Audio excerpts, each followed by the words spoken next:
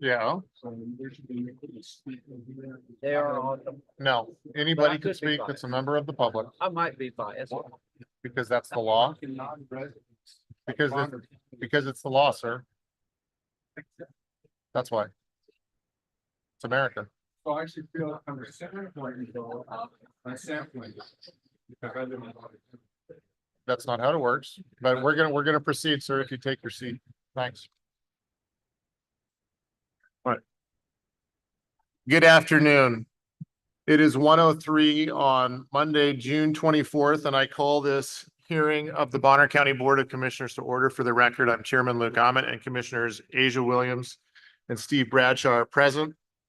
And today we are here for an appeal of file CUP 0002-24, conditional use permit recreational facilities. And to begin with, I will call if there are any conflicts amongst the board. Commissioner Williams has no conflicts. Commissioner Ahmed has none. Commissioner Bradshaw has none. So before we get started on our staff report, I'd like to do some house cleaning for today's file. There's a great amount of public interest, and I applaud all of the members of the public who have come to participate in this hearing. There are some things that we need to do for this to take place in an orderly and efficient and fair fashion. To begin with, I appreciate the signs, but the signs do not have a part in this hearing. I get that there's the pro and the con. Depending on your perspective, please keep them down to not distract from the presenters and from the board during the course of this proceeding. The bathrooms are to the rear, exits to the right and left. If there is anybody who needs visual, hearing, or other impairment that requires assistance, please let the staff know. Also be aware that this hearing is being transmitted, so it'd be appreciated if members of the audience would keep their sidebars to a minimum so that other people that may be participating online can be able to hear the proceedings as this goes forward. With that being said, I will now turn it over to staff. And is it Mr. Tyson Lewis who will be presenting? Thank you, sir.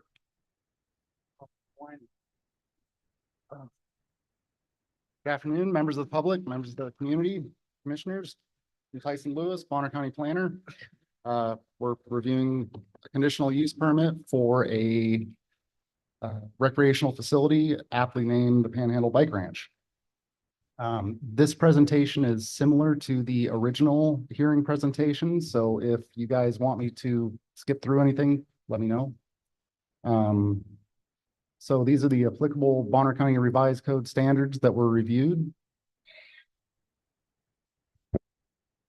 Oh boy. Oh boy. Stay. These are the applicable Bonner County Revised Code standards that this was reviewed against. Additionally to the original staff report, you'll see 12262, that is appeals from final decision of commission/hearing examiner. This is an appeal of a decision that was rendered by the hearing examiner. Just a brief project summary. The applicants are proposing to create a recreational facility, a bicycle terrain park. The project site consists of two unplatted parcels. Both are approximately 85.33 acres for a combined total of 170.6 approximately. Property is currently vacant and forested, zoned rural 10, and both parcels hold a comprehensive land use designation of rural residential 5 to 10 AC. This is a chronology of events. As events have transpired, the application was originally filed January 23rd of 24. Notice was provided in the mail on those dates. The first public hearing was held with the hearing examiner on April 17th, 2024. A lot of you were probably at that one. It was kind of a tight fit compared to where we are now, so this is hopefully a little more comfortable. The hearing examiner decision letter was issued on April 22nd, 2024. That was a decision letter of approval with some additional conditions. The applicant appeal was received May 17th, 2024, and the opposed party appeal was received on May 20th, 2024. And then you'll see the appeal notice dates for when it was noticed in the mail, site posting, and the newspaper. So I just wanted to put this as one of the first slides for the definition of recreational facility in Bonner County Revised Code.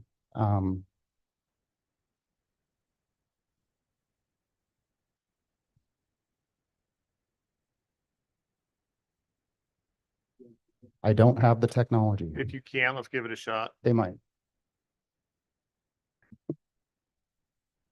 So I'll read this along with you. It's a place designed and equipped for the conduct of small scale and low intensity sports, leisure time activities, and other customary and usual recreational activities. Activities may include, but are not limited to, recreational uses such as rafting, canoeing, tent camping, swimming, cross-country skiing, hiking, hunting, fishing, horseback riding, and snowmobiling, together with accessory facilities operated as a business and open to the public or operated as a private club for members. I wanted to bring up an example of another recreational facility that Bonner County Planning ended up reviewing, and it's local. So a disc golf course was applied for in 2018 on a property in the Colburn area. This is off Colburn and I don't know, Colburn Culver. It's the old town of Colburn, but yeah, off Colburn Culver, approximately a mile in from the highway. It is in a rural area. It's located off of a dirt road, and the parking was capped at 30 spaces. So this same applicant applied for a second disc golf course with a modification, which included a public hearing in 2023, and that modification increased their parking to 72 spaces for the second disc golf course. So the first hearing had a lot of opposing public comments, and the second hearing, all the people that had opposed in the first hearing had written letters of support because the applicant actually did a really good job of maintaining and managing their program.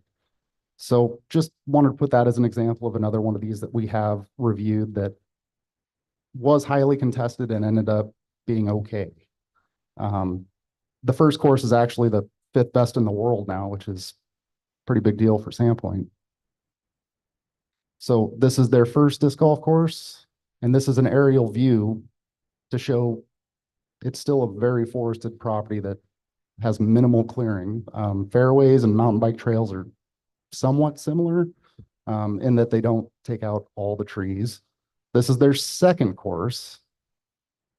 And the second course, you can also see, still has a lot of trees. Just the site plan that was submitted with the original application. This is part of the hearing examiner's approved site plan that was stamped. These are the two parcels illustrated. A little bit more site data. We've gone over the size. They're both unplatted parcels, zoned R10, and the land use designation is rural residential, 5 to 10 acre. So environmental features located on the properties, it does contain map slopes of 30% or greater. In fact, most of it is. Does not contain any map wetlands, does not contain a river, stream, or frontage on the lake, and that is according to the National Hydrography data set. Doesn't contain any critical wildlife habitat as defined or identified. The site doesn't contain prime farmland soils, and it is in floodplain zone, zone X. Just some illustrations. The red is 30% or greater. The yellow is 15% or greater slope. You can see the whole property is pretty much 30% or greater. These are the soils located on the property. It's a lot of rock and some soils, not prime farmland. And no other natural resources were identified via the overlays that we have access to. This is a different view of the property, showing some of the topography that's located there. North arrow just indicates that this map is opposite what the other ones are. Services that the property could be afforded, individual well, there's no wells on the properties currently. It would be subject to individual septic systems, and there's no structures or septic systems on either property currently. It's in the Selkirk Fire District, Sago Fire District.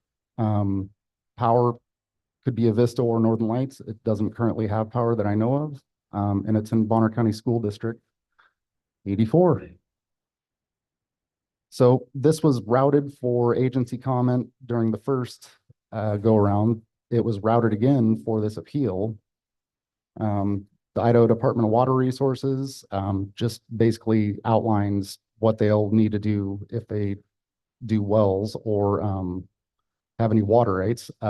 Department of Lands just mentions that there will be logging on adjacent properties and to be cautious of open pits or mines on the subject property that they may or may not know about. The Department of Environmental Quality commented on the original file, and they doubled down on this comment that a consultation will be required when adding a water system. Panhandle Health, if any septic systems are added, they will need to be evaluated and applied for. These are the agencies that responded no comment. If you'll see the dates on there, the original routing, and then they confirm no comment on the second routing. And no other agencies commented. The access is off of Five Lakes Estate, which is a privately owned and maintained approximately 60-foot wide access. The roadway is not that wide, and it's a utilities easement. It was originally deeded in the Five Lakes Estate subdivision plat, which was for 36 lots. That plat was subsequently abandoned. And Jump Line Landing is the access road that goes through from Five Lakes Estate. This is the access illustrated. This is a part of the original plat of this subdivision that was abandoned. Uh-oh. Trust me. White on the white. This will be available. Yeah. Animations might not work on that, but yeah, there is a picture of the actual plat. Well, that came through. The paper, your paper is white and your picture is also white. Oh, yeah, I'm afraid to touch any setting on this. It might just break. But there's Jump Line Landing from the satellite. There is Jump Line Landing attaching to Five Lakes Estates Road. We're going to go into some of the code evaluations that this application went through. It's in the commercial use table. R is for rural residential, and you can see that it's conditionally allowed with note 2. And note 2 is in pertinence to when it's accessed by a road, it shall be accessed within a recorded easement or public right-of-way. And it needs to be able to provide adequate access for emergency vehicles.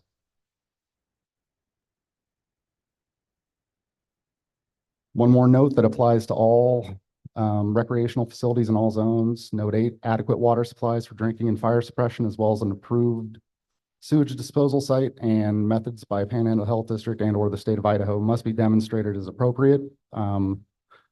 Currently, the properties do not have wells. They do not have septic systems yet. The Idaho Department of Environmental Quality and Idaho Department of Water Resources will need to be involved when the time comes for those. Selkirk Fire or Sagal Fire did not provide a comment on the proposed project.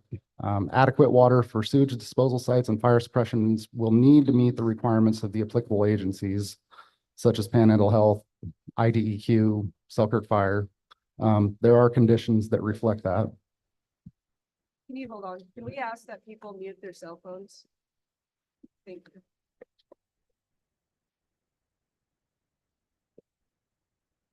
So note 17 also applies to this commercial use.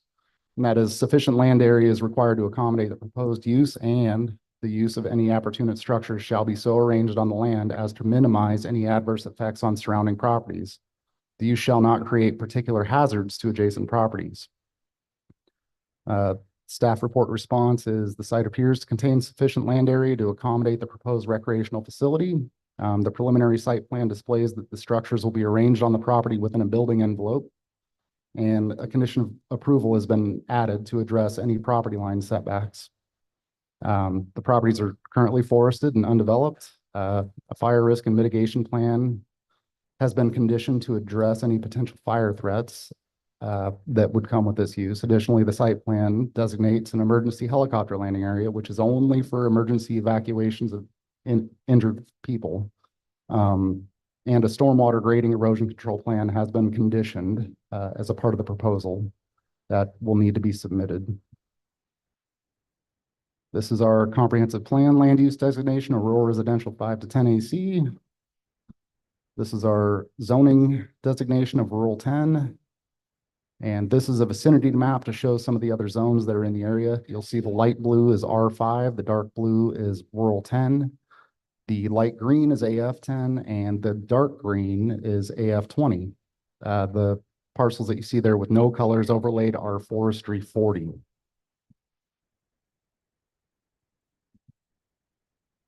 So we didn't get any additional comments about a zone change, just wanted to stipulate that this is not a proposal for a zone change. Bonner County Revised Code 12323A, rural districts established. It allows for small scale farming and forestry activities and tourism and recreational uses that can be supported by rural service levels and are compatible with rural character.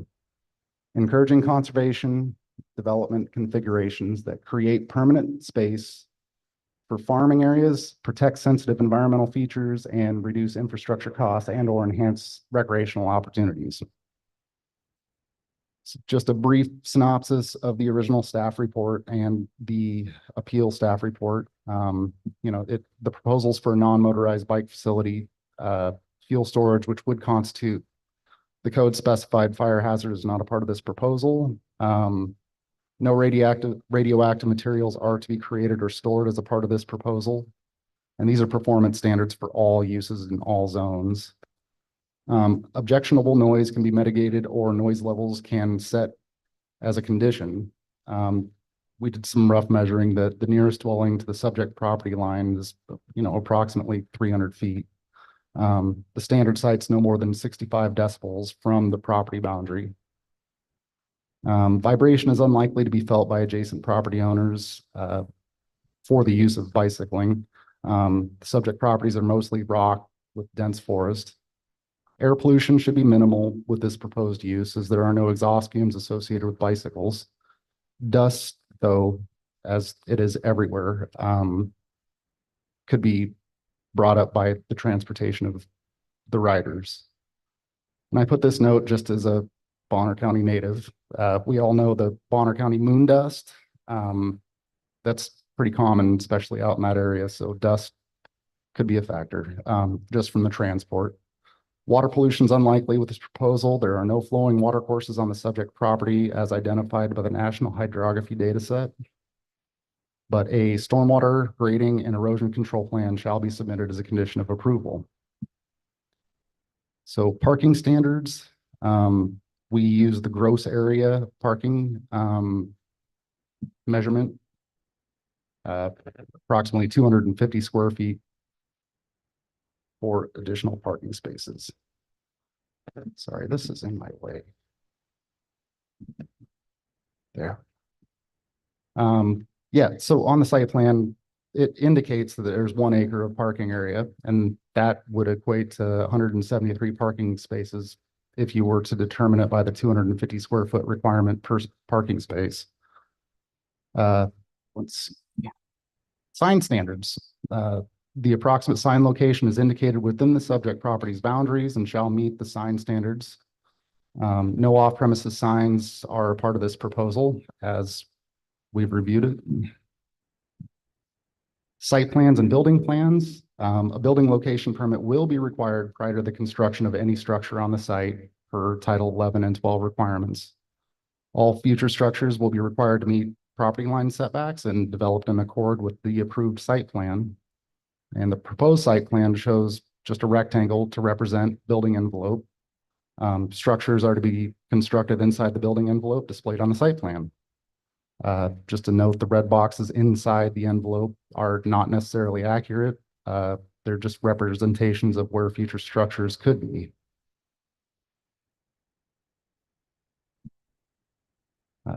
Light standards. A lighting plan was not submitted with this application, and any lighting in conjunction with the proposed use shall comply with the provisions of this section. All structures built on the site in conjunction with the proposed use shall comply with the provisions of this section.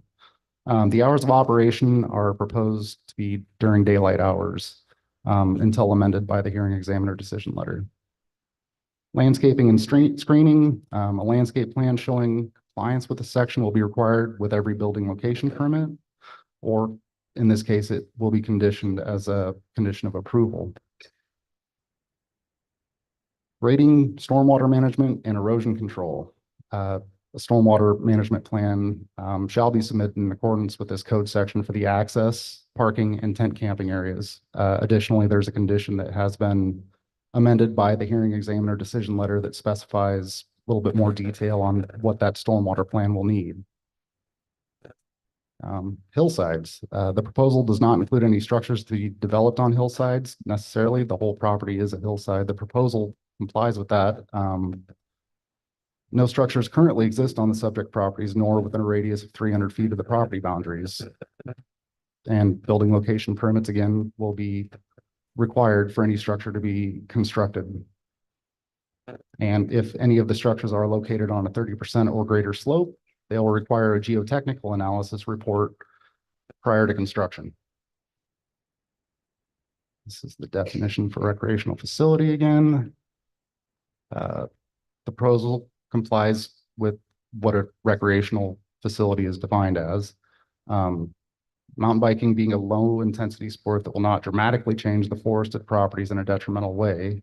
Tent camping is allowed in conjunction with the aspects of recreational facility. It's in the definition. The recreational facility is proposed to be private.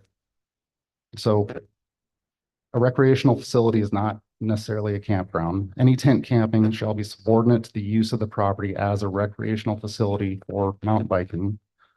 Camping will not be allowed as a separate commercial use without a modification to this conditional use permit to be processed in accord with 12497, which is our RV park and campground standards. It would also require more hearings for a modification. Bonner County Comprehensive Plan analysis. This is standard language in our staff reports that the project is consistent with Bonner County Revised Code. The proposal is in accord with Bonner County Revised Code pertaining to the conditional use of a private property for a recreational facility. The use is in accord with Bonner County Comprehensive Plan as enumerated in the staff report, and the conditions of approval in the staff report and any to be added by the hearing examiner or Board of County Commissioners will ensure that the proposed use functions as an attribute to Bonner County and visitors alike. So this is a list of our conditions of approval. A conditions mean that they have to be met for the life of the use. They stick with the property forever, and as long as it's used for that purpose, we'll have to continually meet these conditions. Yeah, all county setbacks shall be met.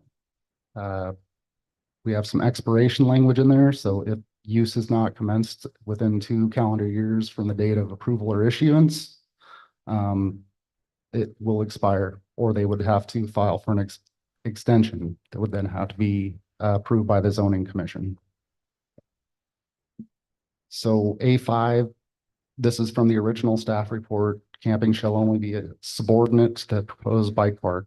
Camping shall not be offered as a separate use without a modification to this conditional use permit. And if so, the applicant will be required to meet the requirements set forth in our RV park and campground code. The highlighted blue is an amendment to that condition that was added by the hearing examiner in the hearing examiner decision letter, and that is campsites shall be limited to a maximum of 10 total sites. The campsite quiet hours of 8:30 p.m. to 7 a.m. shall be posted and enforced by the landowner. No fireworks, firearms, hunting, or shooting will be allowed in conjunction with tent camping. Oh, A6 got copied over. Any sign to be erected shall meet requirements set forth in our revised code sign stipulations.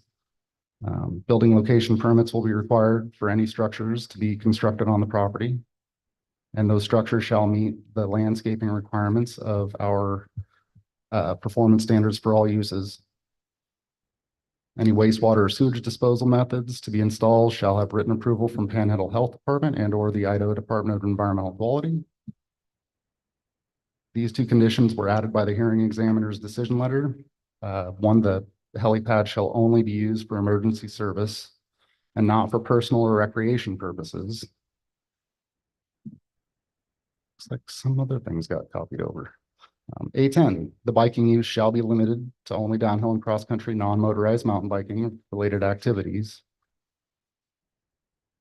A11, the biking use shall be limited to only downhill and cross-country non-motorized mountain biking related activities. That's as written by the Bonner County Hearing Examiner. A11, the commercial use shall be limited to the following: months of operation, May through September; days of operation, Thursday through Sunday, with the addition of Memorial Day and Labor Day; hours of operation, 7 a.m. to 5 p.m., not applicable to tent camping; and a maximum of 65 bike riders per day during regular operations, not applicable to events. And for that, I would refer back to A12, which is the next condition that was added.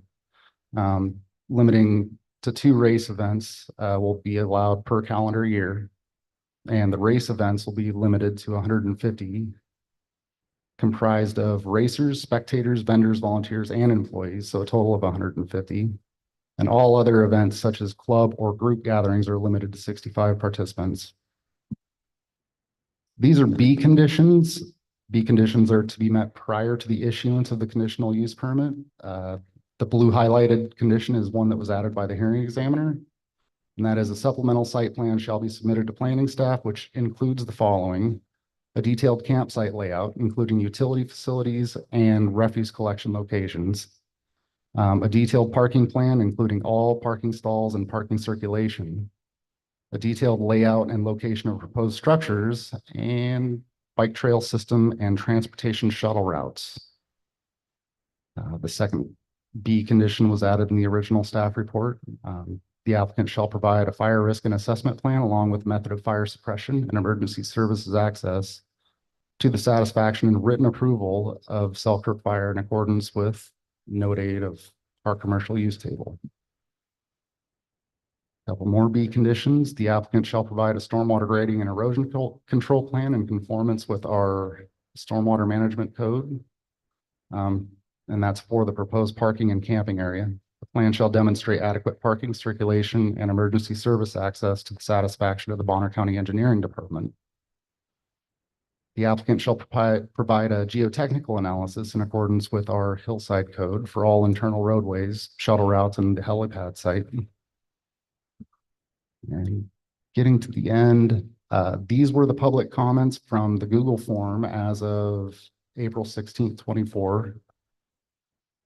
And we've got a running total of 1,109 public comments through the Google form as of today, this morning. I'm sure it's more now. And that doesn't factor in the emails that were directly sent nor paper mail. The Google form is just giving an approximate ratio of 60-40. 60 in favor, 40 in opposition, approximately.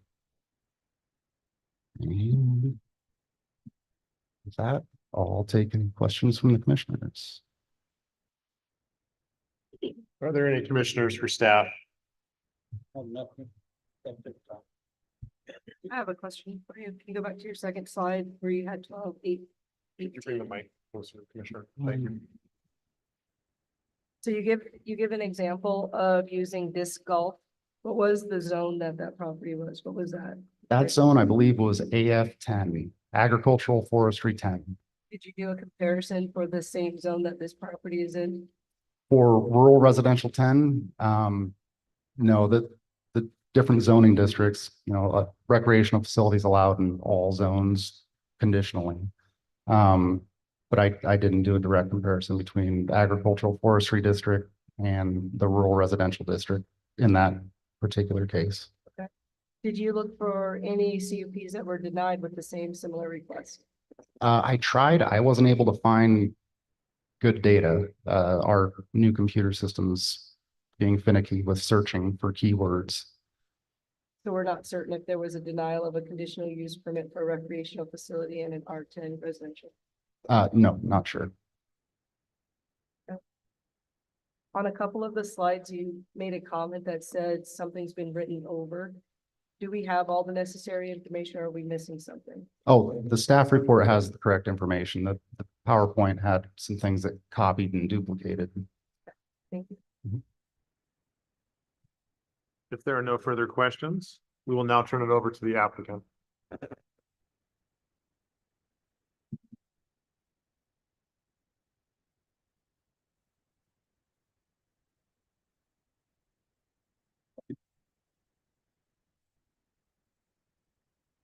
Afternoon, commissioners, staff. My name is Jeremy Grimm, representing the callbacks here on the CUP request. Just for the record, I am representing Whiskey Rock Planning Consulting. All my comments have no ties to the city of Sandpoint, where I'm mayor, or to the Idaho Economic Advisory Council, where I'm vice chairman of the Department of Commerce of Idaho.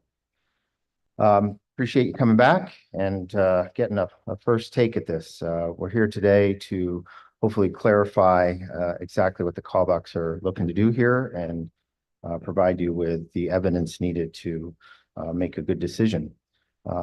First things first, I'll be making a brief presentation. Mr. Callback will come up here afterwards and put things in his own words, and then Matthew will come up and speak to some of the legal aspects of this application.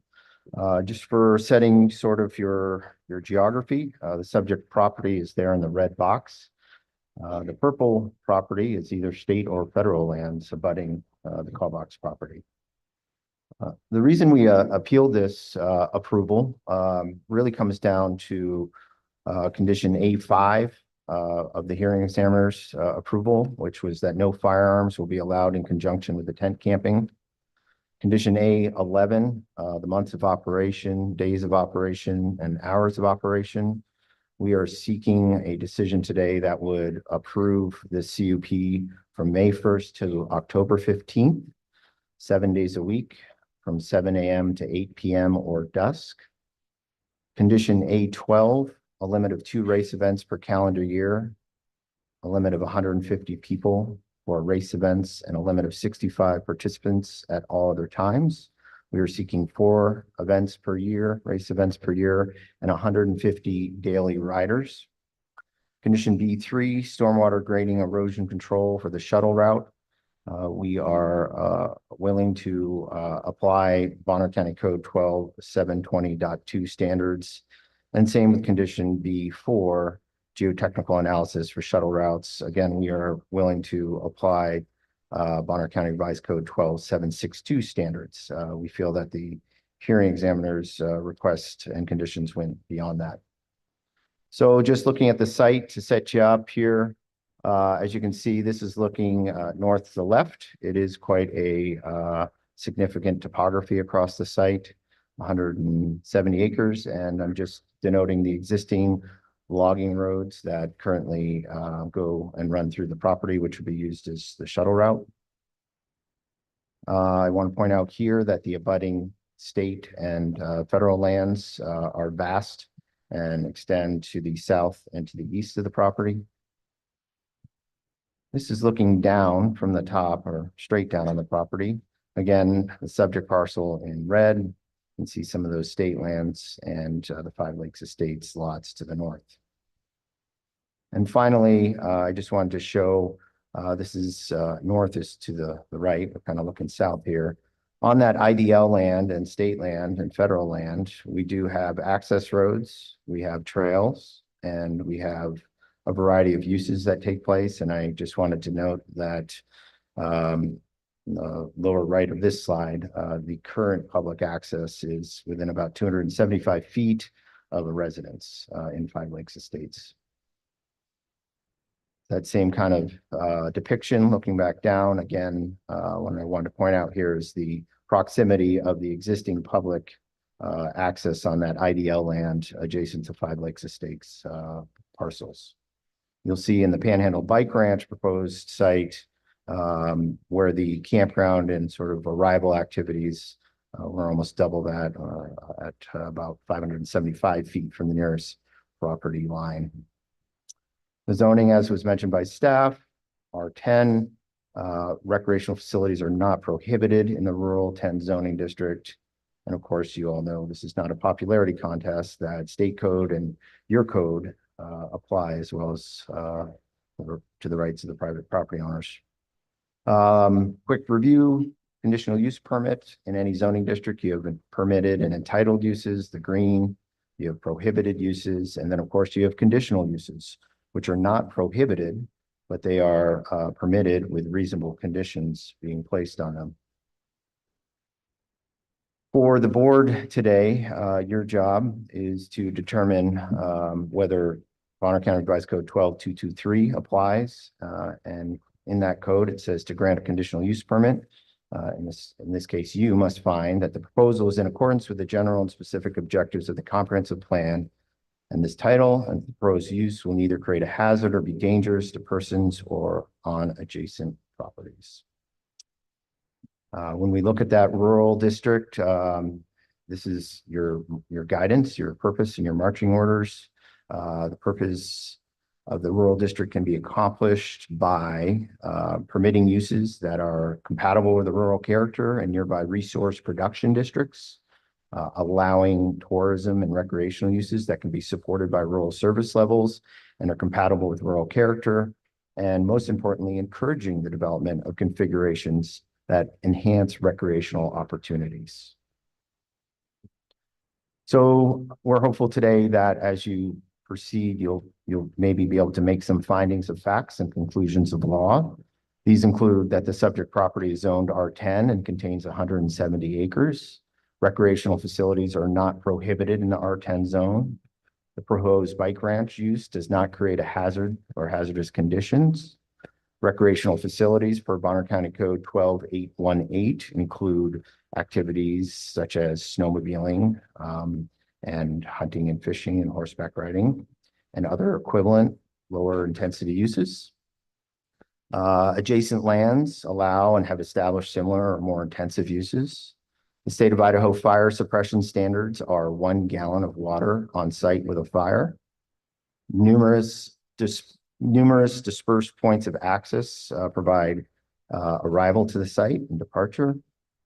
Trip generations are far below residential levels based on International Institute of Transportation Engineers, which are much higher for residential uses at 9.5 trips per dwelling unit per day.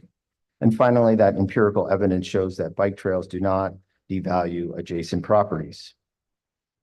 So when we look at IDL lands that I mentioned, based on this most revised policy from January 2024, I want to point out here that general recreational activities on IDL lands include hunting, fishing, swimming, camping, bicycling, shooting, motorcycling, snowmobiling, and using recreational vehicles and participating in winter sports. The point here is that all those lands to the east of this property in the subject parcel and 5 Lakes Estates allow all of these uses. When we look at IDL standards for fire suppression, during the closed fire season, May 10th through October 20th each year, any person or party lighting a campfire must have 1 shovel and at least 24 inches in length and 1 water container containing at least 1 gallon in capacity. Further, if you want to cut up to a cord of firewood, you may do so without a permit. So this is what takes place adjacent to the 5 Lakes Estates on that IDL land. Further, IDL, that same policy, their gated roads are open to vehicles 50 inches in width or less. So you do have public access for loud motor vehicles. So in summary, per that policy 2205, the adjacent state lands allow dispersed camping, shooting, RVs, motorcycles, campfires, and up to 1 cord of wood of collection and burning. Their fire prevention is 1 gallon of water. And currently there's no avenue to enforce violations of off-route travel and unauthorized trail construction on IDL lands without further state statutes. So when we look at some of the allegations that this proposed use will have impacts on adjacent property owners, research shows that approval of the bike ranch is unlikely to adversely impact adjacent private property values. The following are a series of empirical studies from Headwaters Economics that show as follows. This first one shows that from Washington State, 95% of longtime residents state that trails are important to their decision to stay in the area. In Bloomington, Indiana, the residents state that trails are a benefit of living. There's a benefit of living near trails. Jackson, Wyoming, 96% of residents stated that outdoor recreation was an important factor in their decision to move or stay in the area. And then in the Methow Valley, of course, 93% of residents reported that the trail network was either the most important or an important factor in their decision to purchase real estate in the valley. When we look at property values, research shows that homes near trails often have higher property values with a price premium ranging from 5 to 10% in most studies. And researchers in this study found that trails adjacent to properties and trail installations had no change in crime rate after the trail was built. Further down in Arkansas, there's evidence by residents' interest in living closer to trails and willingness to pay more for their homes near trails. And to close that out, right here in Bonner County in 2016, there was a trails study and a survey done by Headwaters Economics, and residents found most commonly expressed an interest in more trails near residential areas. So let's look at the impact on the transportation system and traffic. It was alleged that the approval of this use would create such a plethora of traffic at Dufert and 95 that it was going to cause immense traffic concerns. Well, there are multiple points of access to the site as depicted in these red circles. Some users will arrive by bike. Trips are dispersed throughout the day. At a full 150 daily riders, there's some empirical evidence and testimony from Legacy Bike Park in Whitefish that shows that most users carpool. So based on that evidence, we would expect maybe 75 vehicle trips per day, about one vehicle every 10 minutes. And in comparison to trips generated by residential development, this is a far lower intensity than what the property owner could potentially achieve through a subdivision, which would be at a minimum one parcel per 10 acres per the zone, which would be 17 single family lots, which at 9.52 trips per single family residential unit per the Institute of Transportation Engineer would be 161 trips per day coming from this use. Just want to quickly walk through some other options that would be available to the callbacks. I want to emphasize that the property owners are not presently considering any of these uses, but they're all likely or entitled in the zoning district. The first is subdivision. As you can see on the left here, the residential use table does allow a variety of dwelling units. On the right here, we get our density. In the R10, you can see the minimum density is 1 lot per 10 acres, but of course there's footnote 1, which emphasizes that a conservation subdivision allows much smaller lots. So when we do just the most basic assessment and analysis, 170 acres times the minimum lot size gets you about 17 lots. Then you can have 1 dwelling unit per lot, and you can also have 1 ADU per lot. You can also have 2, but I assume just 1 RV spot per lot. All told, not out of the question to get 51 types of dwelling units on this 170 acres. And as you walk through the numbers and the daily trips per residential unit, you get about 460 trips per day, 3,200 trips per week, 12,000 plus trips per month, plus the year-round traffic and use and the added demand on water and sewer resources, wells and septics. But then there's, of course, the conservation bonus opportunity in Bonner County Revised Code that allows you to pursue a conservation or clustered development with these bonuses that are permitted in the rural 10 zone. We can look at potentially up to 65% more lots on this parcel. You get bonuses for things like dedicating open space, providing other amenities such as connecting to trail systems or making access to public lands. So when we look at what is the potential density if the property owners wanted to develop residential at its highest and best and most intense use, this is a potential layout where the green is open space. We've got trails connecting to IDL land. How many units you could actually get on here? I don't know today, but it's certainly more than the 17. And my point is just that you could have a lot of year-round impact from just an entitled use, a subdivision of this parcel. But the property owners also could, if they wanted to, create a private trail system. As you commissioners know, there are very few limitations on what people do privately on their land in Bonner County. They could make a private bike arena here. They could build private biking or walking trails, horse trails, motorcycle trails. They could have a lot of friends come every day and not charge them $1 and just say, come ride on my property. Those friends might like riding two-cycle motorcycles or maybe snowmobile hill climb. The point being that as a private property owner, the callbacks would have the opportunity to certainly have a lot of activity on their property. In addition, there's some commercial uses that are allowed: churches, grange halls, private community facilities through conditional use permit. And I'll point to another CUP that was recently approved in 2022, the Hickey Farms facility. Per their narrative, they currently host thousands of kids each year. In their application, 2,000 vehicles a week. Concerts were approved with no limit on the number of folks attending or the frequency of the concerts. There was alcohol approved, condition A12 as part of this CUP. And they also, of course, reference potential for bicycle races. So my point here is historically, the county has approved far more intense utilization through the CUP without restrictive conditions.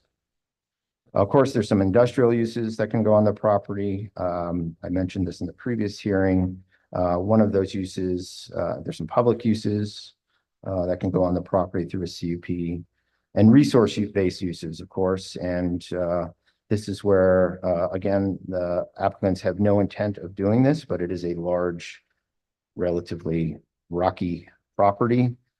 Per the Bonner County Commissioner's minutes in 2007, you have to mine where the material is, not where it can be conveniently zoned.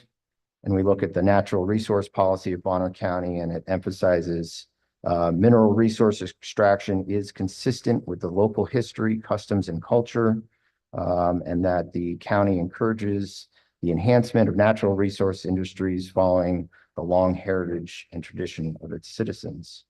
So if the property owners wanted to, and maybe it's the highest and best value, you could certainly imagine a relatively large gravel mine going in on this property. So that would certainly have a lot of impact and traffic, and is allowed as a conditional use. But that's not what is being proposed. What's being proposed is Panhandle Bike Ranch, a small-scale seasonal recreational facility, about an acre parking area, small lean-to shelter to provide ticketing services, a small 10-by-40 barn for bike rental and storage.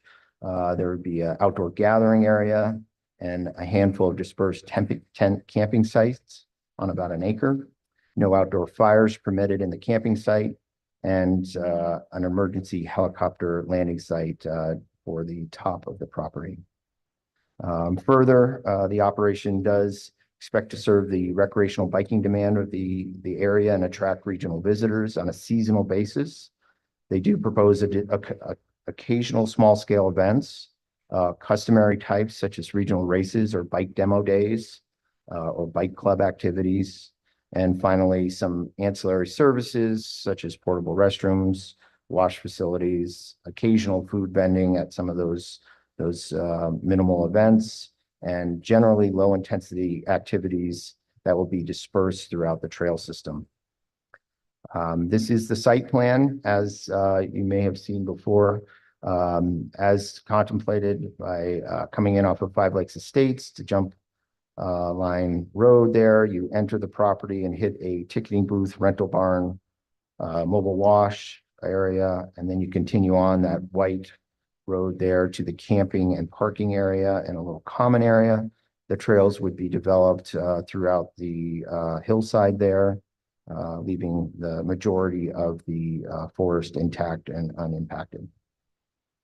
So looking at the law, again, staff mentioned a recreational facility is a place for the conduct of small-scale, low-intensity sports and other customary uses and recreational activities, not limited to recreational uses such as camping, swimming, cross-country skiing, snowmobiling, and together with accessory facilities operated as a business and open to the public or operated as a private club for members. So I bring these two slides up because there has been some suggestion that mountain biking, cross-country mountain biking is a high-intensity sport, not meeting that criteria that I just read. But clearly snowmobiling can be quite high intensity through either hill climbs or jumping and other things. So we believe that cross-country mountain biking is certainly no higher intensity than snowmobiling, which is identified in the code. So how this proposal meets Bonner County Revised Code, it meets your standards 12-220 through 12-818 per the staff report.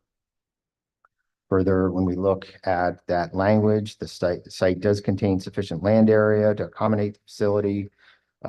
Closest dwelling unit is over 280 feet to the north, and there's adequate sound buffering through the forest. There is access to the property. There's no wetland streams or hazardous areas on the property. No dangerous or objectionable elements are proposed to exist, and the proposal complies with mountain biking being a low intensity sport that will not dramatically change the forested property in any detrimental way. When you look at your comprehensive plan per the staff report, this proposal meets all of the various elements of the comprehensive plan. And per the staff language, it is in accord. It will contribute to the economic activity and benefit the area, service industry, sales industry, recreational industry by offering additional recreational opportunities. It's supported by the land use objectives, and it is in accord with the natural resource goals and objectives. Staff does conclude that it is consistent with Bonner County Revised Code. And then one of my last two slides before I hand it over to Scott. The applicant property owners are willing to concede some things here, and hopefully this brings us all to a conclusion that's a little more, I guess, palatable for everyone. Due to the concerns and comments that were heard about activity and proximity to the property boundary, the call box are willing to pull at great expense, pull power and other improvements further interior. What you see here is the site plan submitted with the application in the left, where that ticket booth and rental barn, mobile wash were going to be right when you entered the property. And what we are open and willing to, and actually requesting to accommodate those concerns, is pulling those in to that northwestern corner, which is the picture on the right here. And you can see this is where 1 acre or less of parking would be developed, 1 acre less of outbuildings, and 1 acre less of tent camping. So this is an alternative that we would hope, if you are supportive of this application, you would make specific findings and conditions that this alternative site plan is approved. So finally, the CUP is in accord with the comp plan. The standards of the code have been reviewed and the conditions applied for the staff report, not the hearing examiners, were good, but the hearing examiner's conditions seemed arbitrary and excessive, lacking any empirical evidence or rationale why those thresholds were applied. The site will not change in character with the use that's proposed, especially in comparison to 34 or more residential dwelling units that could be likely developed on the site. Research shows that local trails enhance the quality of life and add to that property values of adjacent residents. And as proposed, the use will be harmonious with the ecology and wildlife and rural character of the area and the adjacent state and federal lands. And finally, the rural 10 zoning of the property aligns with the request, as the requested use is not prohibited, but rather permitted through the CUP process. Commissioners, at this point, I'd love to have Mr. Callback come up and just give you a few of his own words and a couple of slides. And then I'm happy to answer any questions after that, if that's good with you. Thank you. Scott, you want to, where is he? There he is.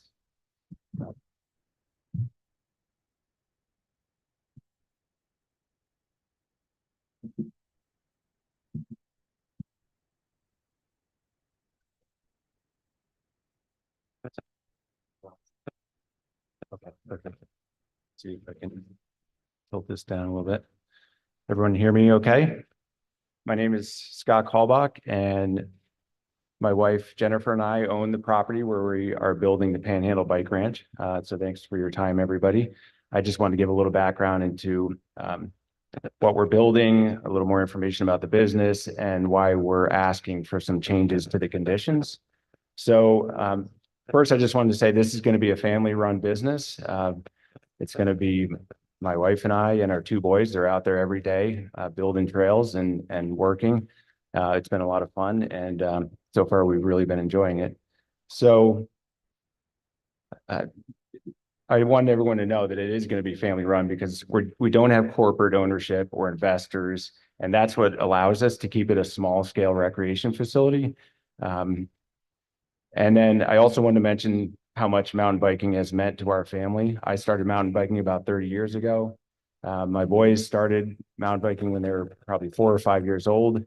They mountain biked, raced cross-country mountain bikes throughout junior high and high school.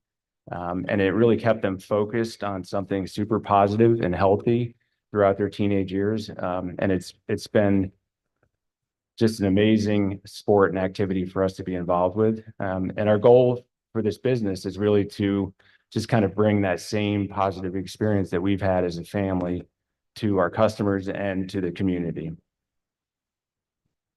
So I wanted to go into a little bit of detail about why we're asking for the changes to the conditions.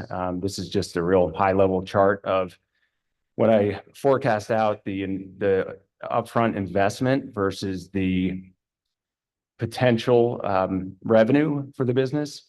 With the current conditions, we're looking at about a 30-year ROI. So that's 30 years before we make 1 penny on the business. And that's just too long. With a few tweaks that we're asking for to the business, not huge changes, we think that we can get that down to 15 years. And that's still a very long time, but it's a time frame that's acceptable to us. So one of the primary reasons for that is that 65-person cap on the number of riders.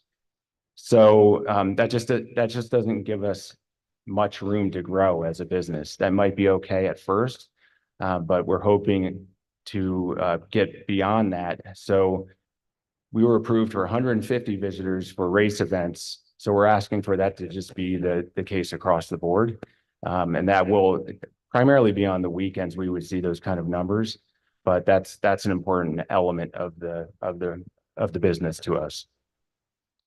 Another change that we've asked for is to go from 4 days a week to 7 days a week. During the week, like I said, most of the time the shuttle service would be on the weekends, but during the week that would allow us to do other things like have kids riding camps, private lessons, private park rentals. So basically what that would be is a company in town or in the area could rent out the park for their employees, and we would run the shuttles just for that company. And then we wanted to have self-shuttle days where people can ride their bikes up the shuttle road on their own, and that would be a much lower ticket price for that. So all of these additional activities, they're much lower traffic volume. We're talking about probably a handful of people for each one of these different categories, but they're still incredibly crucial to our business plan because all of this stuff adds up and it'll allow us to have a sustainable, successful business. Another requested change is the expanded hours, and the reasons for that is that we'd like to be able to be open for a couple hours in the early evenings for people that work 9-to-5 jobs. So maybe Fridays and Saturdays we're open till 7. People can come after work, take a few shuttle rides and ride the trails. I think that would be really meaningful to the local community. And also for race events, we want a little more flexibility there with the hours. There's a lot that goes on with the race events. So we have setup, breakdown. You need time for practice and the races. Whoops, jumped ahead there. So just a little more flexibility there would be nice. And then the other thing is that the hours that were specified, I think they're 7 a.m. to 5 p.m. They don't really match up with the standard shuttle hours that similar bike parks use. Generally, that's from 10 a.m. to 6 p.m. or maybe 7 p.m., depending on the park. So it's a little bit outside of the standard hours that you traditionally see at parks. And then the other one is the timeframe. We're asking for 15 more days than what we were approved for.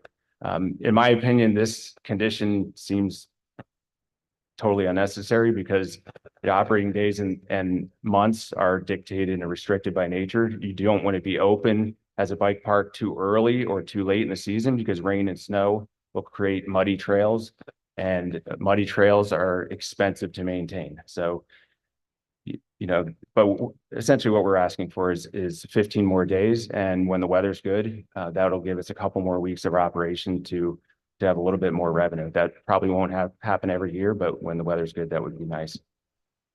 So I just wanted to go into some of the environmental considerations that we see for the bike park. We're only going to be open about 5 months out of the year, which is going to leave the property as the equivalent of a nature preserve for the other 7 months out of the year. Wildlife will be able to continue to move freely across the property since we won't be fencing it in. The property will provide important winter grounds for the wildlife since the valley is slowly filling up with residential homes. And I wanted to mention that we'll be responsibly managing the forest as well to keep the timber growth healthy. This is just a quote from Ben Tibbetts, who from Backcountry Forestry Mulching. We hired him to do some mulching along the shuttle route to thin out the bushes and some of the small trees that were growing in. But when we looked at the top of the property, he noticed that there was a lot of root rot in some of the trees up there. So we put a plan into place to stage out over several years, thinning out selectively some of the dead trees and the dying trees, and then replanting new trees to keep the forest looking really beautiful and healthy. Fire safety concerns, as Jeremy said, we're not going to allow campfires in the campground, period. That's one of the conditions, and we're going to be strict at abiding to that rule. The new trails we're making will act as fire breaks throughout the mountain. They work their way down the mountain, and it just naturally creates those fire breaks. We'll also be monitoring our property to make sure we know who's on it. Before we bought it, basically anybody could access that property and do whatever they wanted. Some of the neighbors have told us that people frequently partied up there and had bonfires. This is a picture of one of the established fire rings that's up on the top of the mountain. There's a couple of them.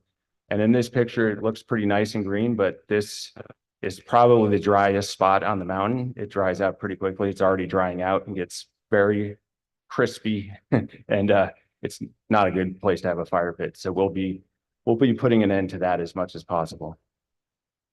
I wanted to emphasize the fact that this is a small scale recreation facility.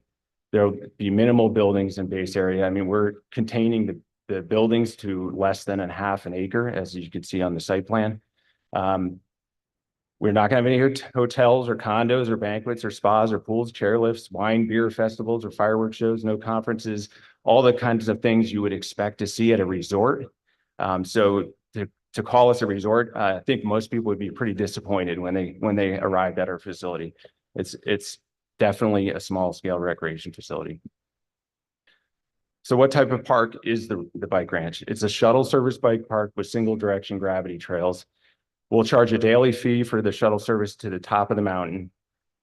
Trails are going to range from expert or beginner to expert, and will allow for a full scale of rider abilities. This will be a family-friendly bike park that will have trails that kids and beginner mountain bikers can ride. Kids and families are actually the most important rider demographic for our business. The kind of hardcore expert riders are actually a very small percentage of the overall mountain biker demographic.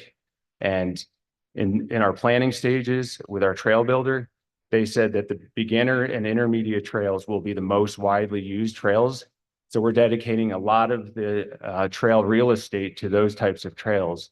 And actually our green trails by far, our beginner trail is the longest trail in our park by far. It's at almost 2.8 miles. Just an example of what the shuttle trucks and trailers will look like. These are custom built shuttle trucks and trailers that'll bring 20 people up to the top of the mountain. And that's a big part of what people are paying us for, is to bring people up to the top of the mountain and ride down some of the best trails in the area. Our trails will be safer than normal trails. The reason for that is that they're one direction, single use mountain bike trails. which are much safer than trails with two-way multi-use traffic. I'm sure a lot of you have been hiking on a trail only to have a mountain biker come flying down, slam on the brakes, and hopefully avoid you. That kind of situation is not going to happen at our park. Everyone is going the same direction, one way. I added in a little article you can look at later that covers that how a trail system in Draper, Utah that's heavily used added directional trails and significantly cut down on multi-user conflict. Our parks are also going to enforce best practice safety measures. Riders will be required to wear helmets, and we will rent safety gear for those that don't have it. We're going to have trained staff that's ready to deal with when someone does get hurt, and we'll have an emergency response plan to address the issue as fast as possible.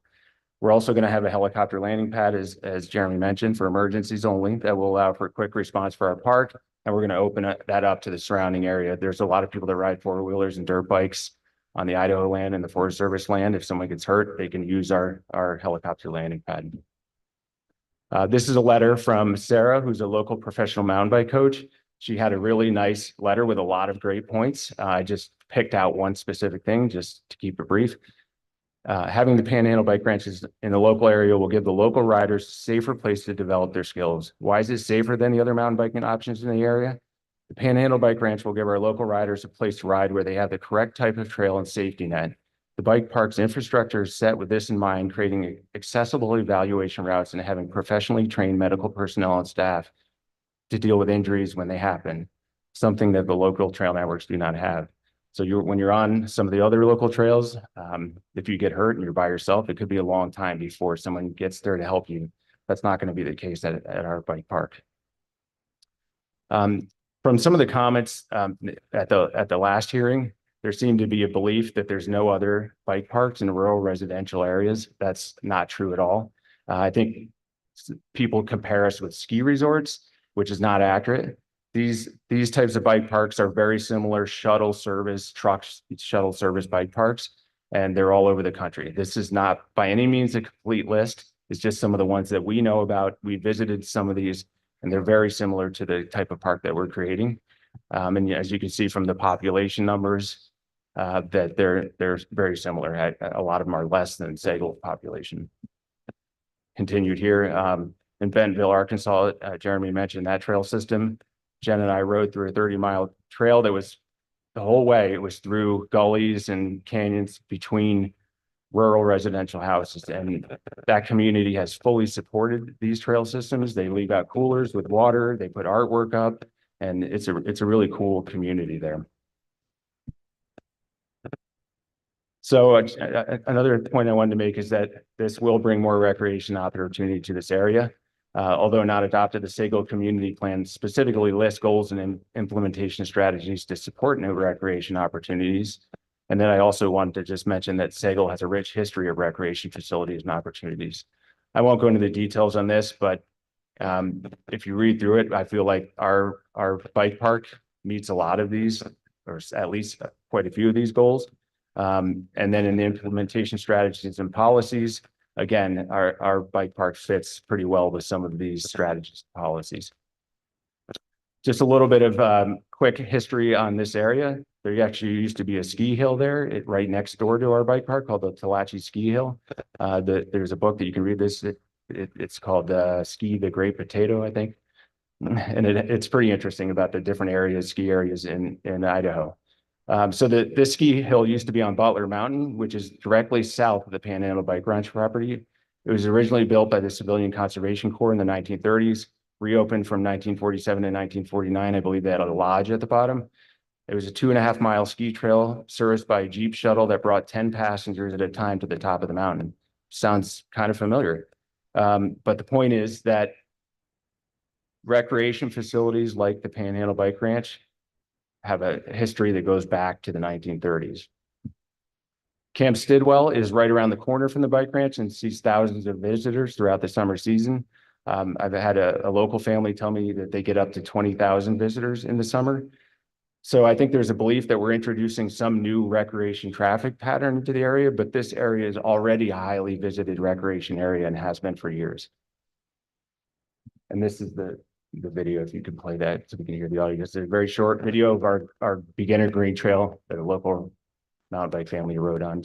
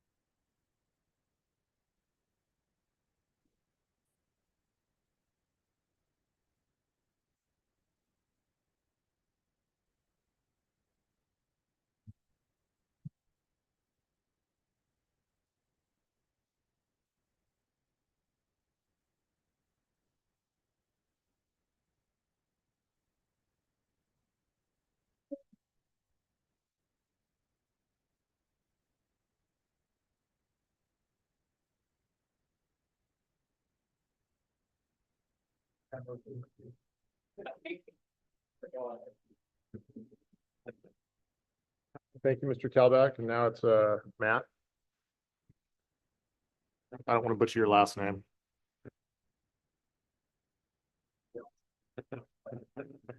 Please draw my binders. Matthew Niemela, attorney for the applicant. This application has been pretty well addressed by the folks that came before me. I'll just address some of the legal concepts.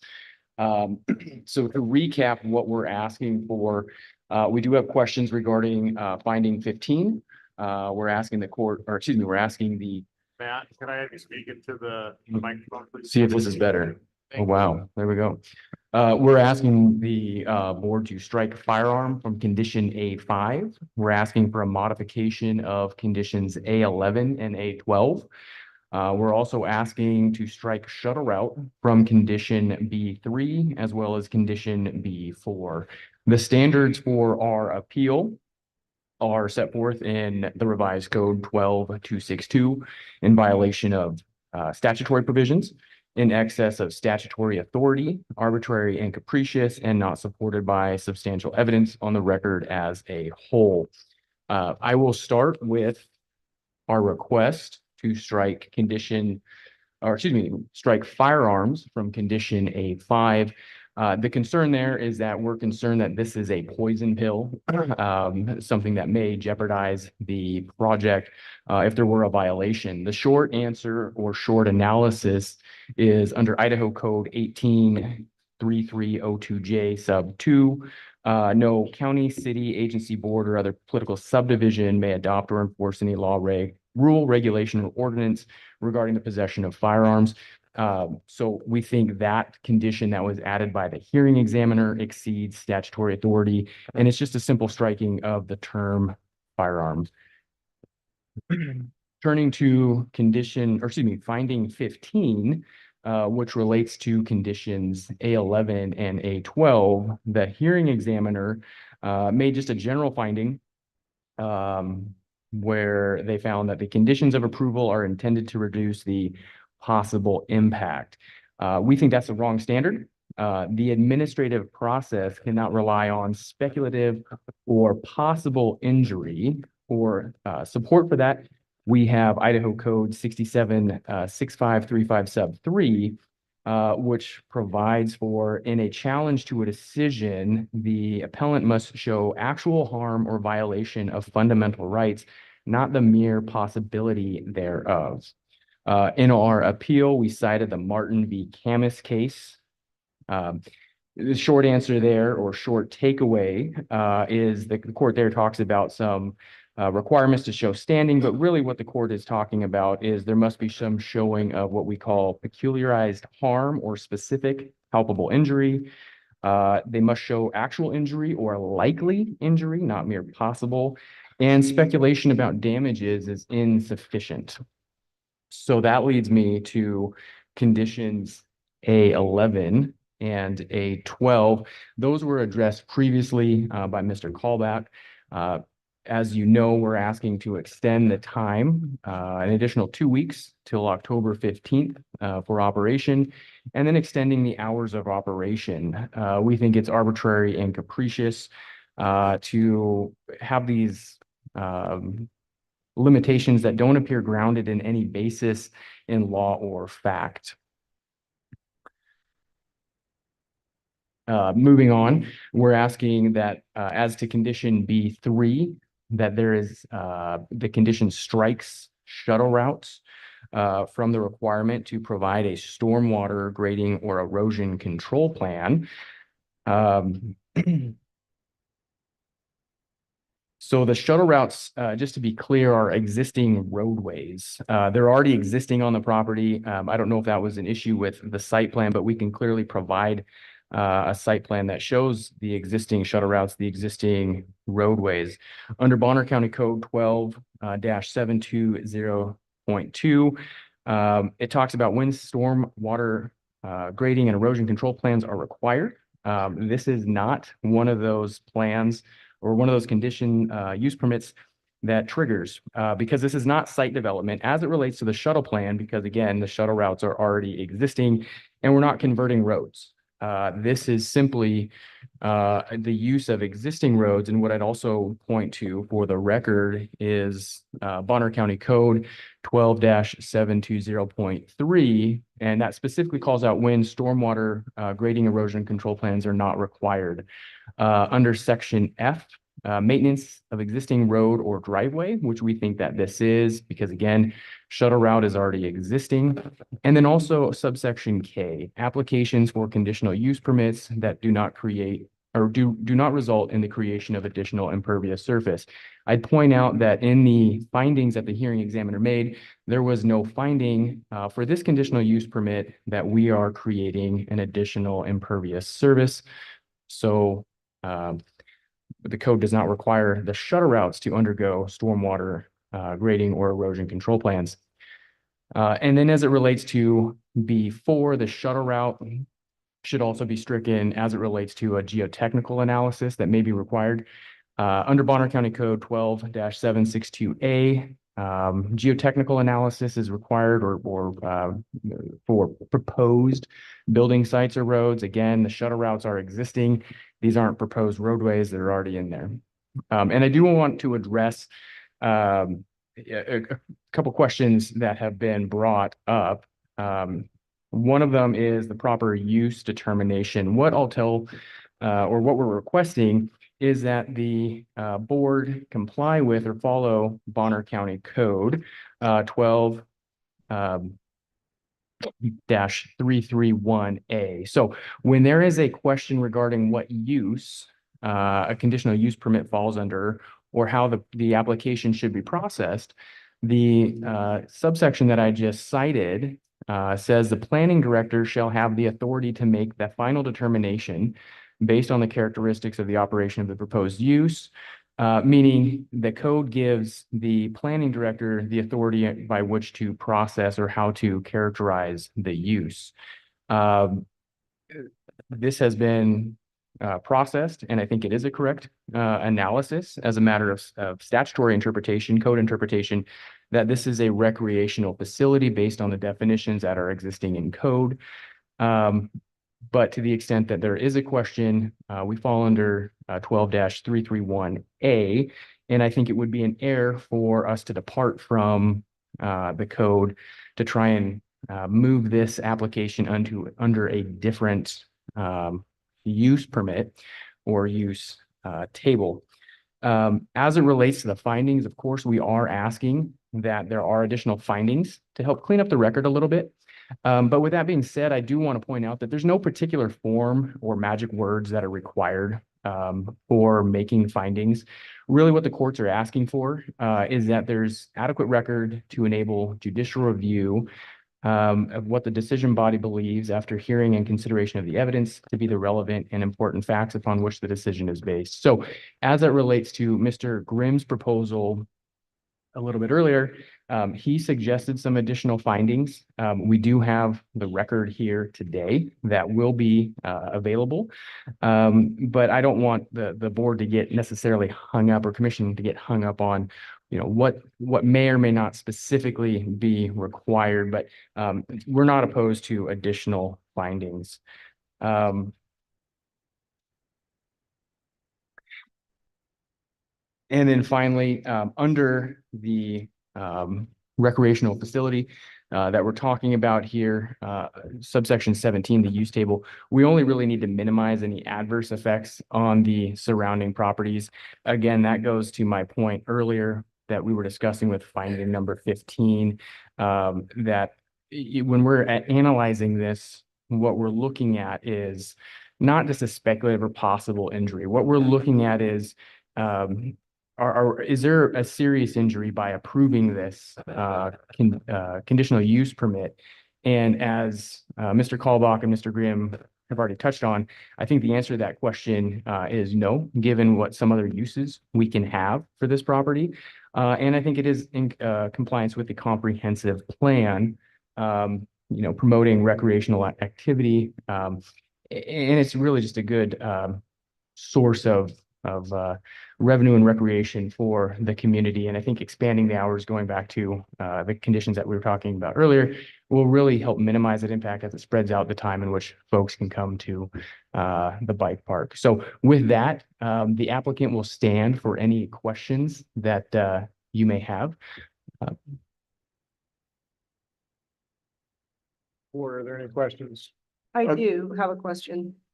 So when the applicant was giving the presentation, he said that they would rent the space out. But then there is a slide that says that it's not going to have any conferences. What is the difference between renting it out and not conferences? So my question was, the applicant said that they were not going to be having conferences on the property, but also mentioned that you'd be renting it out to other businesses. So what is the difference? Yeah, they wouldn't. So the primary business is a shuttle service to bring people to the top of the mountain to ride down. So when I'm talking about private park rentals, it's that same business just to a company, so a private company, but there's no conference associated with that. It would be the same shuttle service, but instead of just being completely open to the public, it's just for a particular So a company. business could reserve your service for a business function, a team building that. Correct. Yeah, I mean, I guess if you want to call that conference, I wouldn't call it a conference. You're generally just there riding bikes. But that's the idea. It's not intended to be a conference. It's just a private version of what we're doing publicly other days. When you look at your map of where you're going to have restrooms, given the landscape, you're having one portable facility. So yeah, we're going to have portable restrooms. And those could be, like a mobile unit, or we could do there's a storage container restrooms, and they would be tied into, whatever we're required to have, like a septic system or et cetera. Thank you. Yeah. Do you have any questions for the applicant, Commissioner Bradshaw? Thank you. We will now turn it over to the appellant, the second appellant, because they're both appellants in this case.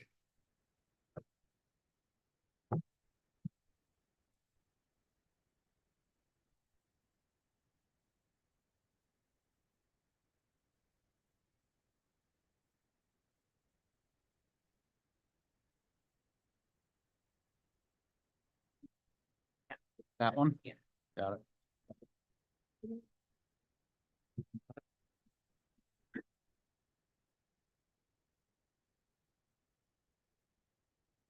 Maybe.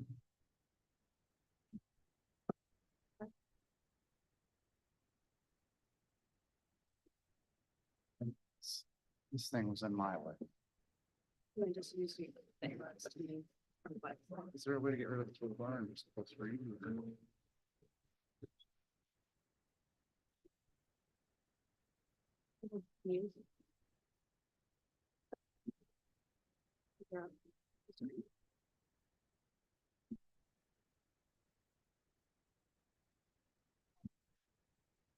Okay, yeah, up and down.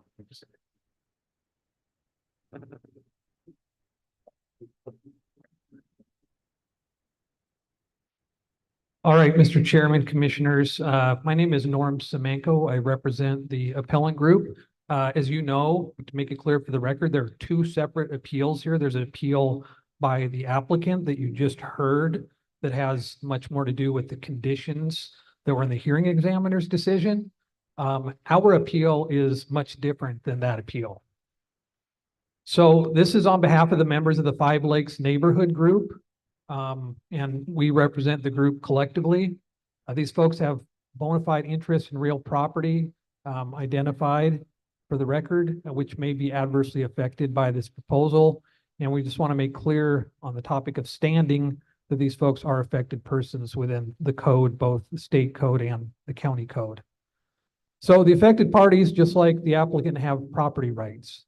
And there are aspects of the comprehensive plan that speak to property rights that you have to weigh in making your determination as to whether the application is compliant with, consistent with the comp plan. But our key issues today that we're going to talk about, number one, is the definition of recreational facility, the requirements for recreational facilities, and then the compatibility and precedence of this proposal. Definition of recreational facility. So before I go there, I get asked all the time, some of you may have been aware of as commissioners of the proposal across the state line to have a silica smelter in Pend Oreille County in Washington. People ask me all the time, how did that not happen? Was it because so many people were opposed to it, or economics, or what was it? A lot of people don't understand that the simple reason that that proposed silica facility smelter did not go forward is because the proposed use was not allowed in the zone that the property existed in. There were attempts to recharacterize it, to call it something else, but at the end of the day, it didn't fit in the zone. That's what we have here. A recreational facility is a small scale, low intensity sport. Low intensity sport. Racing is not a low intensity sport. A sport where injuries are expected, as you heard in the testimony earlier, and where helipads are required to pick up injured people to take them to medical care, are not low intensity sports. This is the record the court is going to hear on appeal. It's not low intensity because that's what was in the application. It's not low intensity because the staff said that's what's in the application. It's low intensity because the magnitude of the quantity of force per unit is such that it's low intensity. Activities done at a comfortable pace. These are nice images of riding bikes, mountain biking. There are multiple mountain biking disciplines. We just heard this is going to be a one-way directional deal down the hill. It's downhill racing. It's downhill riding. And then, of course, cross country as well. So let's talk about low intensity. Injuries per 1,000 hours of activity. Hunting, fishing, horseback riding, swimming, mountain biking, hiking, rafting, all under 2 incidents per 1,000 hours of activity. Downhill mountain biking, 6.8 injuries. This is not low intensity sport. These are facts. These are the sources for the facts. Downhill mountain biking versus other high intensity sports. Downhill skiing, 4.1. The low intensity sport examples do not include downhill skiing. Downhill skiing is not a recreational facility. It would be a commercial resort or outdoor recreational activity. Ice hockey, soccer, football, wrestling, all up around 10 injuries per 1,000 hours. Downhill mountain biking, 16.8. This is not to say mountain biking is bad.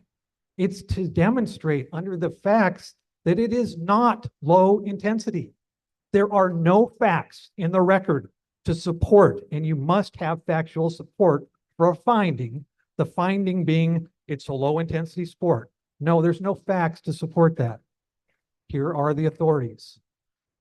Panhandle Bike Ranch knows this. That's why there's emergency evacuation for injuries. All right. Has anybody ever done disc golfing? I've done disc golfing. My brother likes disc golfing. Low intensity sport. There's no racing involved, and there's no helicopters involved to pick people up in disc golfing. It's not a good comparison. A good comparison is downhill skiing. And downhill skiing's mentioned a couple of times in the staff report. That's a good comparison. It requires a commercial resort or outside recreation. It's not a recreational facility. Too high intensity. This is even more high intensity than downhill skiing. Small scale. So even if it was low intensity, it's got to be small scale, small in output or operation, small cottage industries, and you can read the rest there. So we just heard a bunch of examples of bike parks around the country, but we're not in Georgia and we're not in Texas. We're in Idaho. So what do we have in Idaho? Bogus Basin, Mountain Recreation Area, Brundage Mountain Resort, Schweitzer Mountain Resort, Silver Mountain Resort, Bald Mountain Sun Valley Resort, Tamarack Resort, and then Legacy Bike over in Montana. What do all of these have in common? Well, almost all of these, except for the last one, are commercial resorts, and all of those are in Idaho. They're not low impact recreational facilities. They're resorts. Legacy Bike Park is in a backcountry area. Yet this Panhandle Bike Ranch, as recommended to be approved by the hearing examiner, already has, or as it's been proposed, would have the longest daily operating hours of all of these regional downhill mountain bikes. None of those required a CUP. You see no in the middle there because they are all in resort areas. They're allowed to be operated as resorts. This requires a conditional use permit if it was a recreational facility, which it is not. This is not small scale. This is not low intensity. All right, so the daily hours of operation in the Idaho bike parks at commercial resorts, 6 to 10 hours a day. The operating hours here, 10 hours a day. They are obviously comparable. It's even more intense than the mountain bike parks that are in commercial resorts. They're commercial resort uses. All right, so the days of operation, you can see the total days for all of these operations in Idaho and the one over in Montana, Legacy Bike Park. And this one is coming in at 98. It has the same or higher intensity than these resorts. All right, so according to the conditions of approval, daily number of riders 65, 150 people at the race events, 2 events per year in a rural residential area. None of these examples in Idaho are in a rural residential area. Again, we're not in Georgia, we're not in Texas. This is in a rural residential area. The specific findings in the staff report say that this proposal is adjoining to a residential development. It's not in a wilderness area. It's not in a backcountry area. It's not on a resort. So what kind of race events will be offered? Enduro trails, downstream, downhill, it's intense. Big mountain enduro and big mountain downhill, these are just some examples. The Tamarack resorts. These are not low intensity, not small scale activities. The downhill series is coming to Tamarack and Silver Mountain Bike Park in Idaho. These are not low intensity events. The Boise Mountain Bike Festival. All these people, what do you not see in this picture? Houses. There's no housing development here. This is a resort. This is a commercial resort. So the definition of recreational facility, small scale and low intensity, it isn't met here. So what does that mean? Spoiler alert for the end of this presentation. Commercial resorts and outside recreational uses are not allowed in this zone. That's why it's been recast as a recreational facility, because it is conditionally permitted. All right, so what if it was treated as a recreational facility? It still couldn't be approved. These are mandatory requirements under the Bonner County Code. These aren't conditions, these aren't suggestions to be added. Adequate water supplies for fire suppression must be demonstrated. 1 gallon for use on the Idaho Department of Lands for a campfire is not the needs for this facility. There's been no demonstration of the amount of water that's required. And we've heard there are no wells on this property. There is no way in the world to satisfy footnote 8 in 12333. And it can't create particular hazards. We'll talk about that real quickly. Adequate water supply must be demonstrated. This was an issue on appeal of the RV park in Blanchard. And guess what? The court kicked that out and sent it back down to the commissioners because there wasn't an adequate record to demonstrate or to show that there'd been a demonstration of meeting the required fire suppression water supplies. This is not voluntary. This is mandatory. It's in the code. You can't ignore it. It must be demonstrated. All right. DEQ's response that there have to be adequate water supplies. So what fire suppression will be available for, this isn't a campfire on IDL land, a shuttle truck, engine, or fuel fire, a grass fire started from hot vehicle exhaust, fire caused by portable camp stove, grill, or gas fire pit, a lithium-ion battery fire from e-bikes, fire caused by pedal strikes on rocks. These are not made-up speculative things. These are foreseeable and have happened. How do you prevent an electric bike fire? Lithium-ion battery fires have been in the news and they've been on the rise. There's nothing in this application that prohibits electric bikes. Haven't seen anything agreed to prevent electric bikes. A bike lithium battery burned down the Coeur d'Alene Police Building on June 9th. It's a real thing. And there's more about fire risks associated with e-bikes and folks online and Instagram talking about, asking about e-bikes and being able to have e-bikes out there at this bike park. Be interested to hear about whether e-bikes are prohibited, because there's nothing in the conditions prohibiting e-bikes that we can see. Pedal strikes on rocks. Does that sound ridiculous? No. This is from a story. These can cause wildfires and have caused wildfires when pedal strikes hit rocks. They can start fires. Isn't whether this is bad or good. Where are the demonstrated water supplies to put this fire out? What did we just hear? It's a tinderbox or crispy out there or whatever. Fire's foreseeable. The cause of the Rock Creek fire was a bicycle pedal strike on the lower Rock Creek mountain bike trail. Foreseeable, real, has happened.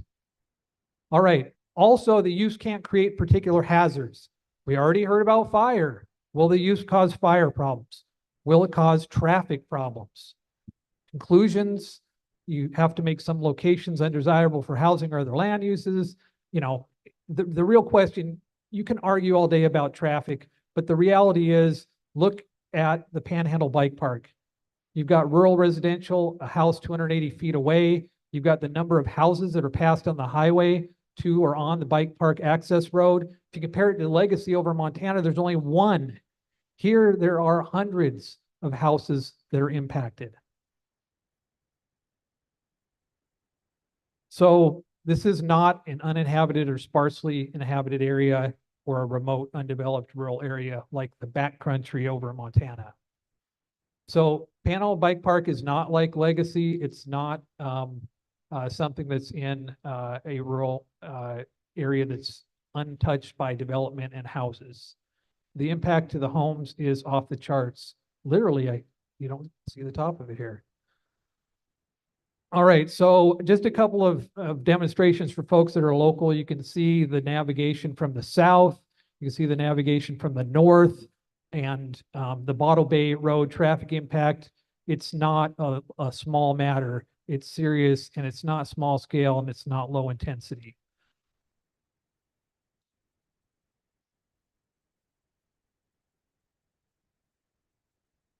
Staff doesn't want you to see that. All right. Thank you. All right. So the use shall not create particular hazards to adjacent properties. Fugitive dust is one of those. The route through Five Lake Estates Road is a private dirt and gravel road. Demonstration where you're driving. EPA says one car making one pass on 1 mile of dirt or gravel road one time each day for 1 year creates 1 ton of dust. I'll save you all the math. That equals, in this case, 34.9 tons of dust created by commercial traffic, which is what this is, each bike park season. That's not a small thing. Forest Service, the dust is deposited along 1,000 feet corridor centered on the road. This is a real impact. All right, fugitive dust impacts to Five Lake Estates, to the properties, to the livestock and wildlife, and to the residents. It's not a simple matter of just saying it can be managed. It's a serious impact on the neighboring properties. So fire, traffic, fugitive dust, erosion and water runoff. This is one people can imagine. It's a steep hill. Is water going to be channelized or forced to run downhill to places that are going to cause impacts? Downhill trails are 4 to 8 feet wide, susceptible to erosion, tend to channel water. We just heard about how difficult they are to maintain when it's muddy because they run down, the water runs downhill. And downhill trails are usually associated with ski resorts. And some of the details of what the machines will have to do and the amount of trails to be installed, the maximum digging. I'm going to skip over some of that. Increased erosion from man-made trails on slopes, loss of stabilizing root structure. Best practices are difficult to adhere to, and usually these kinds of machines are restricted to ski resorts. So, water runoff and erosion hazards. Homes are in the path of water runoff from the shuttle roads and water runoff from the bike trail system. It's just a simple matter of physical reality that water runs downhill. This is a map you haven't seen from the applicant or the staff. All of those homes are located downhill from the Panhandle Bike Ranch. When this erosion, when this water comes down, what's the impact going to be to these folks? It's foreseeable, it's real. Water runs downhill. And when you have these kinds of channelized conditions, it's going to cause erosion impacts that impact these folks. So where's the stormwater grading erosion plan?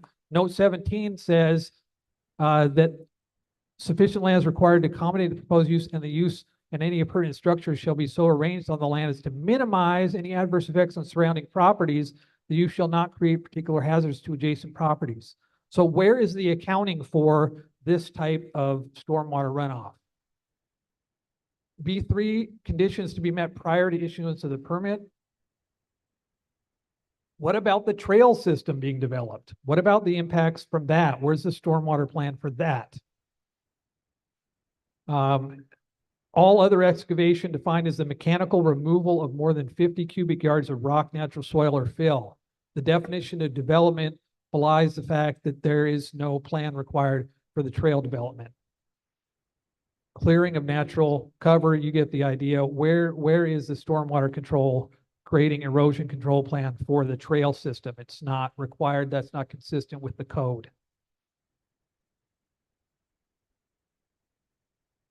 And also hillside requirements, the same thing. Where are the requirements being met in the code?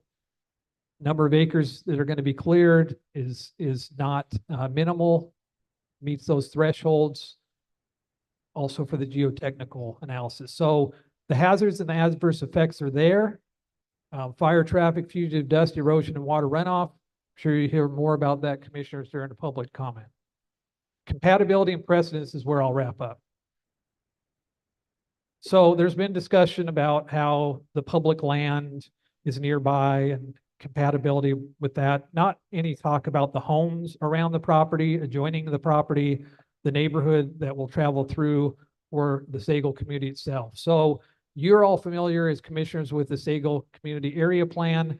And it's to be used as a decision-making tool. I'm getting to comprehensive plan concerns here, the identity of the Sagal area, promoting the values and the rural atmosphere in the area. All of these are desirable qualities of the Sagal rural lifestyle: clean, healthy air quality, low traffic congestion, et cetera.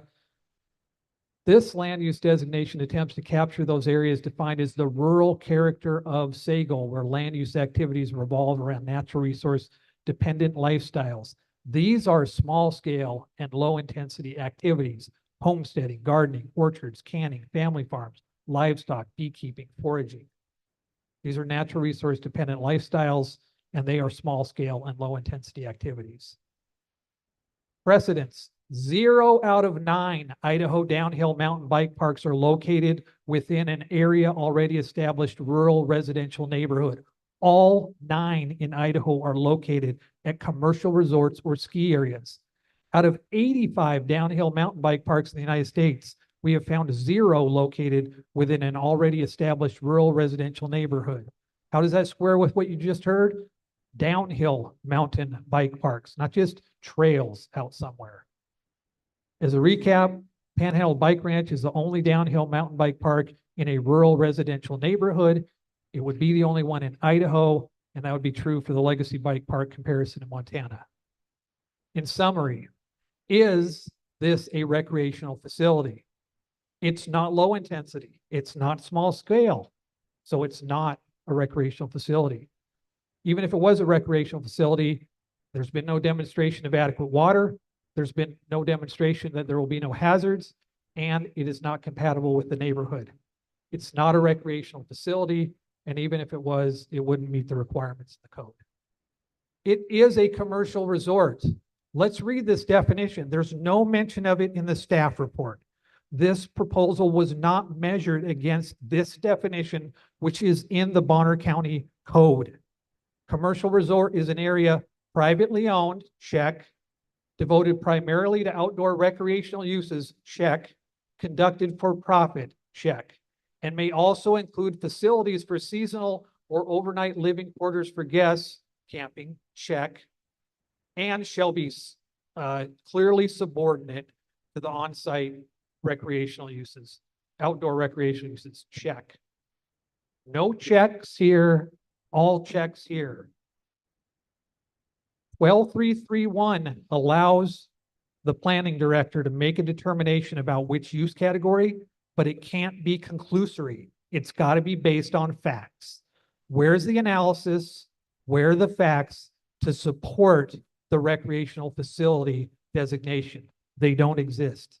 They do exist for commercial resort, and it is absolutely arbitrary to not compare this proposal against the commercial resort definition in the Bonner County Code.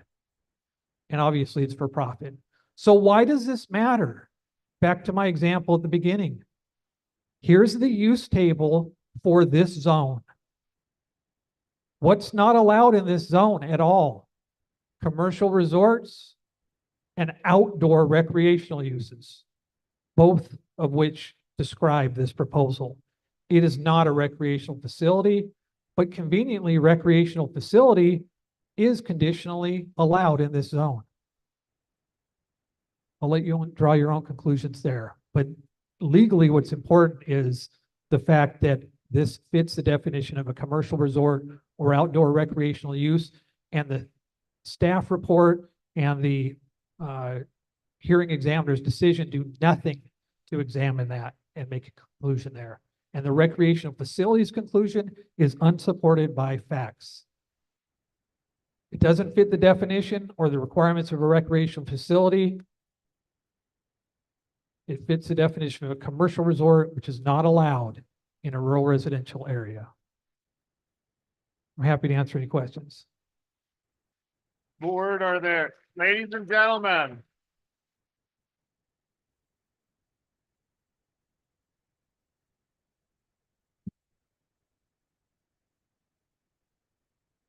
Ladies and gentlemen, I appreciate your enthusiasm. This is not the place for that. Thank you. So getting back to this hearing, board, are there any members? Do we have any questions for Mr. Semenko? None. I don't have any at this time. Thank you. At this time, Mr. Chairman, if I could, I'm going to monitor the rest of the proceedings from my car. I'm going to be driving back to Coeur d'Alene. My son-in-law is getting sworn in as magistrate judge, and I'm not going to miss it. But I will be back on the Zoom for, don't clap, guys. I'll be back on the Zoom for my rebuttal, or one of the members of our group will do the rebuttal. so just to be clear, because this is a double appeal, Mr. Semenko, by the way, congratulations. Thank you. There's going to be two opportunities and it'll be yourself or another appointed representative. Yes, I'll be on the Zoom and I plan to do the rebuttal, but if not, we're prepared for one of the members of the group to do that. Thank you. Thank you. All right, it is 2:53 and we're going to take a staff, is 5 minutes enough? We're going to take a 5-minute recess before we get into the public hearing component of this file. We'll return at 3 o'clock. There you go, 7 minutes.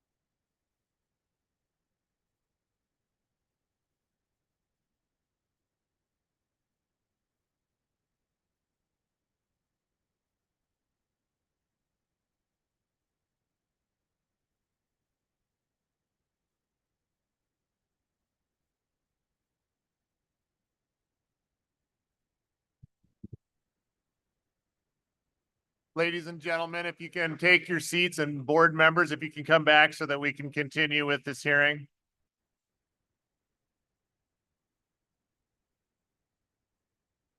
Yeah, hey, can you put the hearing slide up?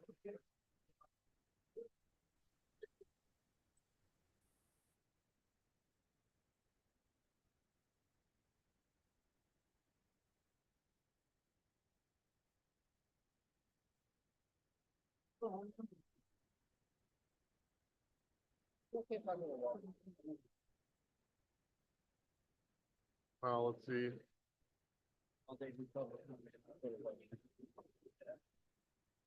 Can I come too?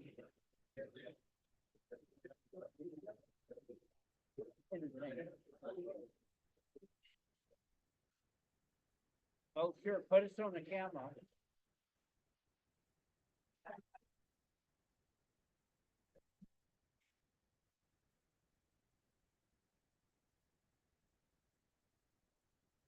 Are we back at it?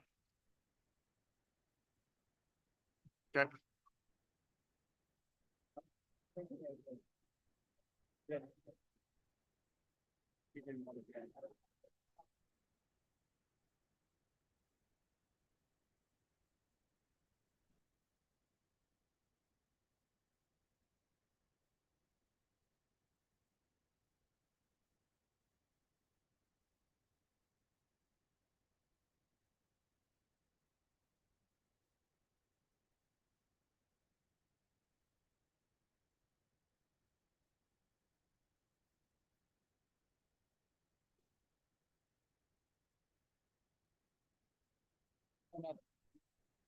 You didn't get no green search.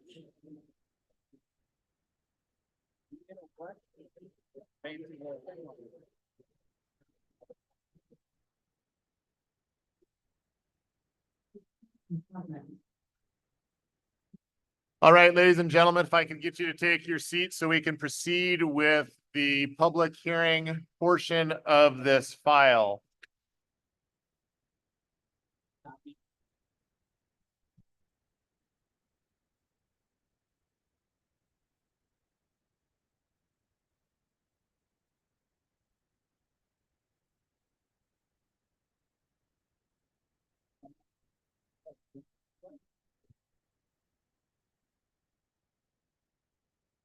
No, we'll go over them, but would you please do.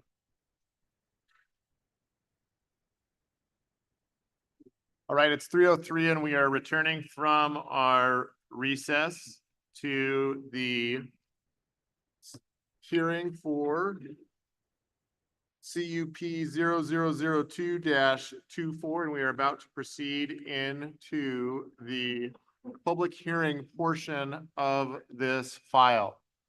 And just for clarification, there are two appellants to this file.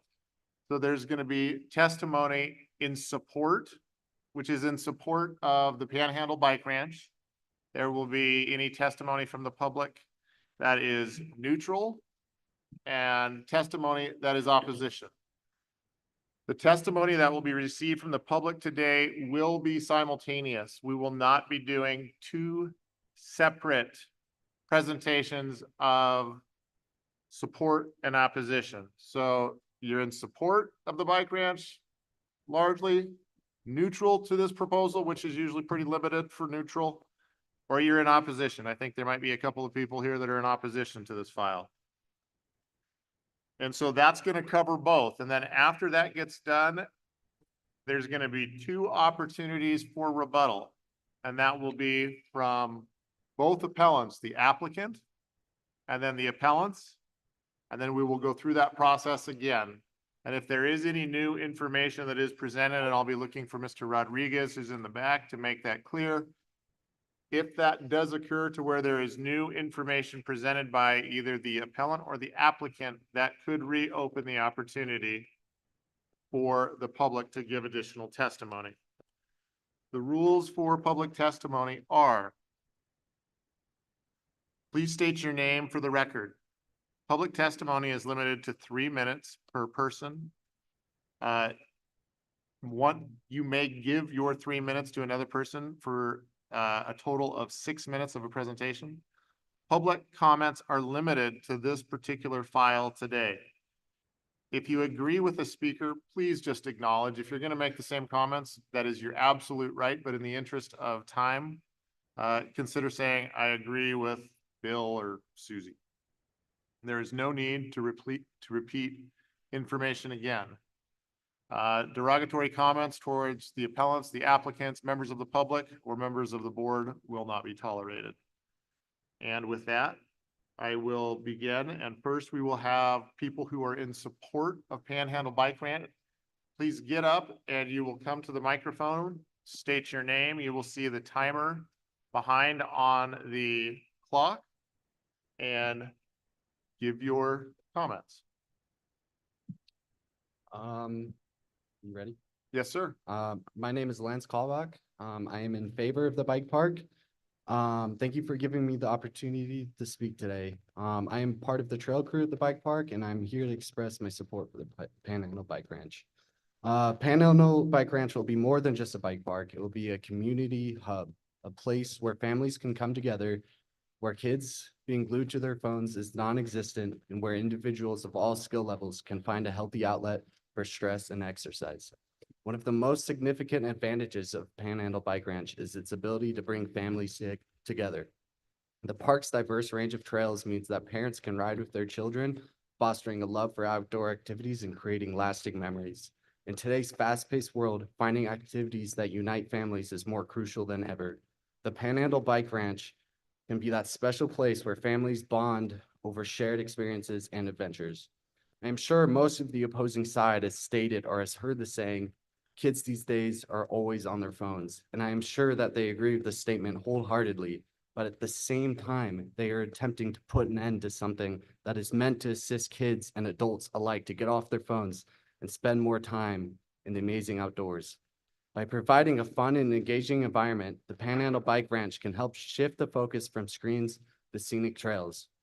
However, to fully realize the potential of this incredible resource, it is imperative that we extend the park's hours of operation. Many members of our community work 9-to-5 jobs and are unable to take advantage of the park's offerings during standard business hours. By extending the hours, we can ensure that everyone has the opportunity to benefit from what the Panhandle Bike Ranch has to offer. This adjustment would not only increase park usage, but also allow the park to cover its expenses, allowing it to enhance the overall health and well-being of our community for years to come. In conclusion, the Panhandle Bike Ranch is a step toward fostering a stronger, more connected community. By extending the hours of operation, we make this wonderful facility accessible to everyone, regardless of their work schedule. Let's support a space where families can come together, children can learn to grow, and everyone can enjoy the beauty and benefits of outdoor activity. Thank you for your time and consideration. Thank you. Do we have to state where we're from? Not in this meeting. Okay. Folks, I'll answer the question. The reason why is because this is a public hearing. If you're referencing the meeting that governs 1-200, that's the regularly scheduled business meeting. This is a public hearing in regards to a land use file. 1-200, which is what governs the meetings in regard to our regularly scheduled business meeting, apples and oranges. Sir, please proceed. My name is Daniel Compton. I'm also part of the trail crew at Panhandle Bike Ranch. I have built mountain bike parks across the country, and I have seen firsthand the positive effect it has on the community. As Lance has previously stated, kids who prefer being outside in the great outdoors instead of being inside on their phones or playing video games. The park is family friendly. It promotes families coming together with a common activity, creates a family bond, and just the community itself continues to grow. People that have never met each other before, sharing a common interest and becoming lifelong friends.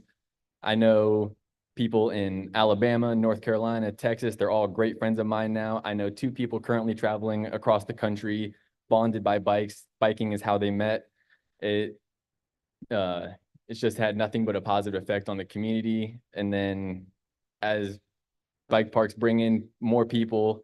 The local community also benefits, mom and pop shops, the local restaurants.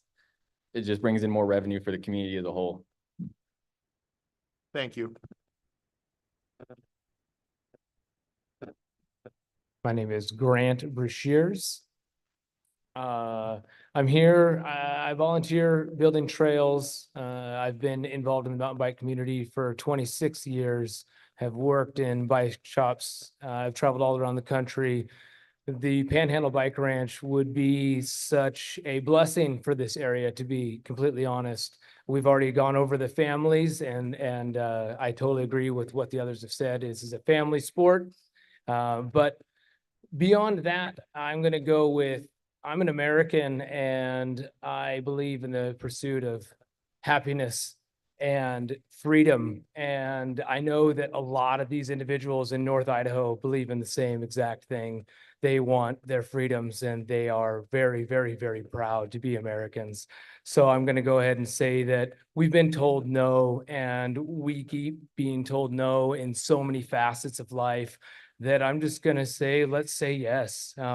Why in an area that we're constantly getting shut down in everything that we want to do as Americans in a growing community, or I mean, a growing opposing, I'm kind of stumbling over my words here, but I think everybody understands. You turn on the evening news and it's no, you can't. So I'm just saying, yes, you can. If we as Americans if we were yes men, we would still be under British rule. We're not yes men. So why say no? Say yes. Thank you for your time. Thank you. Hi, my name is Lexi Heron. I live just a few minutes from where the Panhandle Bike Ranch is being built. Biking for me has been a godsend. When I injured my back, had a major hip surgery and knee issues, when I was going through some of the toughest times of my life, I always had biking because of its low impact nature. And I want to emphasize that. I couldn't hike when my hip was injured, but I was able to bike because it was less impact on my joints. And that was beautiful. I think about raising my kids here in Sagal, just minutes from the bike park, and what a blessing that would be to be able to take them right around the corner to enjoy the beautiful wilderness that we have, and that's been preserved because of individuals that have had, I don't know, a calling to be able to preserve wilderness in such a way. I also think of my time. I have visited Legacy Bike Park in Montana, in Lakeside, Montana. And I don't know, for those of you that have visited, it's a very rural community. And I just want to emphasize that because this is so much different than what a resort is. And even in some of the slides, I was realizing there's a lot of misconceptions about what is actually being built. And Legacy Bike Park is a great comparison to this. It's a place where families can come together. There can be women's only workshop days. There can be kids only workshop days. And I think those are excellent opportunities that we don't necessarily have otherwise, even at a massive biking resort like Schweitzer here. I think a small scale operation like this just really provides more opportunity for our families and just for the locals to be able to utilize. Thank you. Thank you. Hi, my name's Colin Pemp. I own a house out in Hope. I'm not really into mountain biking, but I ride dirt bikes, primarily on single track. I understand the love for riding on two wheels. One of the goals of this bike park is to provide a place to have races. This would be a huge asset to the community and the mountain bikers here. I know racing is a big part of riding dirt bikes, as I'm sure it's the same for mountain bikers. The races give people a lot of drive to get out there and really practice their sport so that they can progress. Getting out there and trying to excel at something, as well as getting in shape, is a great thing for all people. For example, St. Mary's has Christmas Hills that has been designated as a playground for dirt bikers with great trails and camping. They are able to host 4 to 5 races each year for all different styles of racing, for all ages and all skill levels. You are able to race being a complete beginner to being able to race with pros. Climbing up the ladder and progressing into the next higher class is part of the fun and a great reason to get out there and practice. Because St. Mary's has this place to ride and have races, they now have a great dirt bike scene full of racers. You are talking about 150 to 200 people that come out to volunteer to help with the races and to race themselves. The community really comes together and embraces the culture as it's a big part of St. Mary's Pulse now. They love the races. There are so many racers, all on $8,000 to $14,000 bikes. Somehow they all figure it out how to buy a bike, as they love it. It also gives the kids there a big reason to work their butts off to get a bike, thus giving them a great work ethic.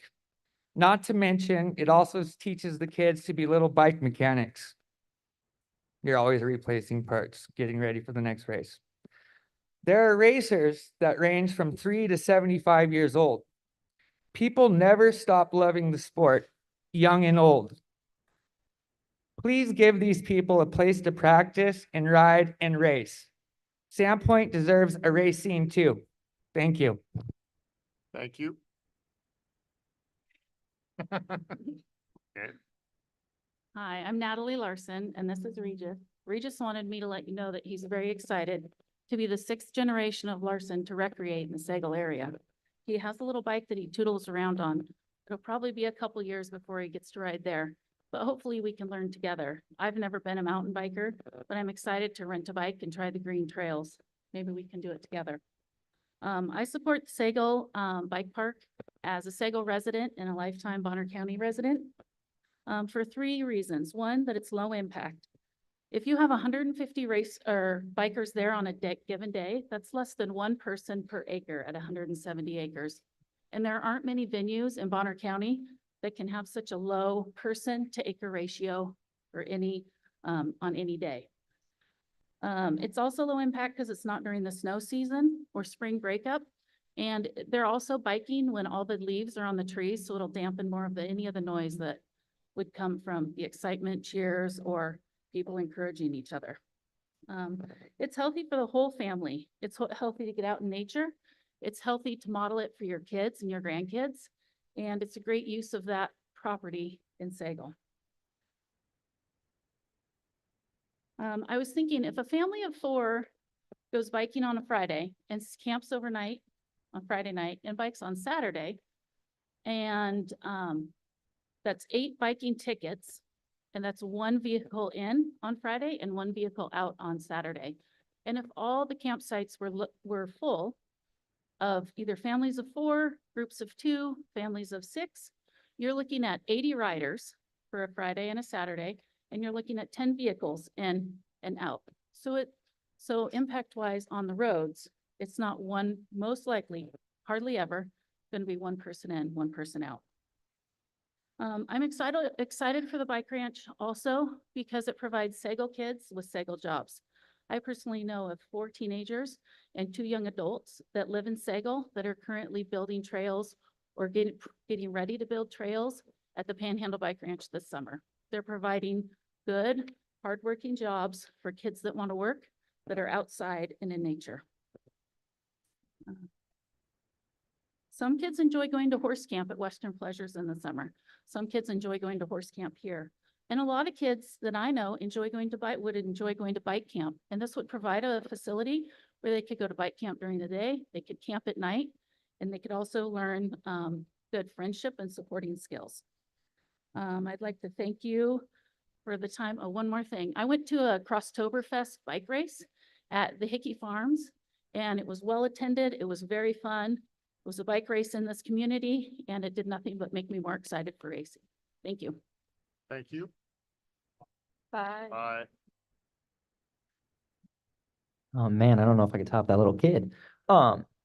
Hi, my name is Cruz Robles. I think something I could bring good to here is I work at Legacy Bike Park, not just only Panhandle Bike Ranch. And I think as the committee and both against and for, there is some information that is incorrect towards how Legacy operates in the surrounding areas. I don't need to go too much into that, but I just encourage everybody to look and make sure we get the facts for that.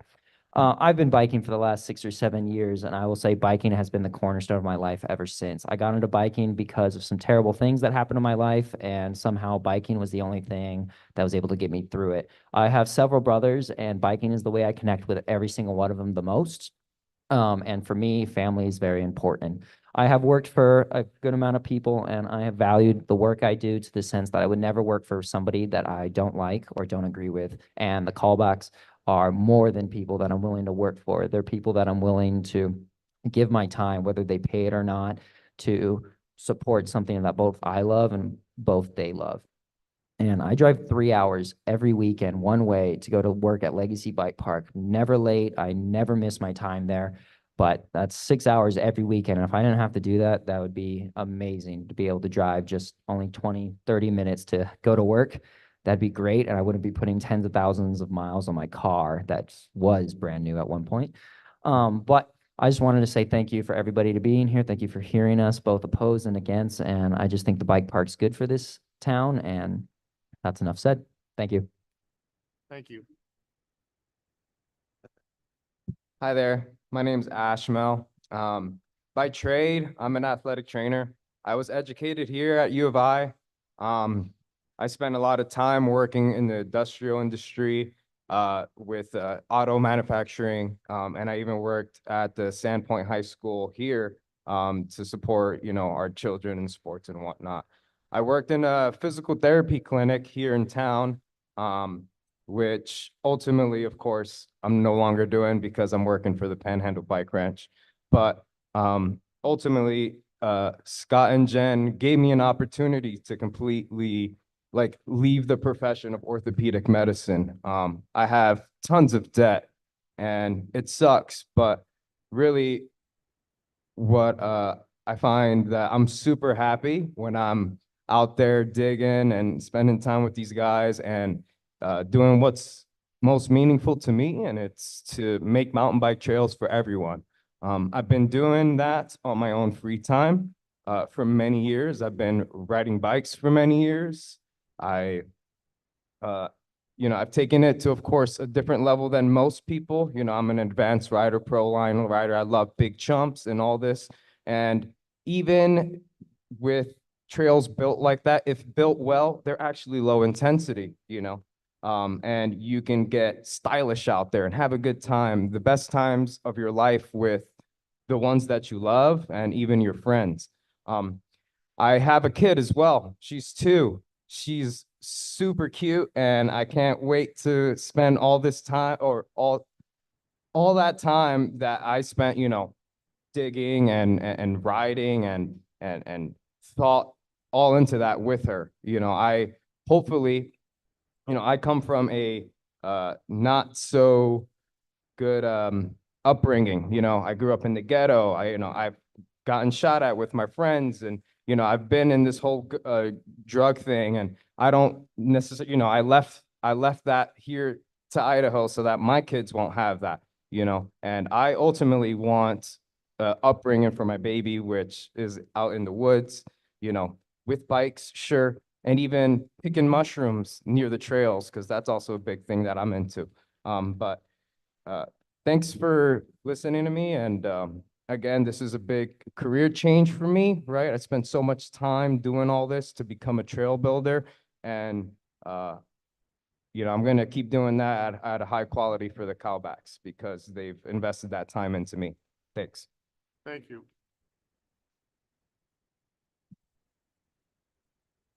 My name is Dwayne Ward. I'm a 68-year resident of Bonner County and a 20-year resident of Sago. In fact, my children, my grandchildren, and one of my great-grandchildren, my first one, I hope there's many more, still reside in Sago. I wholeheartedly support this bike path. I've watched my grandson, I've watched some of my children, even my son-in-law, ride their mountain bikes, ride cross-country, and it's done wonders for them. It's very healthy activity, very wholesome activity. It brings out characteristics in them that you never see in any other sport. I support this bike ranch for a number of reasons.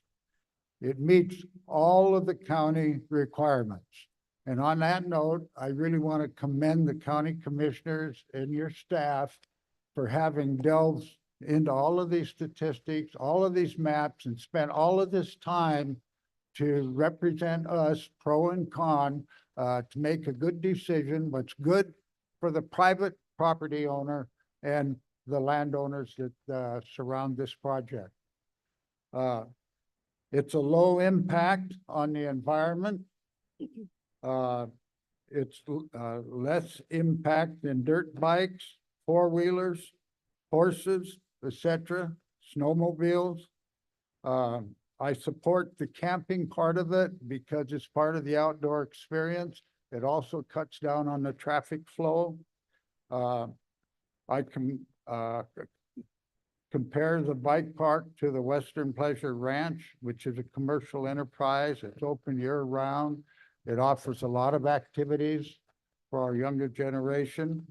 And also dear to my heart is I find it difficult to tell people what they can and can't do on their property simply because I don't like what they're doing. You know, so long as they meet the requirements that planning and zoning, the commissioners, the staff that is set forth, they should be able to do with it what they want. I think that it's going to help the economy. People that come here to use the bike path, especially if they camp, they're going to stop at the restaurants, they're going to buy groceries, they're going to buy gas. They're going to create a lot of local jobs and a lot of local income, and I think that's great for Bonner County. Also, a couple notes that I would like to mention. You talk about, or somebody mentioned pedals on a bike creating sparks and starting Mr. fires. Ward, could we get you to wrap up your comments? All right, I Anybody's gonna remember. gift you. Yep, I remember elk hunting. someone just gave you 3 minutes. Uh, Thank you, sir. I'll finish up in a few seconds here. Elk hunting up in Selway Bitterroot Wilderness. It was so dark you could not see anything in front of you. And the way I would stay on the trail, I would follow the horse in front of me from the sparks he was making on the rocks. Because it makes some sparks, we're not going to quit riding horses. Because you fall off your bike, and I think everybody here has ridden a bike, and I think you've probably fallen over a time or two, we're not going to quit riding bikes. So I think it's maybe overplayed a little bit about the high intensity of this bike park. So thank you very much, and thank you for letting me go over a little bit. Thank you. Hello, my name is Glenn Badil. I live off East Dufert, and I am for the bike park. I've had the privilege to work with Scott, Jen, Nick, and Lance, who are the owners of Panhandle Bike Ranch. They have been great people to work for, and I definitely think the bike park will have a positive impact on our community. They have hired Gravity Logic, one of the best trail building companies in the world. They design and thoroughly test their trails to make them as safe and as fun as possible. Thank you. Thank you. Hi, my name is Jacob Heights, and I live in Sagal. And I'm going to come to this as a different angle. Like, what do the kids want? And I know that all my friends that don't bike are doing things that are not so great. And I think everyone who bikes just gets away from that and has a lot of fun and gets good mindset. And all the time, my friends and me are like, what are we going to do today? And Schweitzer, you had to have someone shuttle you up the hill so you can ride down the lower basin trails. Or on the upper basin, they are ski focused, so they don't spend a lot of time mountain biking on the mountain bike trails there. So it's not very good, and it costs quite a bit of money to ride up there too. So I think this is a great opportunity for this area, and I love working there. This is super fun. And if it's okay, can I come up and show you something? You can turn it into the clerk right there. Okay. And then we'll look at it at the end because it has to be submitted into the record, but yes.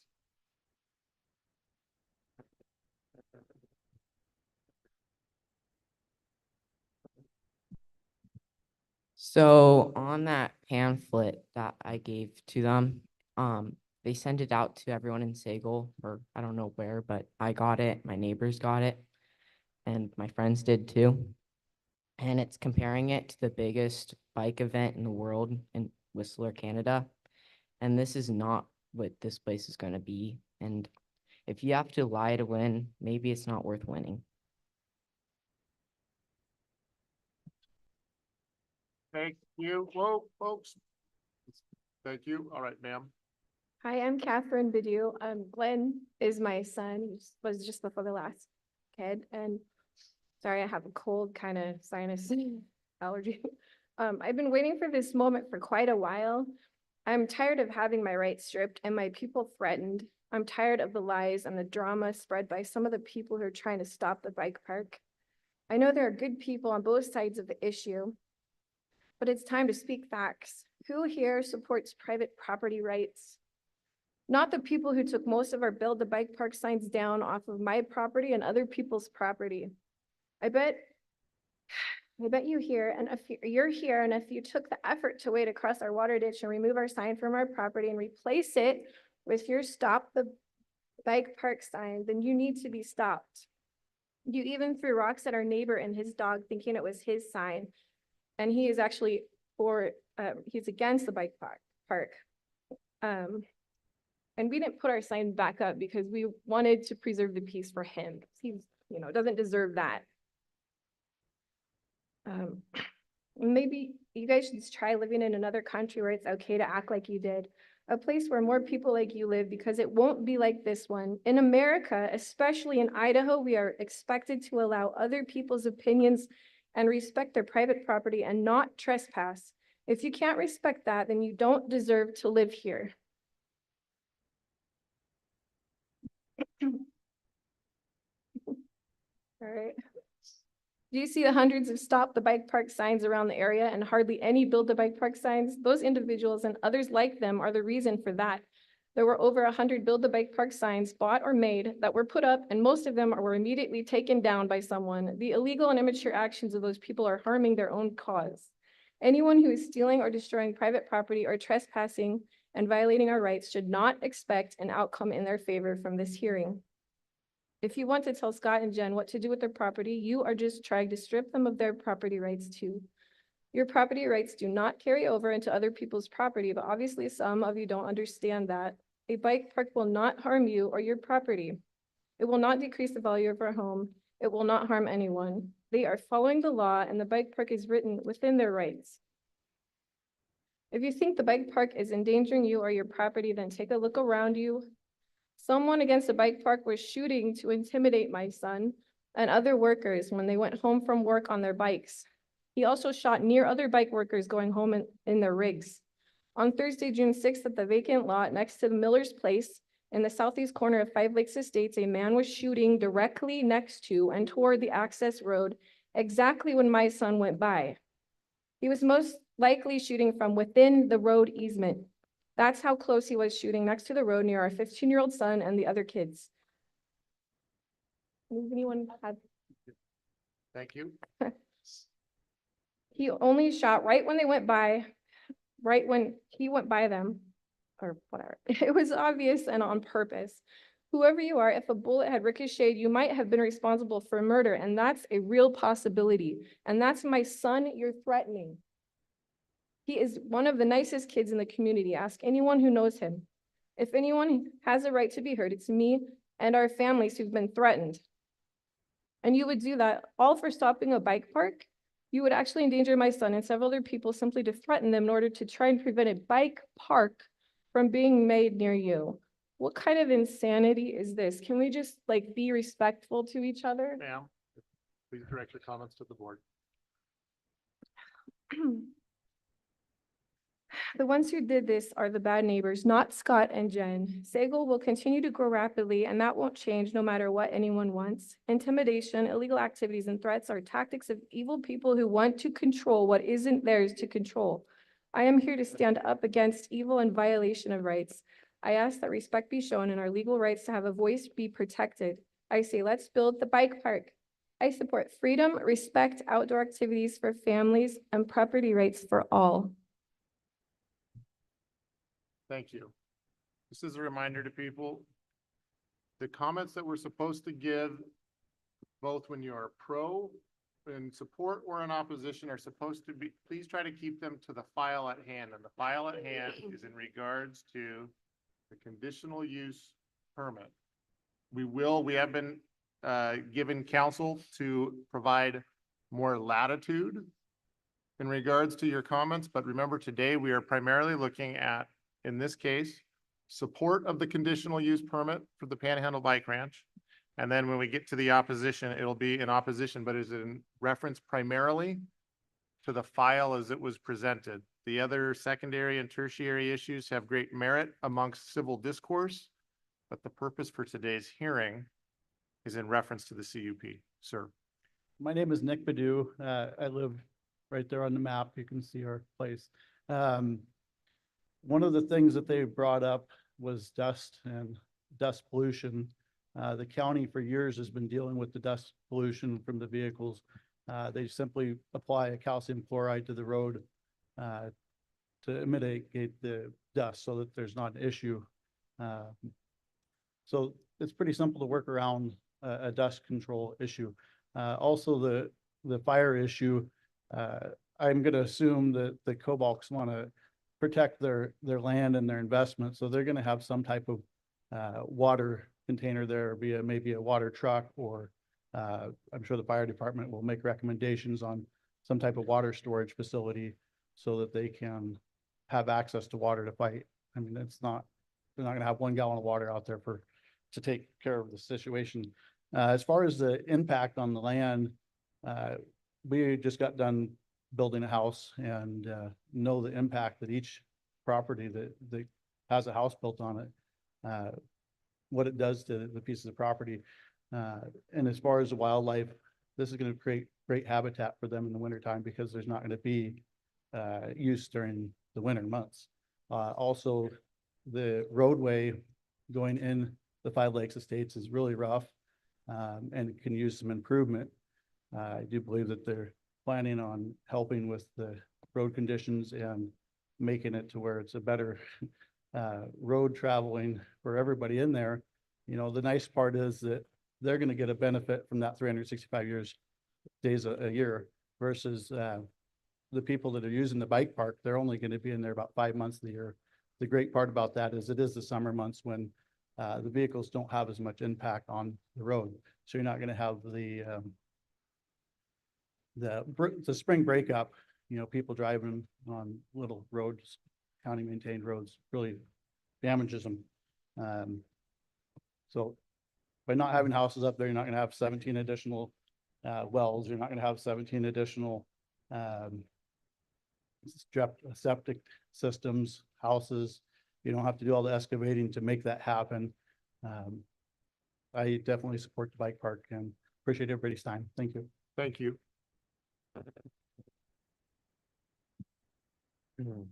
I'll keep this nice and short. Thank you for the opportunity to speak. My name is Nick Kalbach, and I am one of the founders of Panhandle Bike Ranch.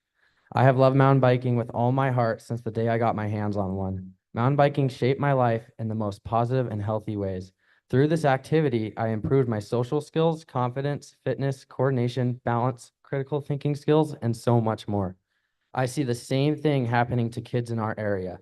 I can name 4 off the top of my head right now. I am 18 years old and I graduated from high school last month. This business provides me with the opportunity to pursue my dream to be involved in the mountain biking community. Not only do I get to be in a positive environment during work hours, I also get to be a large part of a community filled with more love than you could ever imagine. Let's allow this opportunity to be passed to other kids in our community. This is a humble, family-owned business, and we have all put our share of blood, sweat, and tears into it. I hope that my short and honest speech provides you all with useful information. Thank you. Thank you. Hello, my name is Nick Watson. I moved here from Connecticut about 9 months ago. Yeah, it's not California, but it's close. The reason for moving, we wanted to get out of the East Coast. We wanted a little more freedom, as you guys can imagine. And we found it. We found it here in Sandpoint. We absolutely love it here. My life revolves around recreation. I have a family of 4. We traveled the US and we stopped when we found this place. We absolutely love it. We love the recreational opportunities that we have here. I've had the opportunity to be on the mountain, and I am a mountain biker.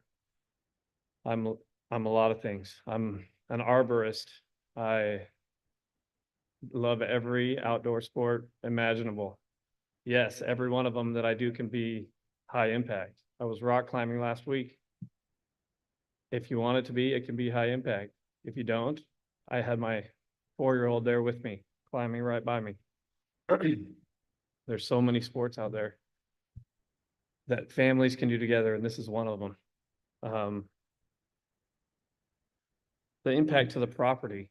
Me being an arborist, I've had the opportunity to be up there cutting some trees down. And I've had some of the employees that are helping build the trails tell me to not cut trees down that I would have cut down. They love the trees. They love the place. The views are spectacular. They don't want to mess that up. We all live in Idaho for that reason. Fire protection. Somebody else said it, but Scott does not want his mountain to burn down. I'm sure he'll put together any and all systems towards that to take care of that issue. Water runoff. I watched these guys build the trail. They put all kinds of PVC pipe in the trails where the water congregates to run through. The water runs off before they got it ran downhill before they got there. It's going to continue to run downhill. They're going to take every measure on making sure it goes to the right spots. But mostly the freedom. I want to talk about the freedom that everybody has here. You own a piece of property. You should be able to do what you want to do with it as long as you're within the laws. And I know on both sides, everybody wants that to be the case. I want my 4, 7, 11, and 13-year-old to be able to recreate on the public property, Scott's property. I'd be happy to take them up and do this. They'd be able to do some of the trails that are available. I'm done. Thank you. And thanks for everybody coming out.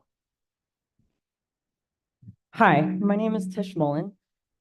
Thank you, commissioners, for your time and thoughtful consideration of this matter. I am here today to voice my strong support of Panhandle Bike Ranch as a high school teacher, parent, mountain bike coach, and avid mountain biker, and 3rd-generation Bonner County local. As a high school teacher, I interact with 14 to 18-year-olds on a daily basis throughout the school year.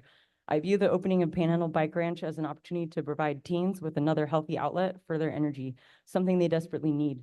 Teens with outdoor activities to keep them occupied will be less likely to spend their free time getting up to no good, like underage drinking, loitering, and vandalism. Riding bikes allows them to spend time not staring at their phones, which is an unhealthy addiction and a source of depression for many teens. Biking allows them to spend time outdoors, making new friends with similar interests, building physical strength, and improving their mental well-being. Biking takes focus, motivation, and perseverance, attributes many of today's teens are lacking. As a parent of a 13-year-old, I am eternally grateful for the opportunity mountain biking has given us to spend quality family time together, something that many teens stop wanting to do at this age. We travel as a family to bike parks around the West, including Legacy Bike Park in Lakeside, Montana, which is the model for Panhandle Bike Ranch. And it has provided us with many wonderful memories and made our parent-child relationship closer and stronger.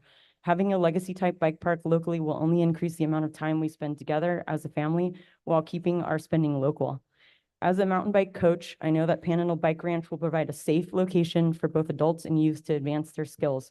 If we don't provide a safe and well-built place to practice skills such as jumping and drops, the kids will build their own rogue jumps and drops, which are far more dangerous. Panhandle Bike Ranch trails and staff provide a much safer environment for progression. As a local, a voter, and a taxpayer, I look forward to the boost in the economy Panhandle Bike Ranch will provide. My family will be spending more money in the county if we are here riding bikes instead of traveling to other places in order to ride quality trails.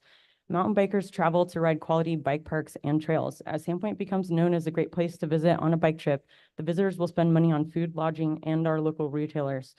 As someone who actually has been to Legacy Bike Park many times, I have personally observed the minimal environmental and neighborhood impact of the small-scale bike park, certainly far less than the subdivision of houses, the boost to the local economy in Lakeside, and the respectful use of the area by mountain bikers. In closing, I hope that you will approve the permit for Panhandle Bike Ranch as it will benefit so many teens, families, and businesses. Thank you again for your time and consideration. Thank you. Hi, my name is Sarah Polmounter. I'm just one of the local mountain bike coaches through POP, which is the nonprofit mountain bike club. So I think for me, it would be why I support it is for many different reasons. One, how very echo the stuff that Tish says about safety and like quality time spent outdoors for family.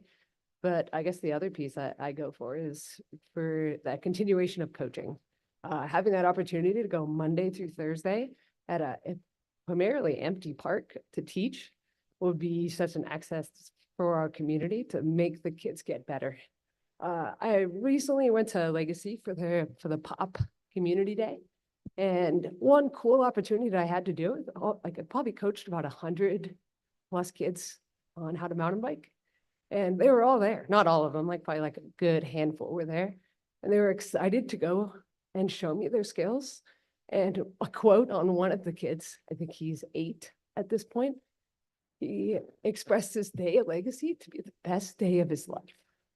Like, why else wouldn't you want that to continue? That's all I got. Thank you. Hi, my name is Sean Webby. I support the bike ranch. I'm a racer at heart, and going from 2 to 4 races for them is a huge thing. I race for the whole summer season, and I'm traveling 5 to 7 hours away to go to race. So having something so local, we've got 2 other races that I do locally. So having some more local races would be huge for like adults, kids, older people. We all race. We all love it. Having like an extra spot to go for 4 races would be huge for the community. Thank you. Thank you. Is there anybody else physically present that would like to give testimony in support of this project before we go to the online in support? Nope. Yes, ma'am. I just had to build up the courage. Oh. My name is Angie Nyland. I'm local here. I grew up here. So I've been around for 30 some odd years. It took a little bit for me to get up here because I do have a lot of feelings about the biking community. I work up at Schweitzer in the bike park up there. But this is more focused on my family. I have a 6-year-old and 2 4-year-olds. So this impacts us a whole lot. So now it can be a little bit harder to find activities that everybody in the family can enjoy. And this bike ranch is going to offer that opportunity for families like mine that like to be outside. So it's a special place. We can come together as a family, but also as a community. So before me, a lot of people were talking about how the trails are going to be accessible by everybody. So beginners to advanced and expert. But that also means that nobody's going to be left out. Up on the mountain, I love our trails up there, but we don't have anything for beginners really that's lift serviced. So watching my kids be able to take their first rides down a flowy downhill bike trail is huge because it's a big part of who I am and what my family does. So it's not just about the families though. Like I said, it's a community hub. A few weeks ago, a team of employees from Schweitzer and all their families came and we rented out Legacy Bike Park. It was midweek. That was the only time we could all go together. So we had that opportunity because it was open midweek. And we went just to play. There was no work talk. There was no strategic planning. It was just to go and play. We walked away from that better friends than we ever could have been otherwise. I mean, it just gave us a space to let loose and have fun and build our bike skills, but then sit around and just chat afterwards about why we love being outside together so much. So I know that there's that need on the weekends, and that's what's been approved already, or what the plan was. But midweek just offers a really big opportunity for smaller groups to get together. And like Sarah was saying, the kids, and building up this next generation of bikers to enjoy the rest of the area too, because we do have a lot of other places to play. But this just gives a really unique experience for those kids and families, parents as well. So all in all, I support it. I support what these guys are doing, and I think it's a really great thing for our community. So thank you for the opportunity to speak. Thank you. Anybody else physically present in support of this file? Madam Clerk, is there anybody online who would like to speak in support? Okay, we will now move on. Is there anybody physically present who would like to give testimony that is neutral? Right? Nope. Looks like we got someone. We got a neutral? Write that down in the history book. We got a neutral.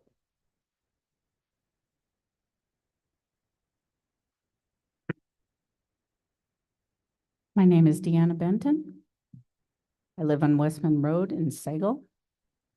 I wake up every morning, look out my window and see the front of that mountain. Mostly I have questions, things that I heard that maybe didn't add up. One side says this, the other side says that. I would just like the truth. So, my first question. Who's going to be the person or persons who are supervising and patrolling the bike park day and night for fires, alcohol, parties, etc.? Who's going to actually be there? In terms of other recreation, as I said, I stare at that mountain and I live there. There's not enough snow on that mountain to have big time snowmobiling. And there is not enough, not frequent use of that land up there. My husband hikes up there all the time and he never runs into more than a few people. So I don't think there's a lot of use happening up there at this point. Next thing. I heard the statement "without modification" mentioned several times by our esteemed presenters. And previously I have heard world-class mentioned. So how many modifications is that going to take before it turns into a resort? Another thing that didn't add up. It said there will be 170 parking spots. Well, currently 65 people allowed, except for events, 150.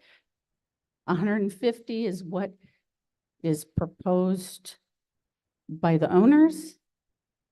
170, 150 and 170 don't add up. Must be new math.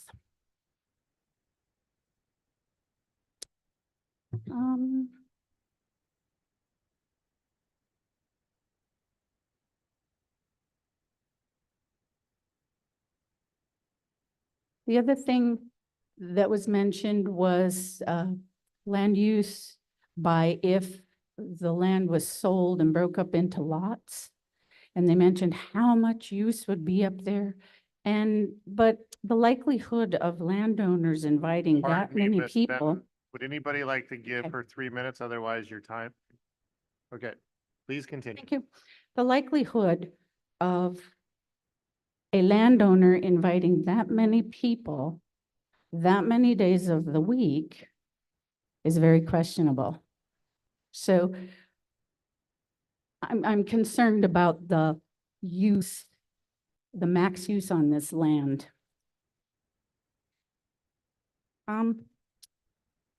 The other thing that I would like to say is that I've coached 9 sports in my lifetime, officiated, been involved in lots of them, and was a recreation director before. Every single activity that a person does, recreational, leisure, sport, has many positive attributes. It's not just mountain biking that has it, all of them do. Okay, so the last thing I would like to say is that this is about what is allowed by code and law. And I know there's a lot of emotions, but we can't allow emotions to sway this because it's about code and laws. Thank you. Thank you. Is there anybody else physically present who would like to give neutral testimony? Madam Clerk, is there anybody online with a hand raised for neutral testimony? I'm going to ask you every time just so it's on the record. All right, so now we will proceed into testimony of those that are in opposition to the Panhandle Bike Ranch. So please get in a line if there's more than one of you, which I expect there may be. If you guys know you're gonna talk longer than 3 minutes, can you state who's giving you that 3 minutes so we don't have a bump in the road each time? And we appreciate the people who've been so generous to give up your 3 minutes, but you don't get a refresh with 3 more minutes, just to be clear. Your 3 minutes has now been shared. All right. So, yes, ma'am. Before I get started, so I'm a total of 6. Okay. Thank you. Aloha. My name is Shauna Champlin. As a Hawaiian, I chose North Idaho because the values were the same as Hawaii: God, family, land, and then work, because you work in the first 3. The other reason my husband and I chose North Idaho is because it aligns with our personal beliefs of valuing patriotism, freedom, and doing what is right, what we call pono in Hawaiian. It makes me sad to see North Idaho becoming Hawaii 2.0. Today, I'm asking you to do what's right, and that is to deny this cup, and here's why. The rural residential 5-acre home we chose backs up to the 5 Lake Estates community, and we validated that area with zone rural residential 10 acres prior to buying. I chose a home on purpose in a rural residential area, not urban, suburban, or commercial. So I didn't choose Sandpoint, CDA, or Schweitzer. So let's start right there. A majority of the 85 US downhill mountain bike parks are located existing ski resorts. This is a key point. Those downhill mountain bike parks that are not at resorts are zoned commercial and located miles away from residential areas. At ski resorts, yes, there are residential properties that are built after the ski resort is developed. These buyers know, well, they will be a part of the resort community and all that comes with it: traffic, noise, businesses, events, and mountain bike parks. I want to remind you that this is not the case for the Panhandle Bike Ranch. This is a request to do just the opposite, to take an existing rural residential community and place a commercial downhill mountain bike park bordering residential properties and embedding itself into an area surrounded by residential homes. This is about denying a cup to someone who intentionally brought the property with the plan to change the property use despite the impact to surrounding properties and neighbors, despite the industry norms and practices to not place these types of commercial mountain bike parks smack dab in the middle of a rural residential neighborhood. That's not Pono. PBR is a recreational facility, but even if it were treated as a rec facility, the requirements are not being met and this cup should be denied. And despite the applicant's lawyer appeal reference, according to the BCRC 1233 use table for rec facilities, he willfully excluded the rest of the statement, which reads, the use shall not create particular hazards to adjacent properties. So it is mandatory that it does not create hazards to adjacent properties. That doesn't just include the state and federal land to the south. Per Merriam-Webster's 11th edition, adjacent means nearby, which includes the rural residential neighborhoods to the north, east, and west too. The hazards to boarding properties, neighbors, in the community is massive. Development of a downhill mountain bike on the north slope of Butler Mountain is a real hazard to the homes below and around the mountain due to fire danger and flood risk from water runoff. Due to the development of multiple downhill mountain bike trails, ramps, and jumps that disturb way more than a continuous acre down the mountain, this downhill mountain bike trail system needs to be evaluated, especially for flood risk from water runoff. All this development will change the water flow, the water runoff and soil erosion to the basin below and surrounding the mountain, especially the mountain bike trail system, which unfortunately is not included in the staff report and should be because it is development. The properties that lie below PBR will be impacted by how they develop the land. Runoff from the mountain runs into the adjacent and surrounding properties that not only lie at the base of the mountain, but even further down. This is why the 85 US mountain parks do not build in residential areas so as not to cause real property damages. As for 1276 hillsides, it does not comply. This isn't just about the structures to be developed on a hillside. It's about everything I just mentioned. Two key impacts are missing. Per 12761, a conceptual engineering plan is required when land is disturbing activities proposed in areas where the natural slope exceeds 30% for cups. As for 12762, a geotechnical analysis is also required, as is a hydrological analysis. As for 1272, grading, stormwater management, and erosion control, again, it's not just the access. Parking and tent camp yards, it's about access on all areas of the property. Mentioned most importantly, the trail system. And as Sandpoint Mayor Jeremy Grimm's Whiskey Rock Planning and Consultant Company labeled it, general trail development area in the site plan of the application. It is development, and therefore the plan is required. A well is not being developed at project inception per the CUP app. Water is a requirement. The last thing any of us want to see is the mountain charred, burned, and gone, not to mention all the real damages that will occur to properties surrounding homes of the community. As per BCRC 12818, definition of a rec facility, it does not comply. It is not a low-intensity sport and now adds shuttle trips up and down the mountain several times a day and large group gatherings with jam-packed events, races, and demos.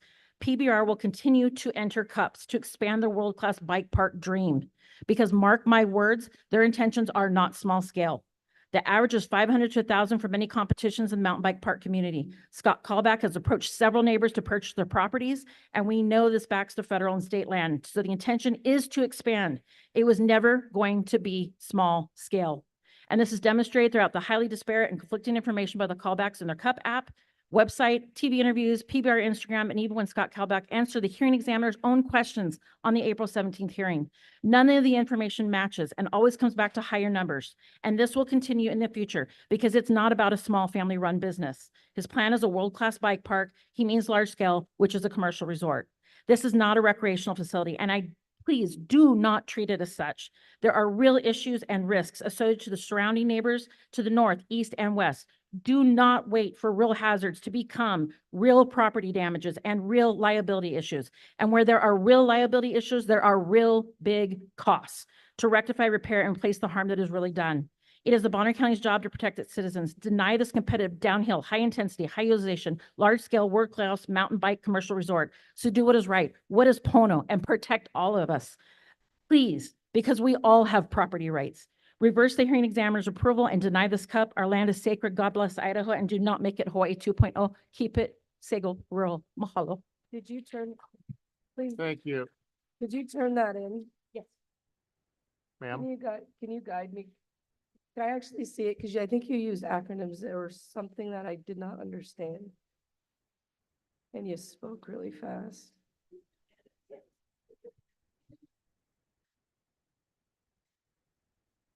I'll take it back there. Is it okay? I believe I have 3 minutes somewhere. Back there, thank you. Go ahead. Okay, I'm Patty Stevens. I have bona fide interest in real property that is affected by this cup.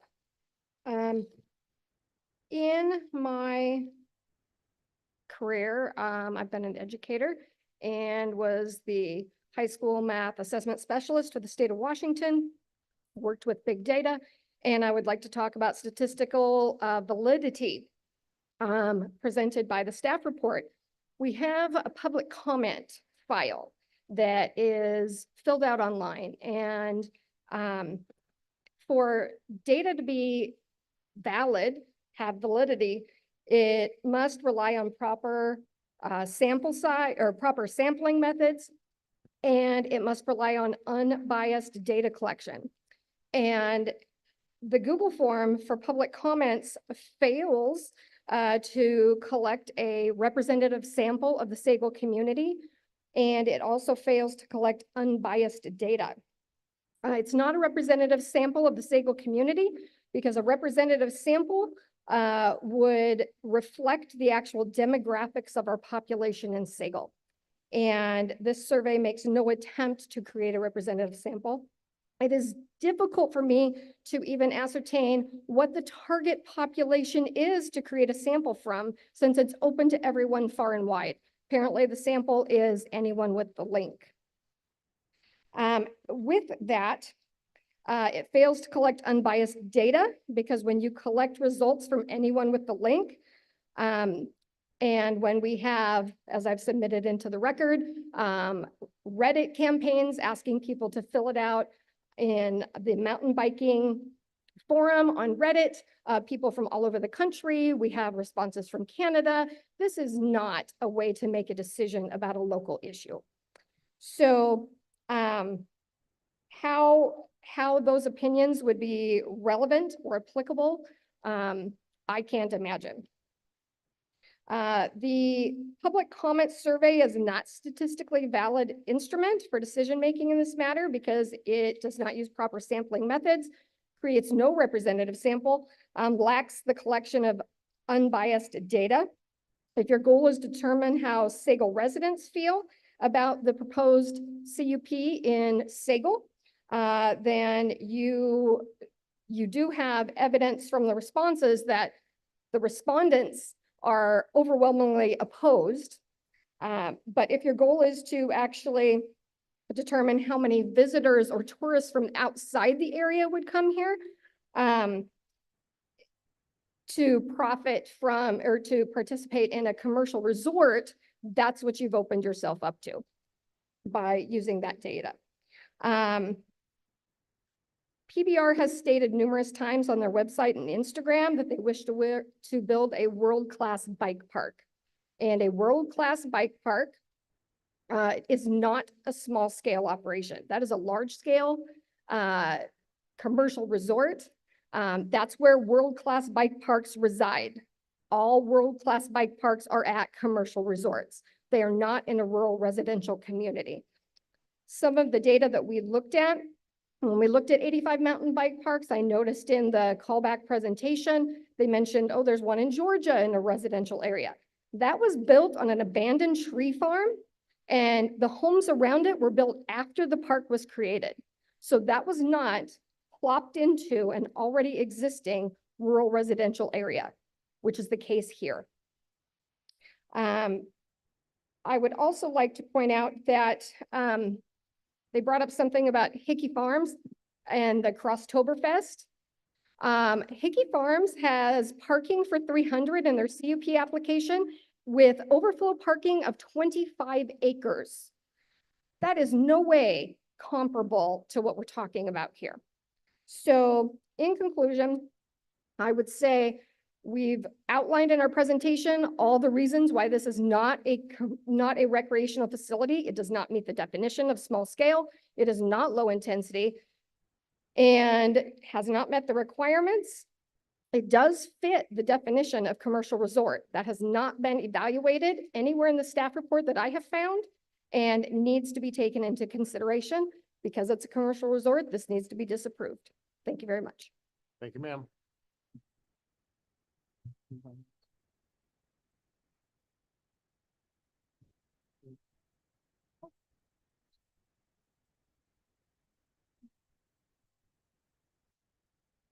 Maybe on squat. Might be able to extend, sir. Or just take the mic out. Yeah. There you go. Good afternoon, Commissioners. I'm Jeff Stevens, retired United States Naval officer. I spent nearly 30 years fighting the likes of Al-Qaeda and ISIS. I definitely know the sacrifice of freedom. And part of that fighting, I endured some internal injuries that never go away. So, yeah, I do deal with that stuff. Anyways, no sympathy here. I'm affected party on Saddleback Drive. I'm approximately 0.5 miles from entry of Saddleback Drive. My property adjoins the one-lane dirt road because people have to go in and out. There's no passing between them. So just keep that in mind of reference of the traffic flow, please. I thank you for your public service. Honor, integrity, and trust are the hallmarks of service to the country and the public, whether you're elected or unelected. As you know, public service and military service is a 24/7 profession. requires due diligence and attention to detail to maintain trust with the people we have the honor to serve. In that mind, I ask you to keep a focus on the details. You've heard a lot of things about mountain biking. This is about downhill mountain biking and cross-country mountain biking. You heard about trails. Okay. With that said, I also want to address a fact from all the emotion. There are 56 mountain bike trails already in the Sandpoint area, plus Schweitzer's and downhill. There's a lot of opportunities for kids and families to go enjoy mountain biking, no problem. When I hear about small fee and who's excluded, this is a $40 entry fee per person plus rentals. Who could be excluded? How about low-income families that may not be able to afford that entry fee and the rentals, or they have to spend the thousands in the equipment to actually do the sport? And someone has given me their 3 minutes.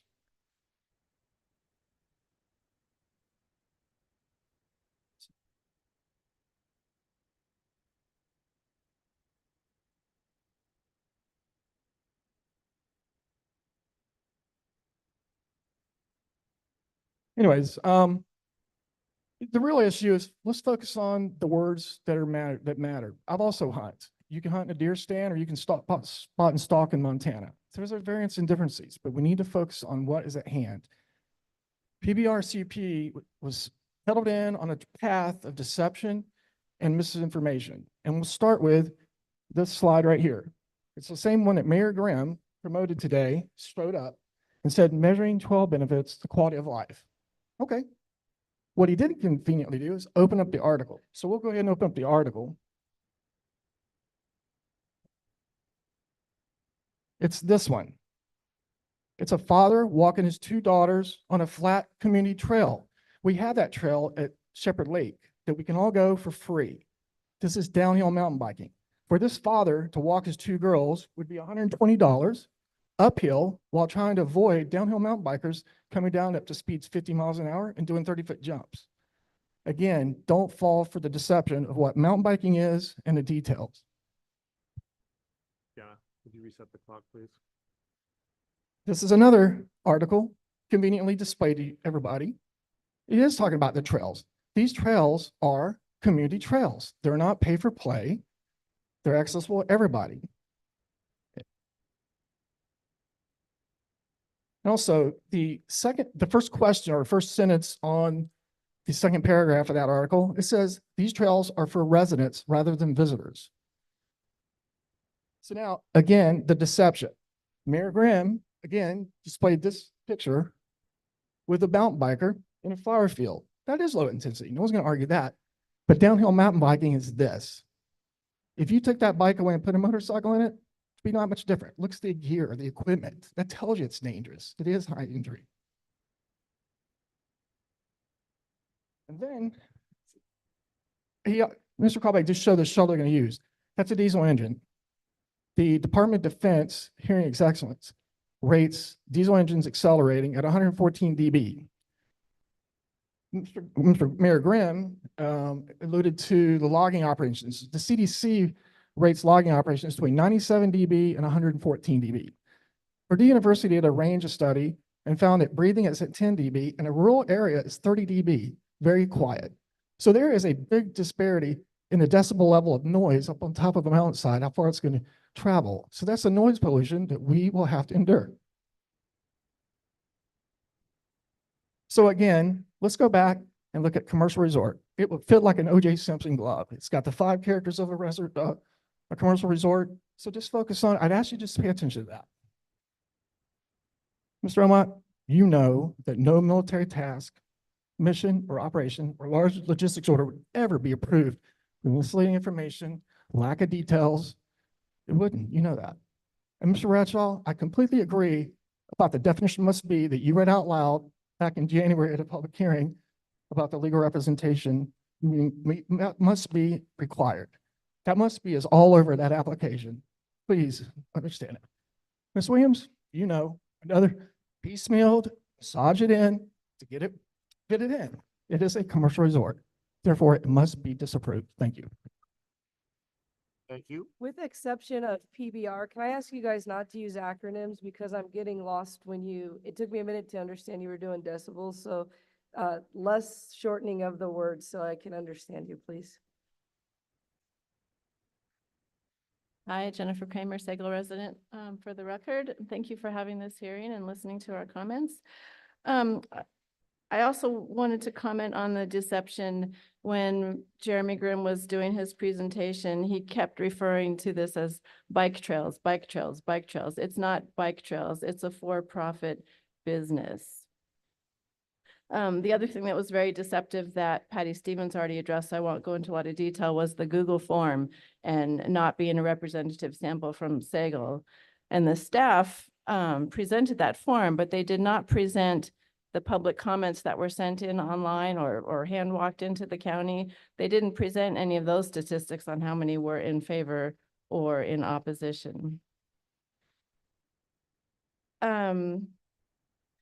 I guess I have a question because it's clear to me that this does not fit in the current rural R10 zoning. So my question is whether or not the owners requested a rezone to commercial. I don't think that they did. Keep track of my notes here. And then the private road, I understand it's a private road that enters into this park, and it's a narrow private road. And I heard no discussion on behalf of the applicants of improving that road, maintaining that road, nothing, but they're going to use that private road. I also hear comparisons to Lakeside Park in Montana, which apparently has one home in that vicinity, whereas this park will have like 1,000 homes or 100 homes. It was a much greater number. The private property rights, I'm all for private property rights. However, we cannot forget the do no harm section of that private property rights. And people have commented on how important biking is to their families, and it's a good family activity. I love biking. I've ridden bikes all my life. I still ride bikes. I don't think there's anyone here that doesn't support family activities and families getting outdoors. But that's not the point. It's not an emotional decision. It's a decision of fact and of law. And the bottom line is this project does not meet the code, the land use codes, or the zoning laws as presented by Mr. Semenko. Thank you. Thank you.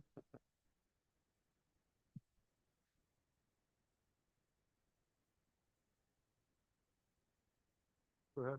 Rick Kramer for the record, Sagal resident.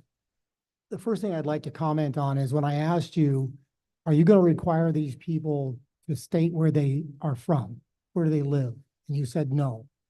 And I think that was a terrible mistake because we want to know, are these people that are standing here in front of this microphone and trying to sway a decision from you, do they even live here? Are they a resident here? And if they are, how long have they been here? And then you had no interest in that. It matters. I'm a stakeholder. I live in Sagal. I don't know where any of these people live. And neither do you. That's a shame. They have a right to speak. I'm not saying they don't have a right to speak. They can speak. But I want to know, do they live here? Mr. Kramer, please continue with your remarks. Okay. So Mr. Tyson, you spoke in the beginning, and when you referenced the zoning where this property is located, you just kind of brushed over is zoned R10 rural, like it was no big deal. It is a big deal. And I don't believe that non-electeds should be making decisions that are critical to what happens in this county. I think elected officials should be making decisions on what goes on in this county.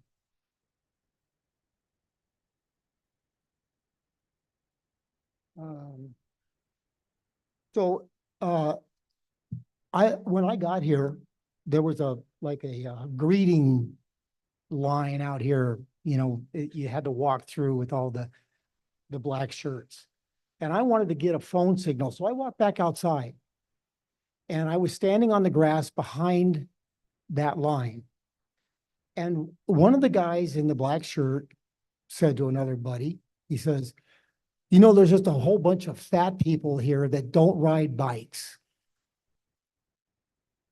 So is it, well, you think it's funny. You think it's funny, but it shows character. I want you to know, I don't think it's funny that Mr. Bradshaw called himself fat. You know, you can make light of it all day, Luke, but it shows character or lack of it. And these are the people that you don't want to know where they live. You just wanted to come up and espouse and, you know, try and move this thing forward. And I think that the way this thing is being handled is beyond the pale. It's really weak. Thank you. Thank you for your comments, Mr. Kramer. Hi, if I go over 3 minutes, anybody want to vouch? Oh. Thank you. I'm Allison Coulter. I'm opposed to the Sagal or the bike park. And I am a resident of Coquilala, so I'm local enough. I am retired Air Force. I was on the Inspector General for the Intelligence Service for 3 years. I like laws and codes and regulations. This shouldn't pass, in my opinion. This is not, well, of course, going back to Title 12 land use regulations saying it's small scale, low intensity. It is not a low intensity sport. Google it. It's been referenced before. It is an extreme sport per Google and other qualified publications. Downhill mountain biking is one of the most extreme and dangerous cycling disciplines. Do you wonder why they put in a heli landing for medical emergencies? Studies say in communities with mountain bike parks, 42% of trauma center cases involving spinal injuries are from mountain biking, and 25% of those injuries end up in permanent paralysis. Where's the representation from the medical community on this issue? This is not low intensity. It is not small scale, as previously mentioned. It does not qualify for the cup, so it should be disapproved. It's been mentioned that it's a commercial resort. Well, if they don't want to qualify for that, there's also outdoor recreational uses. And as shown on the previous lawyer's slides, that category is not permitted in rural zoned areas, as indicated by the lack of the marking in that block. They cannot even apply for a cup if they were that. If it doesn't qualify for a cup as a recreational facility, then it should flat out be denied because it is in a rural zoned area. And that proposed cup does not conform with the purposes and express terms of the zoning district. There is no zoning consistency when you stick a 170-acre commercial mountain bike business in the midst of quiet, rural, 10+ acre home sites. It will radically change the general plan of the community. And that's been discussed by other folks.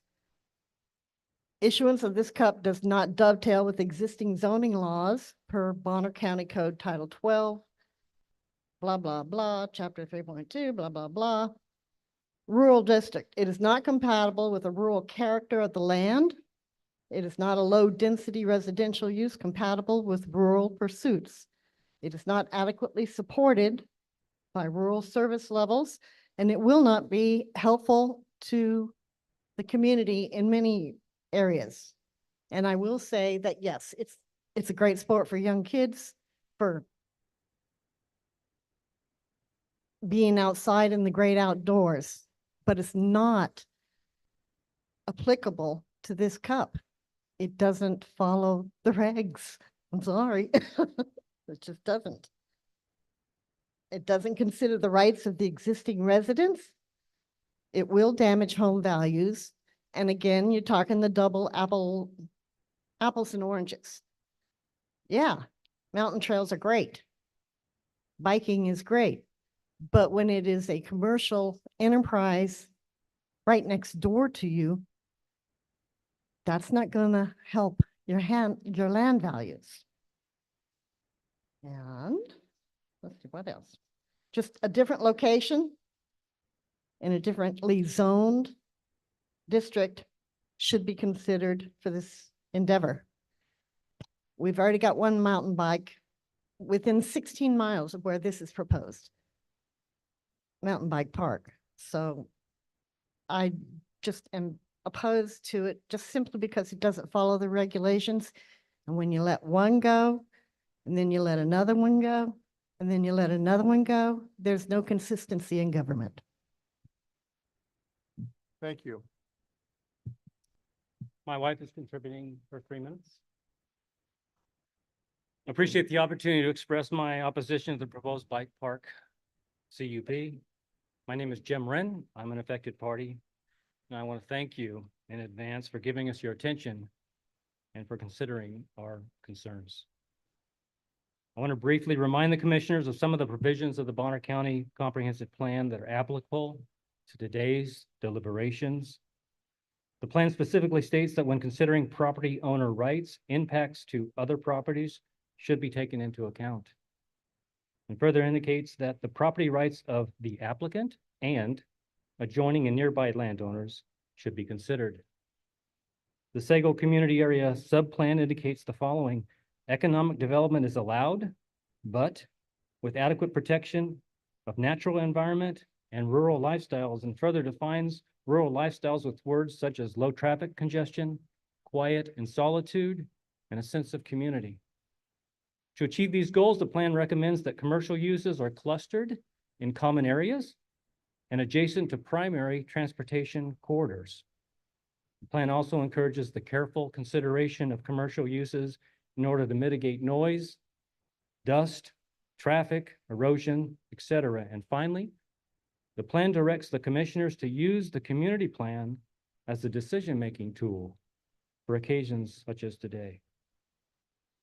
One of my many concerns is that the CUP application and the related presentation at the first hearing and this hearing were misleading, included false information. Some examples from the CUP application. The CUP application estimated the number of vehicles per day accessing the bike park would be 25. Today it was 75, which amounts at 25, it amounts to 50 daily trips. And further, the application imagined that 17 single-family homes on the same 170-acre parcel would generate 153 daily trips. Well, first, 17 homes cannot be built on that property due to the excessive slope. Second, even if you could build 17 homes, which you can't, 153 daily trips is 9 trips per day per household. That's not serious, is it? That sounds like it came from a person who doesn't understand rural living.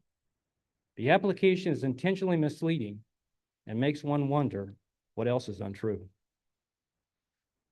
The application describes the activity as a non-motorized mountain bike trail system and apparently asserts that a 1-ton shuttle truck chugging up the grade, carrying 20 riders and trailering their bikes is somehow non-motorized. The application is intentionally misleading and makes one wonder what else is untrue. The application states that other than the arrival and departure of guests, adjoining property owners will be unlikely to notice any impact on the proposed use. That's like saying, other than the light generated by the sun, it's dark all day. Sunlight matters, and so does the arrival and departure of hundreds of guests on a weekly basis. The BC Comprehensive Plan says impacts to other properties should be taken into account. The increased noise and dust from vehicles, shuttle trucks, large events will no doubt have a significant impact on the quality of life in this quiet rural neighborhood. The application is intentionally misleading and makes one wonder what else is untrue. Some examples from the statements at the first hearing and today's hearing. Mayor Grimm touted the advantages of trails to nearby residents, falsely implying that free to the public walking trails are the same as a pay-to-play downhill mountain bike park. His presentation was intentionally misleading and makes one wonder what else is untrue. Mayor Grimm repeatedly indicated that there were only a handful of affected parties, which was bold given that the whole room and the adjoining hallway was packed with them. His presentation was intentionally misleading and makes one wonder what else is untrue. Not to be outdone by his own exaggerated written application, Mayor Grimm's verbal presentation indicated with something of a threatening tone that 51 prospective dwelling units could be built on the same subject property, which would generate 306 daily trips. Today it was 459. Seems that they had a hard time agreeing on how many pretend homes they were pretending to build. That said, projecting 17 10-acre lots, some of which are impossible to build on, but each having 3 separate dwelling units is blatant manipulation. His presentation was intentionally misleading and makes one wonder what else is untrue. In the end, this whole ordeal is pretty simple. We've been accused of denying the applicant his property rights. That's not true. The property is zoned R10. If the applicant wants to develop residential lots on these parcels, we will welcome our new neighbors in the spirit of rural Sagal. The applicant bought the property fully aware of the R10 zoning and presumed he could change its use to allow a large commercial enterprise and thereby change the character of a whole, long-established, quiet rural neighborhood. That amounts to the taking of our property rights. But he can only do that with your approval. Today, we have provided ample evidence that the proposed bike park does not meet the definition of a recreational facility, have a devastating impact on the adjoining and nearby property owners, and creates significant hazards for the whole community. We humbly implore you to carefully weigh the evidence presented today and use your own God-given good judgment to make the right decision. Thank you for your attention. Thank you. Hello, I'm Mary Miller. I have 6 minutes. So and I am a generational Bonner County resident and live in Five Lakes Estates. So my first question is, do the Bonner County Commissioners and Bonner County respect CCNRs and HOAs? Are those followed by the county? So we, the residents of Five Lakes Estates, and in accordance with our declaration of protective covenances, conditions, and restrictions, to reject and oppose Scott Callback from using the Five Lakes Estates private road for his recreational commercial use for his Sagal Bike Park. As stated in Section 5 of our CCNRs, which are registered, no commercial enterprise or noxious or offensive trade or activity shall be carried on, upon, and tracked in the subdivision, nor shall anything be done thereon which may be or become an annoyance or nuisance to the neighborhood, and no non-residential or inharmonious use shall be permitted. As stated, no commercial enterprise is allowed. A recreational commercial enterprise is not a residential use, and as stated above, there is no non-residential use. We find the excessive traffic, the speeding, the littering, the trespassing, and the general lack of respect by Scott Callback's work crew, which they have shown to the Five Lakes community, to be an annoyance, nuisance, and inharmonious to the Five Lakes Estates neighborhood. There are no negotiations that we would find to be acceptable in any way, not a nuisance, or in any way harmonious. In the April application hearing, Mayor Grimm made the comment at marker minute 52 that the owners of the Sagal Bike Park wish to be good neighbors. Here are the facts of their versions of good neighbors. I will not read every action as the list is too long. I will only hit the most egregious actions, but you will have the full list, as I will submit it as a record. This is the behavior we are dealing with 7 days a week. On May 3rd at 10:10, Jennifer Callback threatened Gary Miller with prosecution for trespassing, even though he was on a prescriptive easement. Gary Miller went up to the site to ask Scott Callback to get his crew to slow down. Scott Callback denied it was his crew. On May 5th, 5:05 p.m., a Greek car drove by and flipped us off at our home. On May 5th, that we called the sheriff during the day to ask to have the speeding curtailed by the bike crew. On May 28th, 11:42 a.m., a Mercedes Sprinter van peeled out right in front of her home and then sped off. On June 6th at 7:03 a.m., 7:30 a.m., 2 different rigs drove by blaring obnoxious music and shaking Build the Sagal Bike Park in front of our homes. I have it on recorded.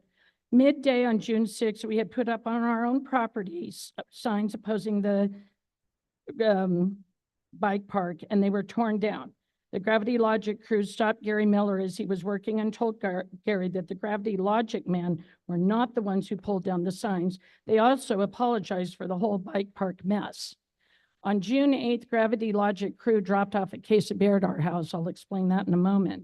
On June 9th at 9 a.m., a gray truck drove by and flipped us off. On June 12th, 5 p.m., a litter was tossed on our lawn by the white four-door truck with the fuel tank in the back. I have that on video. On June 13th at 7 a.m., the male driving the Mercedes Sprinter's van got out of his rig and proceeded to trespass in our yard. On June 13th at 5:20 p.m., two rigs drove down and they went so fast that the neighbor kids were, Miller, yes? I'm gonna interrupt and ask you. We are hearing today about the CUP.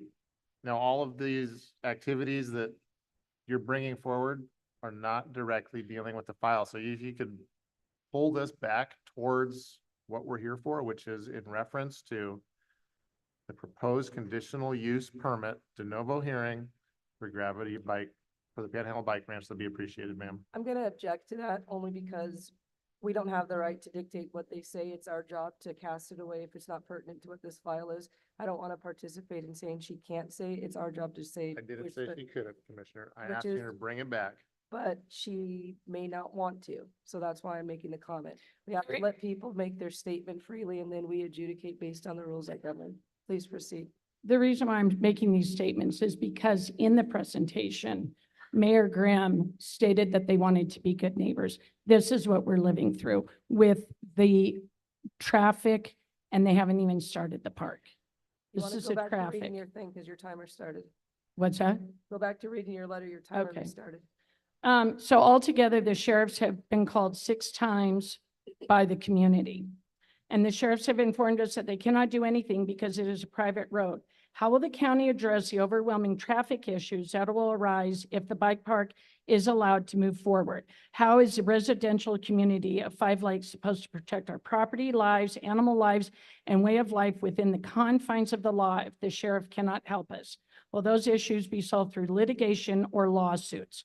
I stated that, go back to the Gravity Logic comments. On June 6, 2024, the Gravity Logic crew stopped by to talk to Gary Miller while he was working on our property. They stated that our signs opposing the bike park had been torn down and the Gravity Logic crew themselves, the Canadians, did not pull the signs down. They went on to say that they were truly sorry for the traffic and disruption to the neighborhood. They stated that they were not aware of what they were walking into when they agreed to this project. When asked by my husband if they had ever built a park in a residential area driving through a private road, they said no, they always built bike parks on or adjacent to a ski resort. They went on to say that they felt this was very inappropriate. I must say the Gravity Logic Canadians have been really respectful to us. Thank you.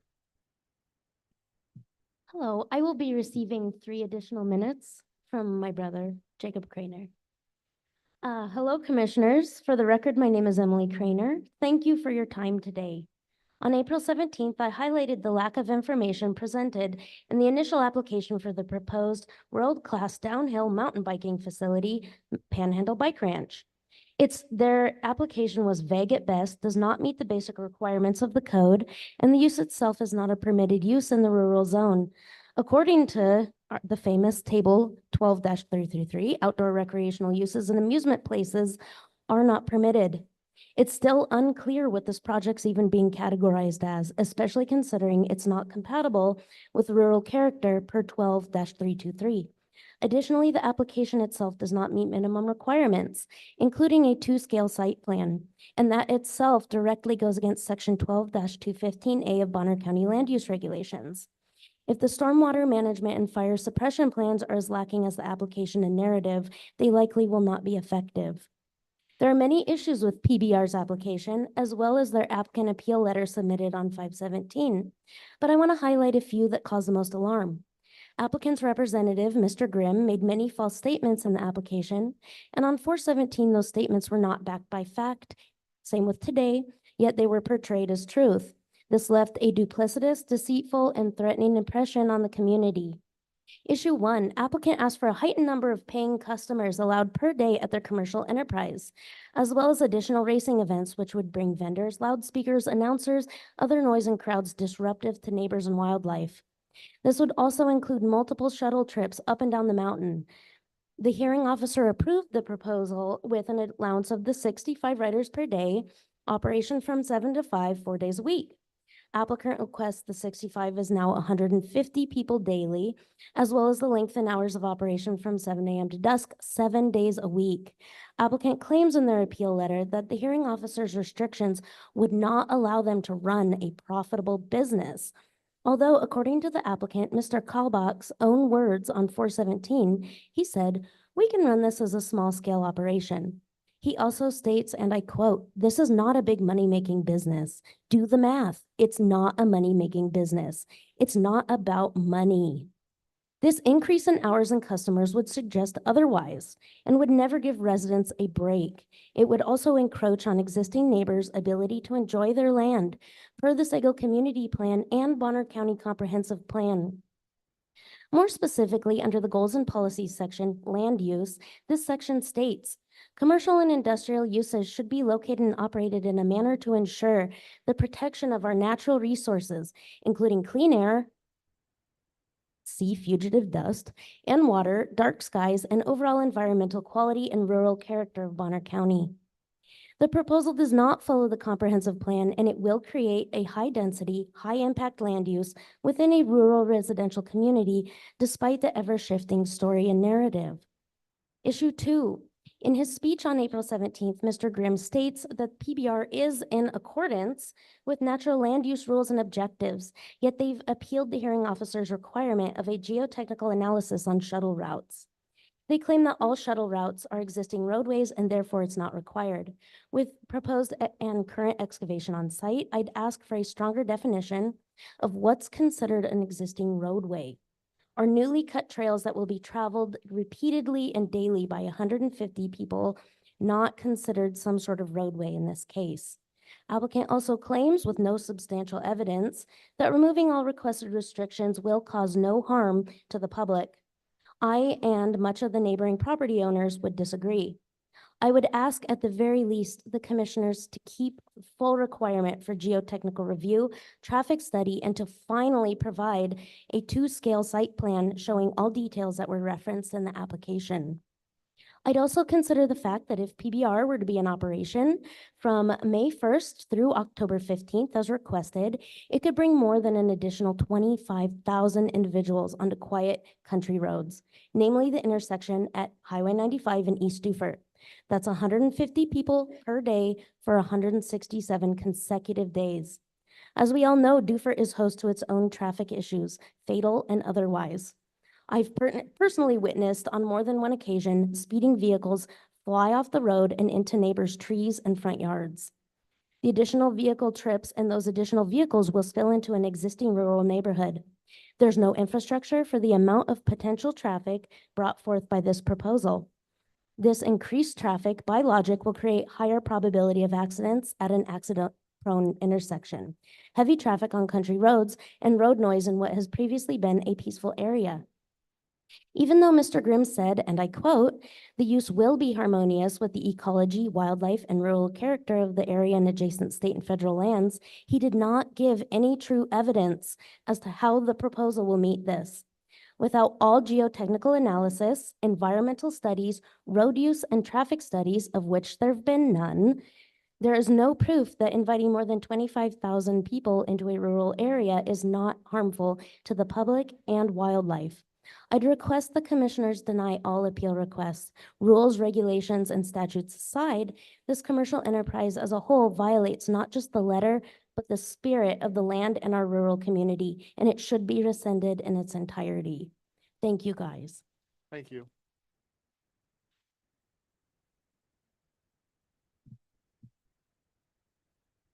That's my daughter, by the way, Dan Craner here, Sago resident.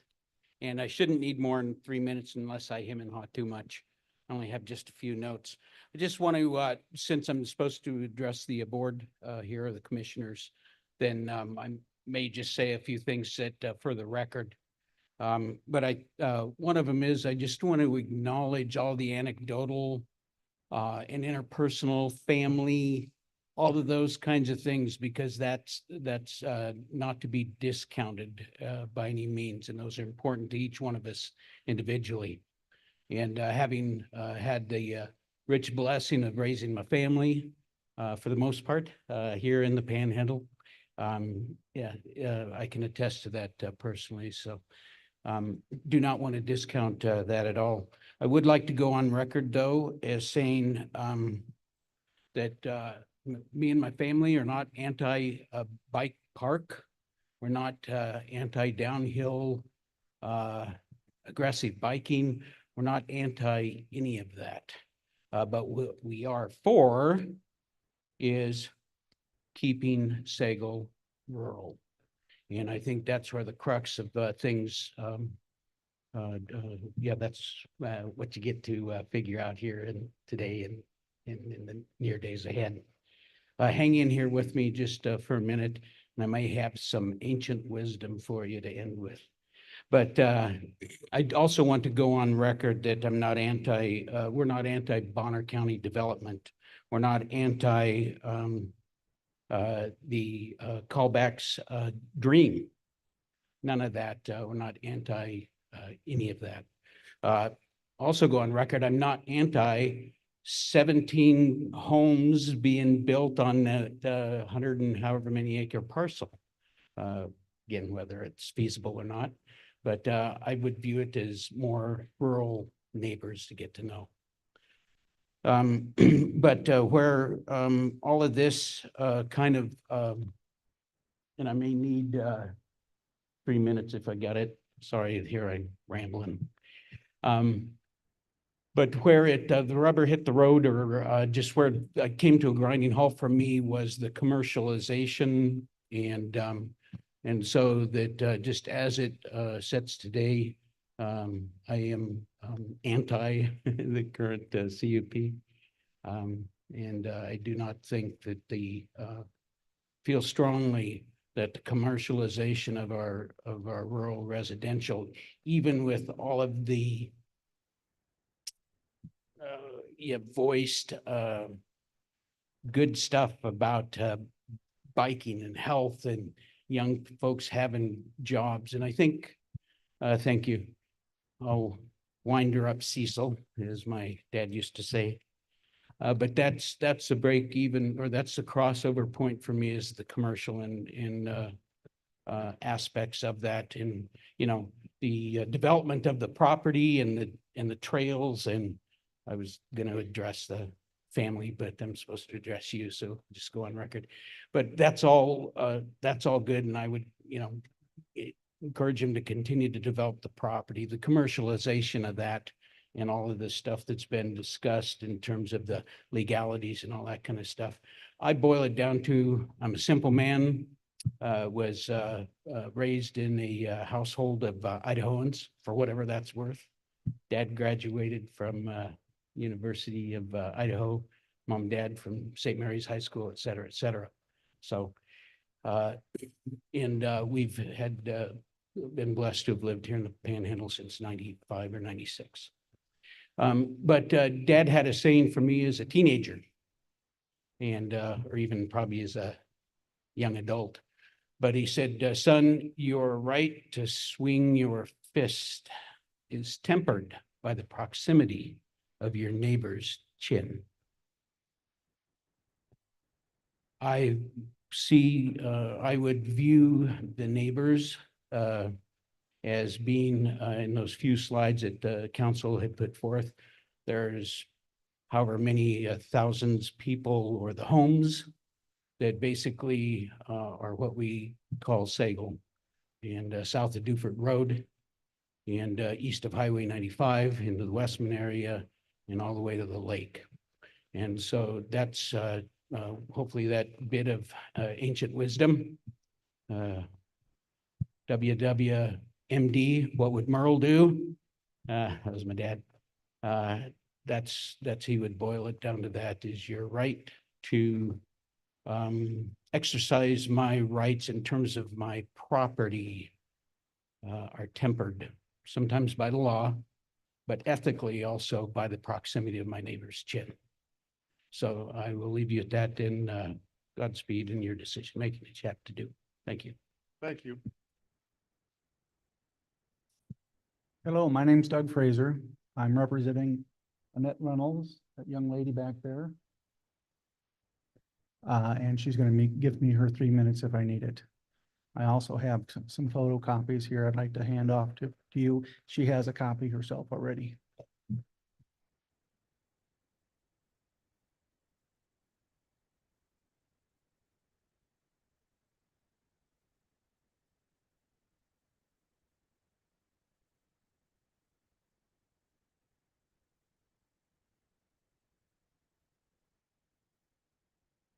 So my mother's property is going to be affected probably more so than anybody else's. It actually has the access road that bike park is using to get up to the hill. And she's had a gate on that lower end of that access road for 30+ years. And that gate has been closed 99.9% of the time. So the roads going up into that area historically have been overgrown with vegetation, not brush or trees, but grasses and flowers and that type of thing. But as you go up that hill onto the switchback area and get towards the top, there had been historically some bad erosion up there already. In fact, ATVs had a tough time getting up there without knocking rocks behind it and putting a little bit of speed behind it to get up to the roads. So that's with no traffic at all. So our real concerns are the erosion and the lack of a geotechnical type of review on all of this property that goes up there.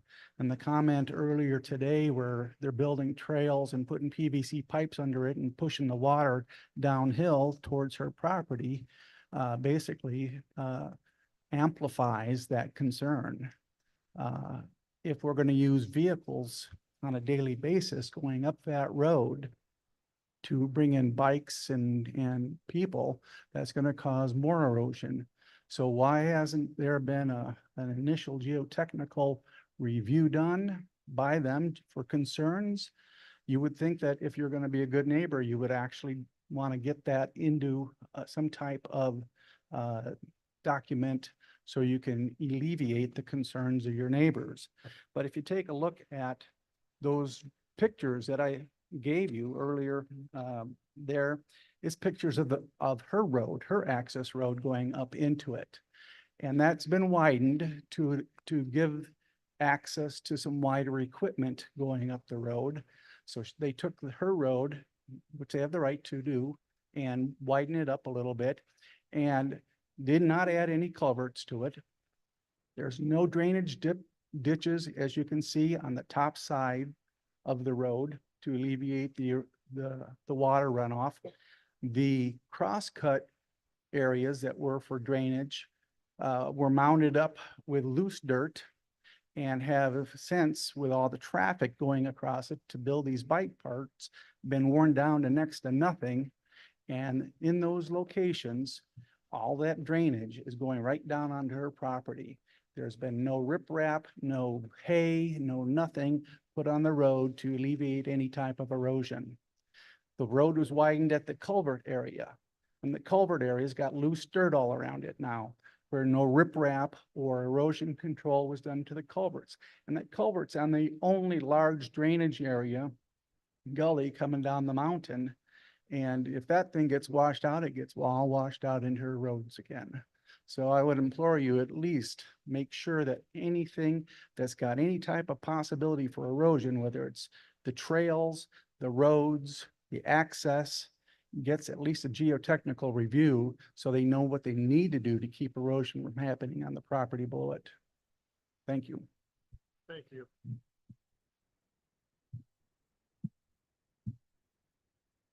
Good afternoon. Hi, my name is Jeff Vivian. My wife Fran and I are Sagal residents impacted by the proposed Panhandle Bike Ranch.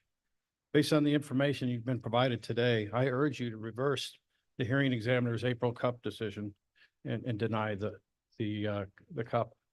As we have learned today, the proposed downhill mountain bike resort is not small in scale or a low intensity sport. Does not fit the definition of recreational facility and thus is not allowed use for this property. It's not an allowed use for the property per Bonner County Code 12-333.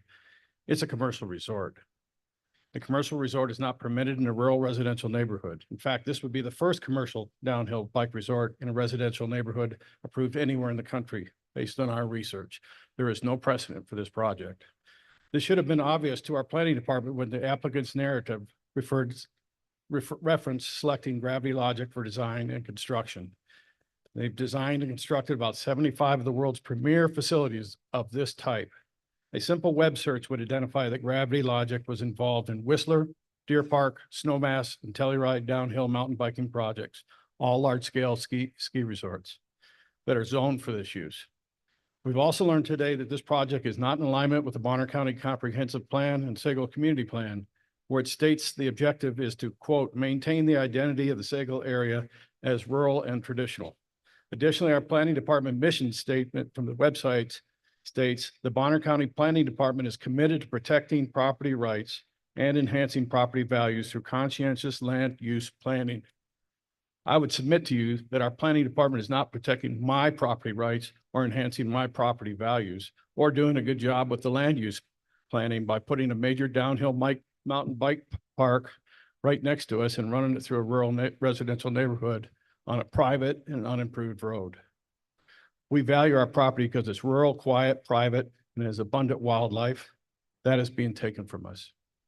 This project does create specific hazards to its customers and adjacent properties, including major injuries that require a helipad for medevac, increased fire risk with no plans to mitigate it, increased traffic and likely injuries, fatalities, and property damage to customers and residents. It's not a non-motorized park either. They plan to run shuttles, diesel trucks up and down the mountain all day for their customers, creating noise, dust, erosion, and fire risk. I anticipate that you all came to this meeting, commissioners, well prepared and had some idea how you would vote on this matter. I respectfully request that you carefully consider the new information provided today and urge you to vote to reverse the hearing examiner's decision. Thank you for listening. Thank you for your time. Thank you. Hi, my name is Karen Wallace. I live in Sagal on South Sagal Road near East Dufert, so I am in direct impact with this. Basically, I don't come to you with any data or facts. I come to talk to you from the heart. I listen to those that are for it, and there's a lot of kids and a lot of people from out of the area building trails and such. And what I took from that is it seems that you're either for the kids or against them. I hear them say, you know, you want us off our cell phones, you want us to do all these great things, you don't want us doing drugs and all this kind of stuff, so you got to build this for us. I've lived in Sagal for 20 years. I've raised two wonderful kids. They went to Sagal School. They're now young adults, upwards of almost 30 now. One is a naval officer serving our country. The other works for Lighthouse Foods locally. They didn't have a bike park. We recreated as a family. I'm not against a bike park. I just don't think it's a good fit for the neighborhood. I'd like to say, I listened to one gentleman say that he talked about moving here because of the freedoms in Idaho. Freedom always sounds great when it's your freedom. But what about the freedom of the rural life of those of us who will live with the traffic and the litter and all the impacts of this? I will tell you right now, I walk my dog with my husband out on South Sagal Road, and I know many that I've seen in here do the same. It is already a heavily trafficked road just because people go to the dump that way. There's just houses out there. It is awful when we're trying to walk. To add this impact into our community is going to be substantial. I know they like to say everybody's carpooling and, you know, there's going to be just a couple of cars coming through, but looking at it, especially with the increase of what they're talking about, trying to increase their load and their hours and their days of the week, those of us out there are going to be impacted significantly. And I know that we will be losing that part of our life, and we deserve a little recreation too. You know, people in our neighborhood like to get out and recreate, and it may not be the bike park, but we pay property taxes and we want to be able to go out for walks and take our animals out and do things in our community. Also, one little short note, one thing that's been super hard on us is, you know, when I moved here, Sandpoint was kind of a sleepy town. It's been really, you know, people have found it. I don't even go into Sandpoint City during the summer, especially because it is just crazy. I used to frequent the stores and I loved going downtown. I don't do that anymore. And it's not because I don't like the businesses there. It's just that it's so crazy. The parking's crazy. So I retreat to my property, my rural lifestyle out in Sagal, and now that's being threatened. And it's a bummer for those of us out there. I also have a couple questions. One is, we haven't talked anything about whether there will be an impact on the wildlife refuge. So I just want to throw that in there. So I wanted to throw that in because I don't know if we've even looked at how this will impact the big bird sanctuary that's out there. So thank you. Thank you. My name is Shane Hoover. I'm an East Dufert Road resident. I oppose the conditional use permit for the Panhandle Bike Ranch.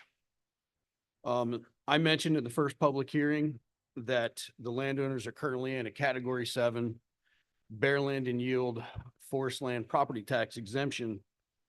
And with the recent tax assessments that have been issued, and according to the Bonner County mapper, that's still current.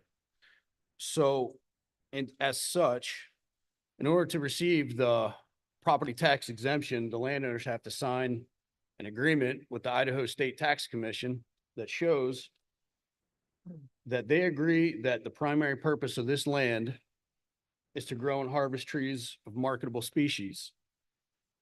And if you look at the definition under Chapter 17 in the State of Idaho Tax Code, it shows forest land means privately owned land being held and used primarily for the continuous purpose of growing and harvesting trees of a marketable species.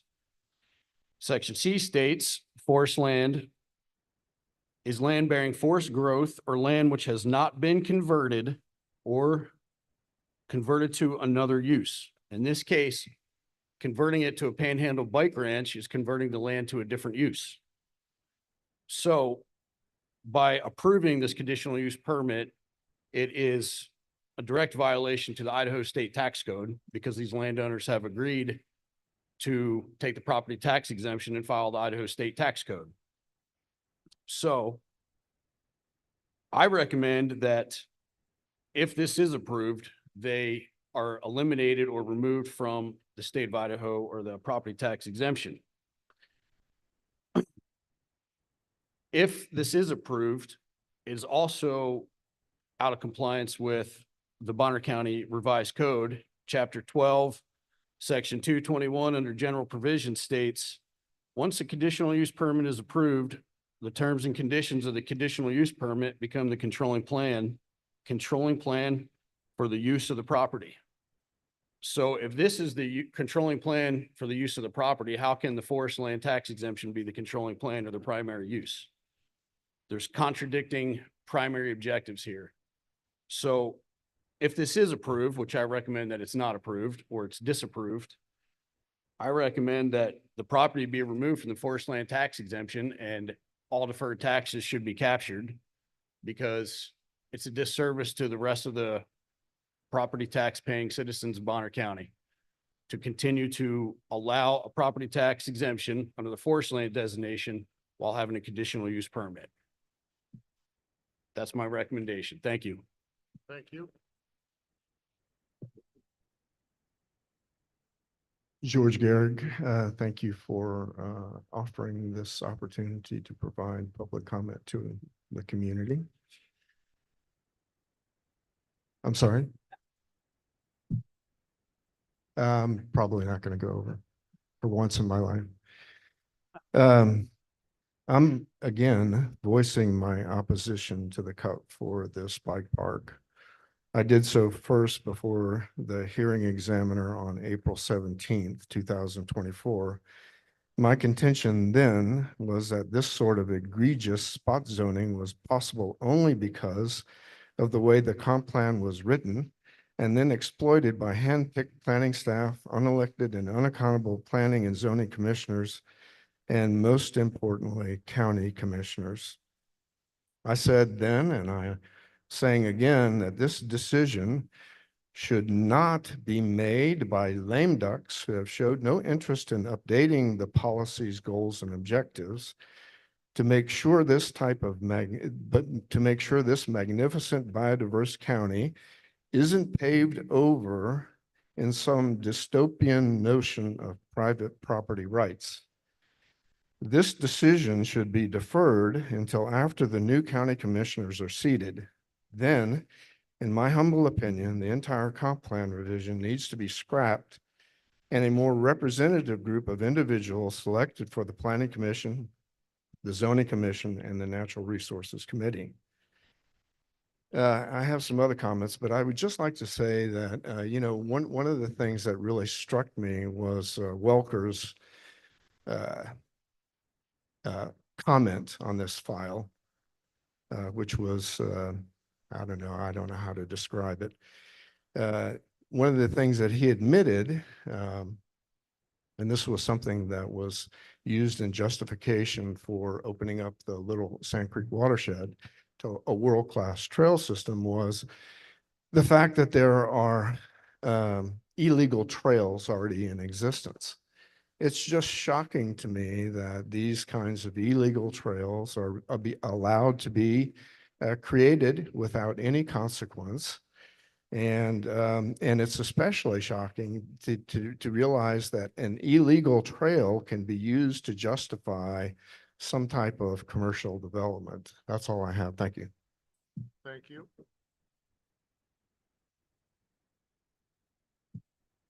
Thank you. My name is Marty Solera. I'm a Sagal resident and I do not live too far from the proposed park.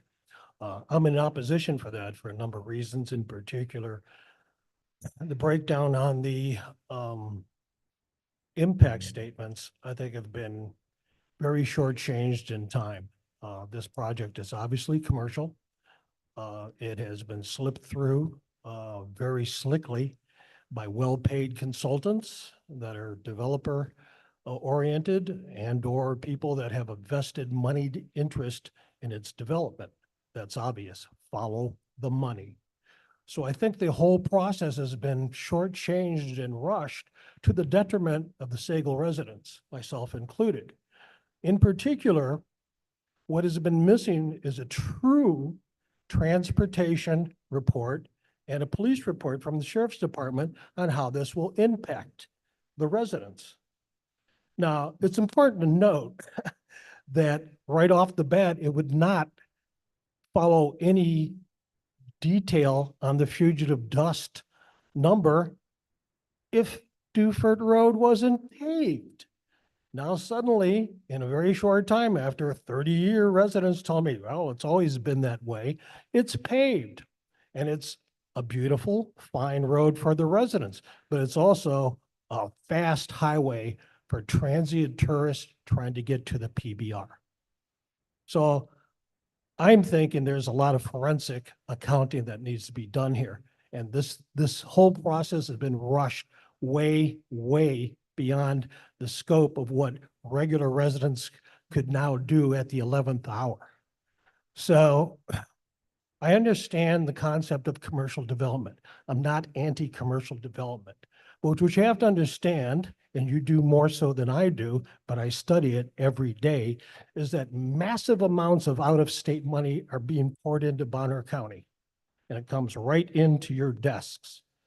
The changeover at Schweitzer Mountain, you know, with massive amounts of corporate money, all I have to say is watch the 5th season of Yellowstone. Okay, there you go. You know, it's a world-class resort. This isn't a recreational use bike park. This is a world-class resort, and it should be looked at commercially because it's all about the money. Okay, now we're taxpayers.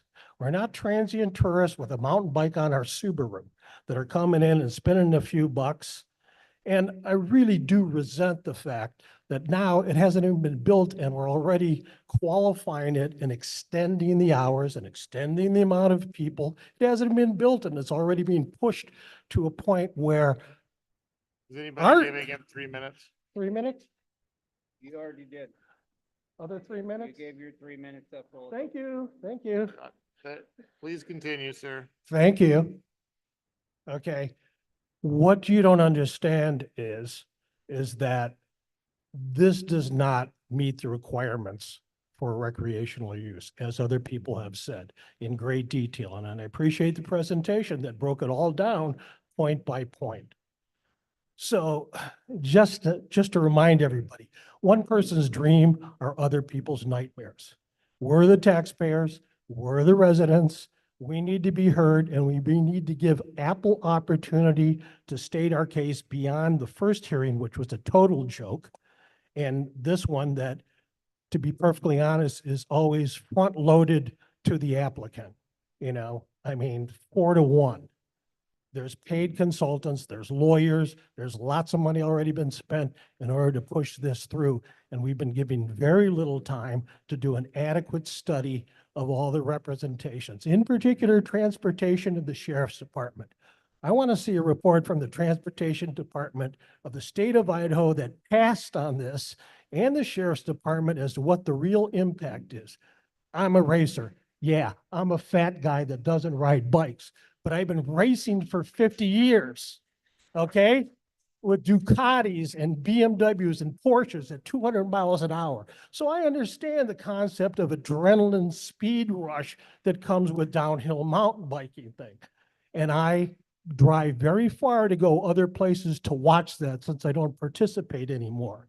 And these people can do the same thing. They're not going to sit around and do drugs and get addicted to Call of Duty on their phones and laptops. There's lots of places they can ride their bike.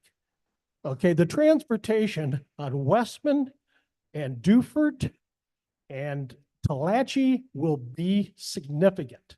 And I want to see some reports about DUIs and speeding tickets and everything in relation to these bike parks.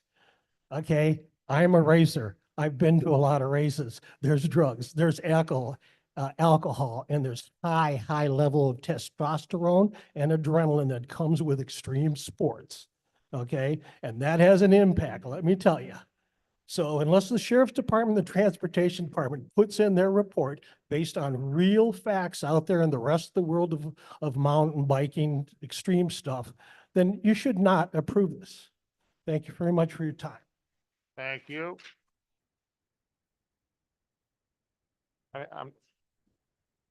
Sir. My name is Lynn Settle, Coquilala resident, longtime Bonner County resident. I want to second everything Marty said right there, so I don't have to repeat it. I wasn't going to make a comment, but after listening to a lot of the supporting comments, I was kind of inspired to just make this. I'll make it mercifully short, by the way, because I see we're evening. So in order to approve conditional use permits like this one, I'd like the board to consider a new rural residential zoning designation. I'd like it to ignore all code restrictions as long as the land use is family-friendly exercise. There we go. Thank you. Thank you. Sir. Hi, my name's Mark Hardesty. I've been a long-term resident here. I live on the backside of the mountain, on the base of the mountain that they want to build on the other side, Talachi. I've had a long history here. When Five Lakes was established and built, I was the fire chief. I established Bonner County EMS for the residents of Bonner County. I was instrumental in getting the fire department state certified. I had a vested interest.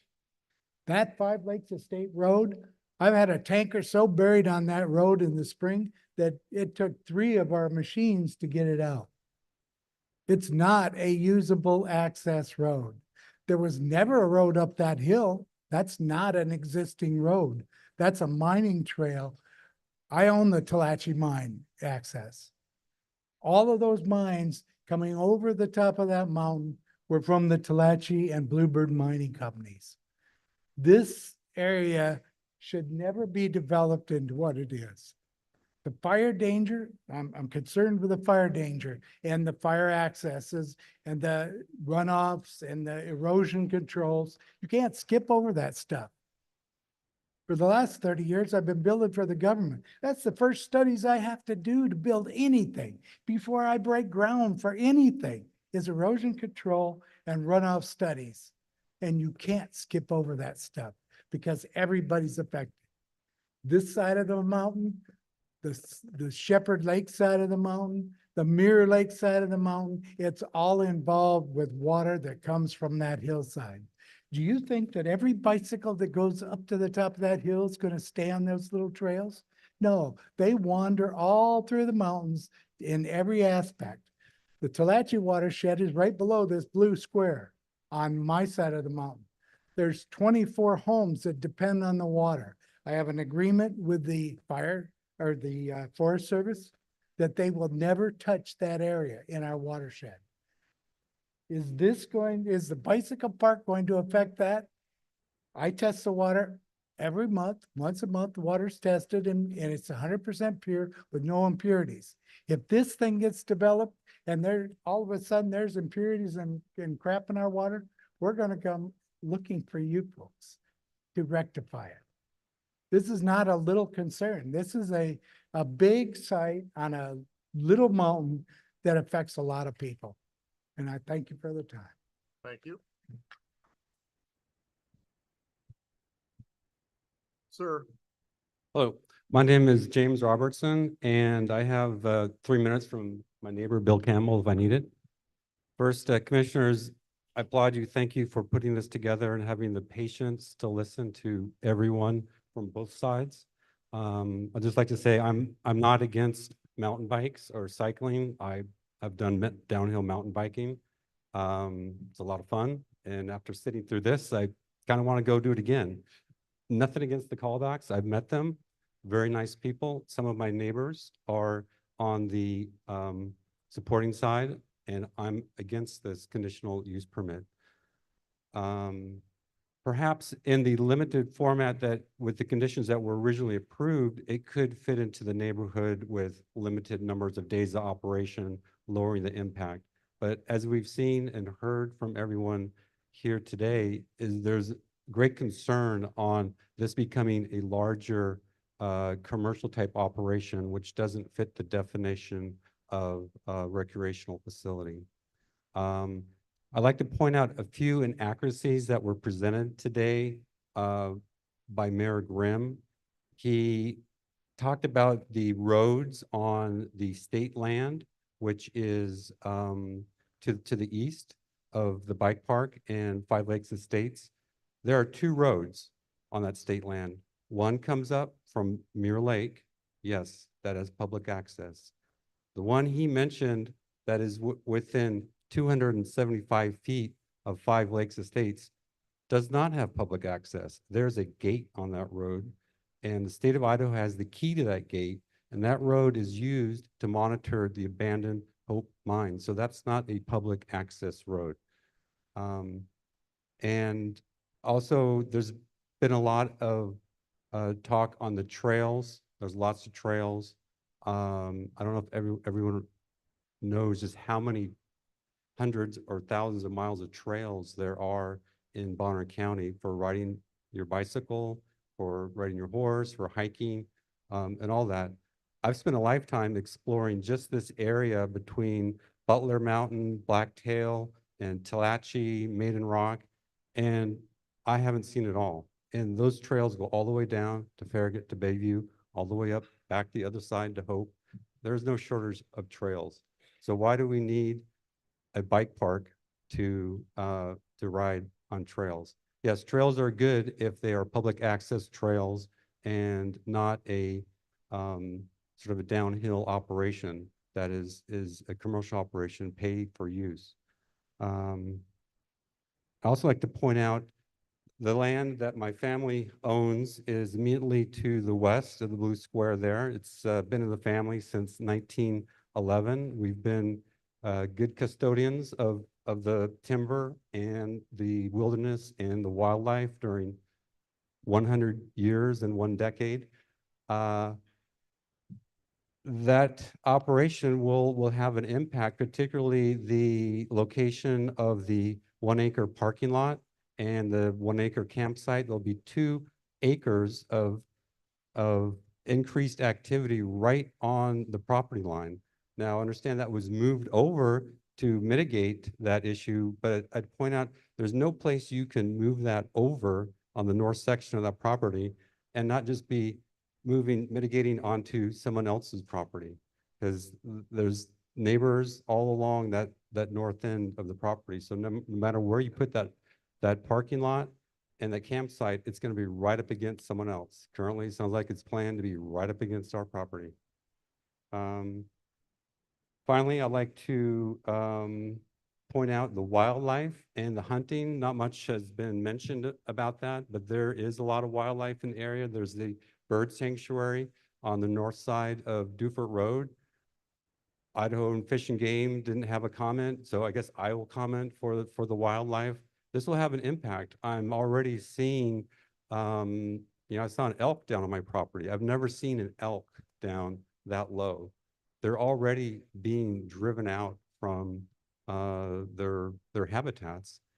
And I'm not a hunter, but I know a lot of hunters use the public lands there for hunting. No one here has spoke on behalf of the hunters, so I would speak on their behalf and say, if any form of this is passed, it must be designed to not coincide with hunting season. And I think maybe some of the dates that were initially proposed and the conditions were designed to do that. Finally, great idea. Downhill mountain bike is fun. I would love to do it myself, but it's just the right thing in the wrong place, as you can see from the outpouring of everyone in the Sagal community. Thank you for your time. Thank you.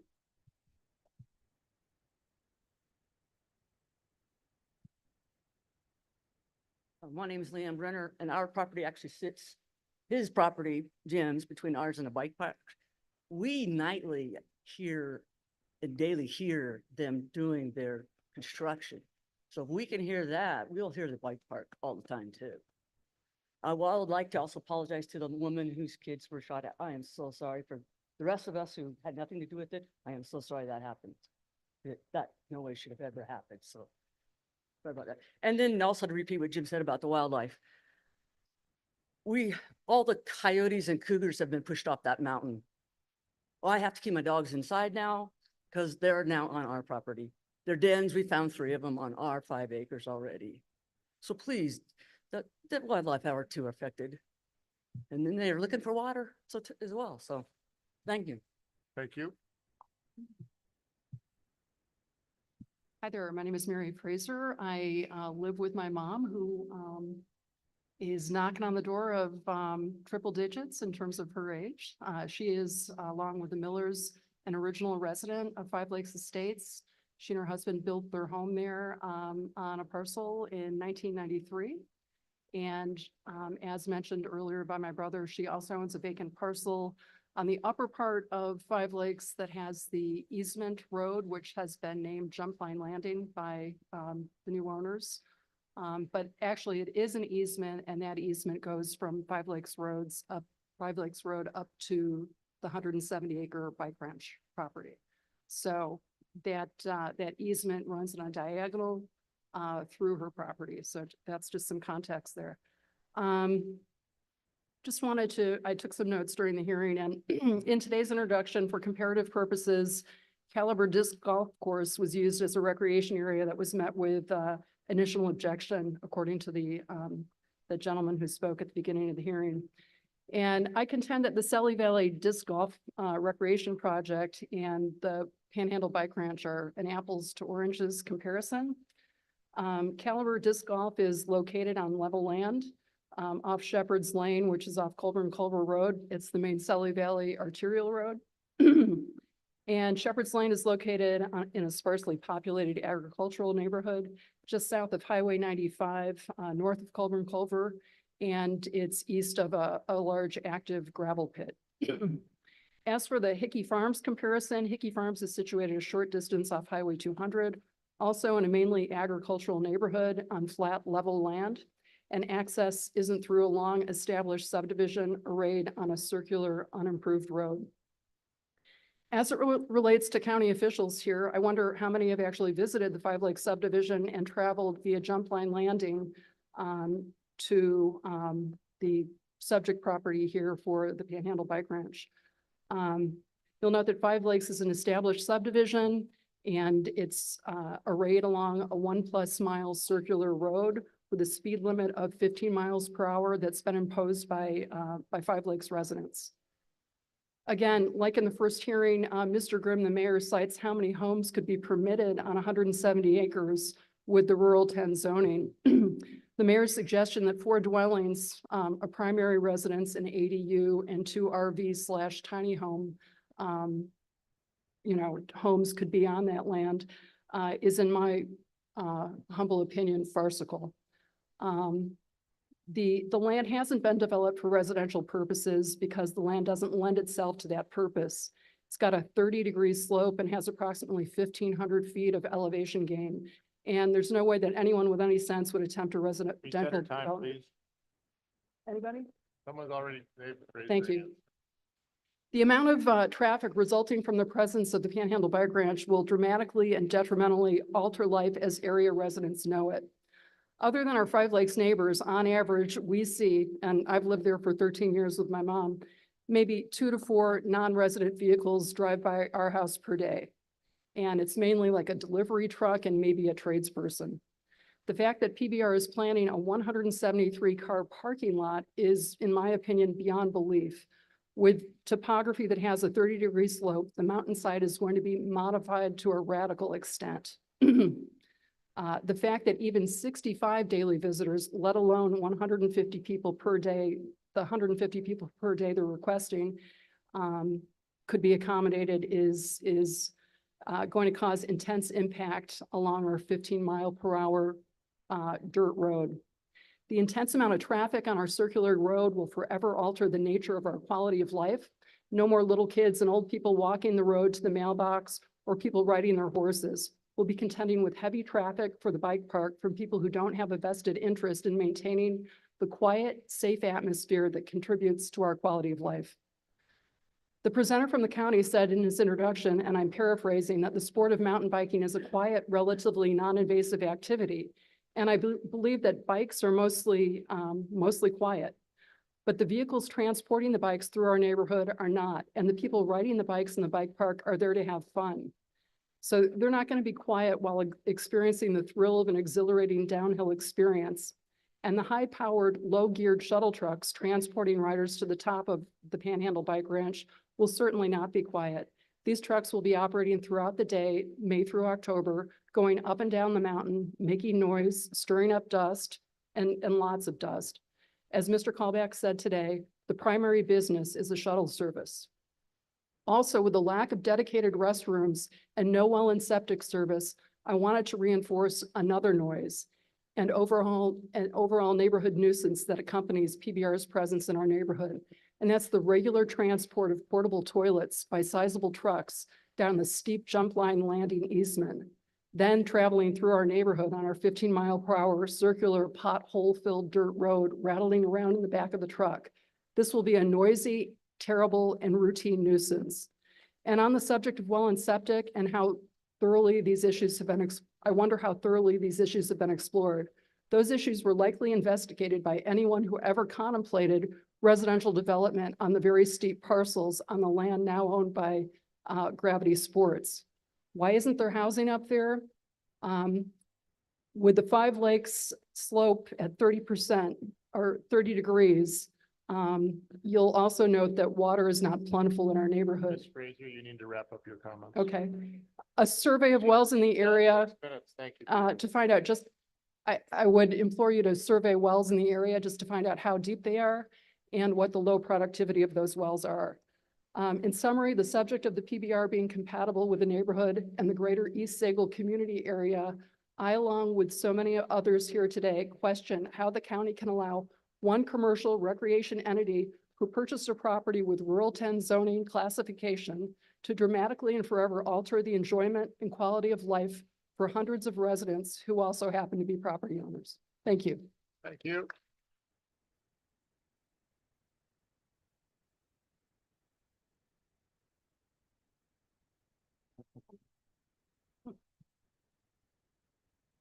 My name is Mason Palmer. I represent my wife and my 3 kids. We live in Sagal. And I'm just here today. I think I'd like to keep it kind of simple. I think from a land planning standpoint and environmental planner, which I happen to be a registered landscape architect. I've practiced that and I've built subdivisions all over this country. I think that what it boils down to is what the attorney stated today for your guys' and gals' consideration is that this is not a compatible use. That's very clear. It doesn't take doesn't take a rocket scientist, right? Doesn't even take an engineer, but I happen to be an engineer too. And so then I'd like to talk about that just a little bit. The amount of energy that's going into modifying the roads and whatnot based on this conditional use permit. And the fact that there's nothing in place protecting our waters, the downstream drainages, that sort of thing at this time. And whether or not you'll actually consider lessening that as part of their appeal is I don't mean any disrespect, but it's ludicrous, especially for a steep piece of property. It does contribute to, it's a watershed. It contributes to the downstream houses. It contributes to the wildlife preserve downstream. And it's important to take a look at that. I think that in my professional opinion, and I'm definitely not a commissioner, but I guess I voted for all of you at some point in time.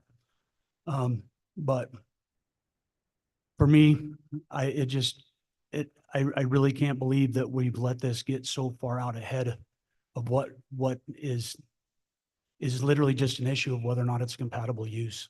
I mean, I could stand here for hours. I'll ask for people's minutes and everything like that to talk about constructability, engineering, whether or not you need geotechnical. The shuttle vehicle that they're planning on sending up the road, they showed you a picture of it, whatever, dually, 350, blah, blah, blah, trailer behind it and whatnot. If that can make those hairpin turns going up to the top of that mountain, well, then my four-wheeler is a piece of crap because it has a hard time doing that. And I'm one of those people, I've been on that road many times. I've hunted up there, so on and so forth. But to say that you don't have to modify or develop that road to be able to use it for that kind of shuttle service and whatnot is also ludicrous. And it needs to be considered. It needs to be thought about from an engineering standpoint, an environmental standpoint. And I really encourage y'all to just take a step back and really just look at the basics on this, which is it's not a compatible use. It shouldn't be here for CUP in the first place. Thank you. Appreciate your time. Thank you.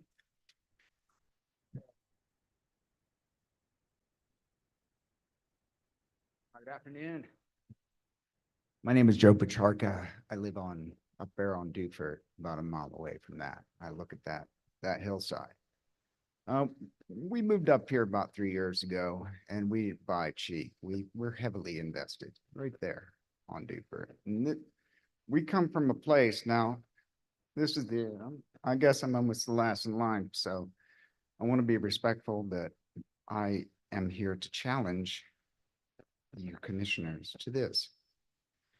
We come from a place where when there's a public meeting like this, it's a foregone conclusion. The train is on the tracks already.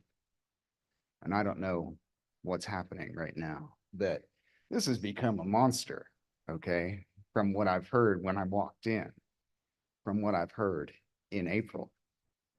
Now, I really think that this is not a CUP for a wedding venue. And it's not a CUP for some rich kid's graduation party for a beer kegger and a band.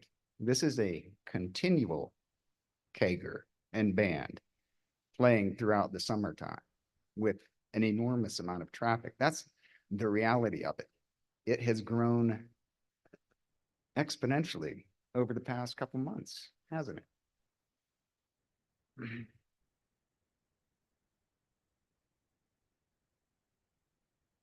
My question is, who does it benefit? Does it benefit the residents? Does it benefit me? In what way? Are my taxes going to decrease? It will benefit the county in some way. But I have not heard a benefit to the residents yet. I've only heard a benefit to the business. From the outset, They bought rural residential land for a commercial purpose. That's duplicitous at best. I've owned auto shops. I'm a semi-retired mechanic. I've never considered opening a shop on my property. I wouldn't do that because I want to reside, I want to relax, I want to live. It didn't take long, only 3 years, and here it comes. So my question is, what's it going to be? I mean, there's a lot to it. A lot to it. The camel's nose is in the tent. You can just rip it open right Is now. someone going to give him 3 minutes or? Thank you. Please continue. Say again. Oh, well, as I said, this is not this conditional use permit being passed is not the camel's nose in the tent. It's clearing the tent away, because what's next?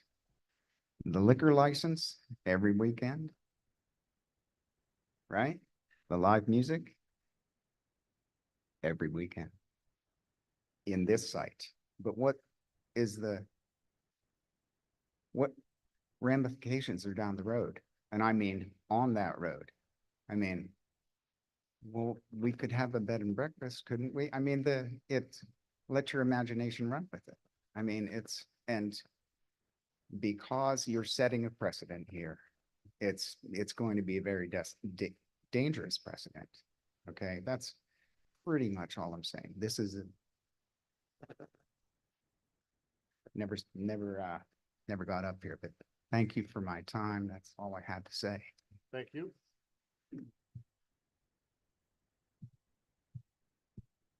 Thank you for being here. Thank you for letting me speak. I wasn't going to speak, but after hearing some of the testimonies, I'm sorry, my name is Don Del Cambry. I spoke at the last meeting as well. I was the only one that was really not for it or against it.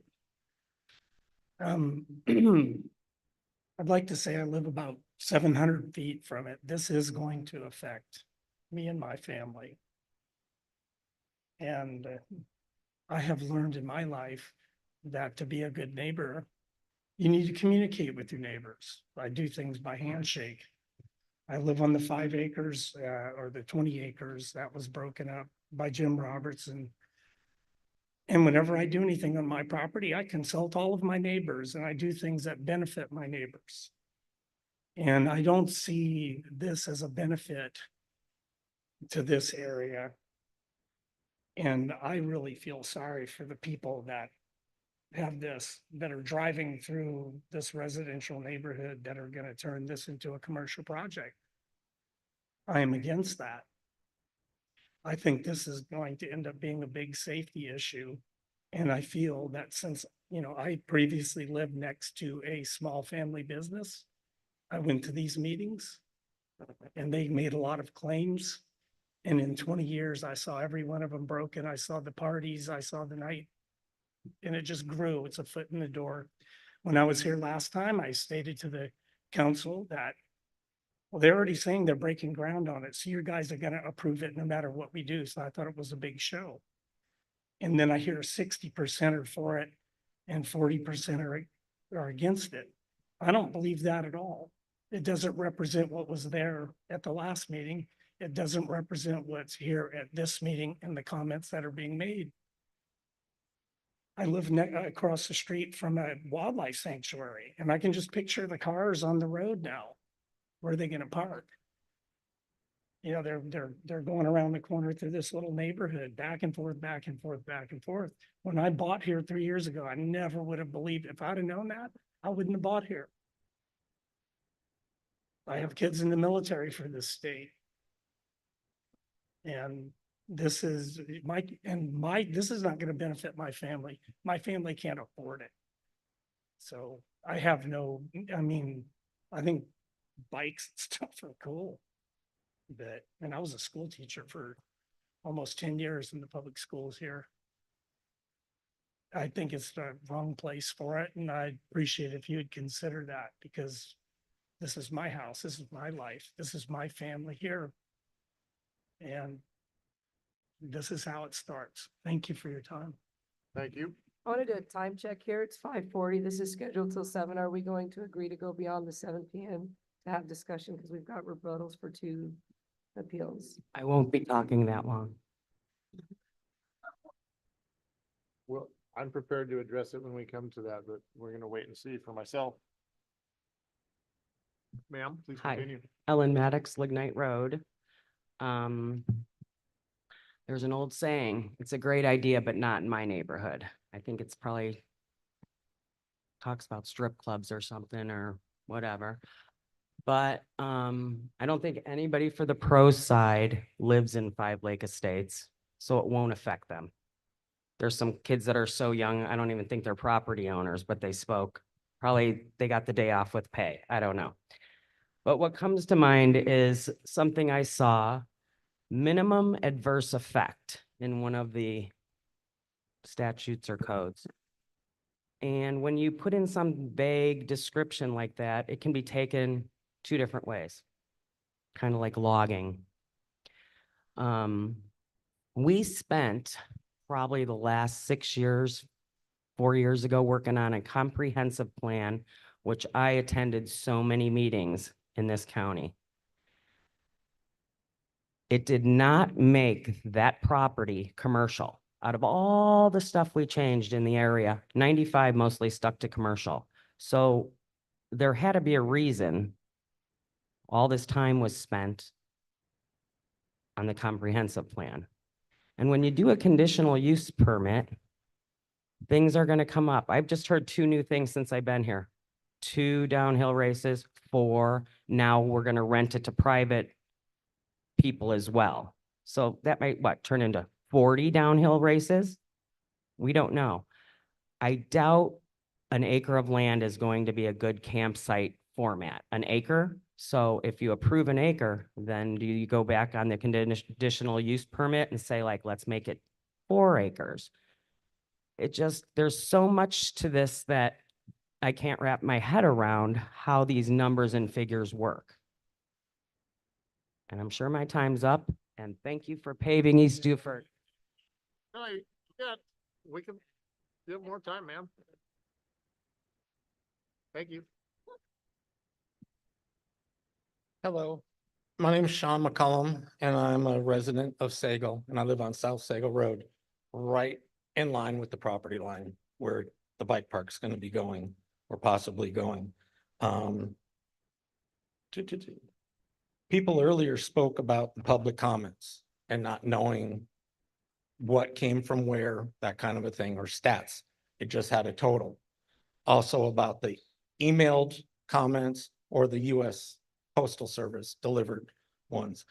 I was in touch with the office, the county offices, each time at the closing of the public comments time, got copies of them, scanned them all into my computer, looked up every address I could, because a lot of them are vague, have names, no street, no city names for it. Looked them all up the best I could.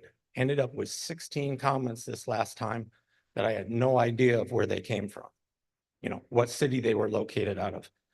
To let everybody know, on the first hearing, the Sagal residents were against it 86%. Not this 60-40. Sagal residents, where it said Sagal in their address, or the street address that was listed was from Sagal, was at 86% against it. Combining with this one, it is down to 85% against it.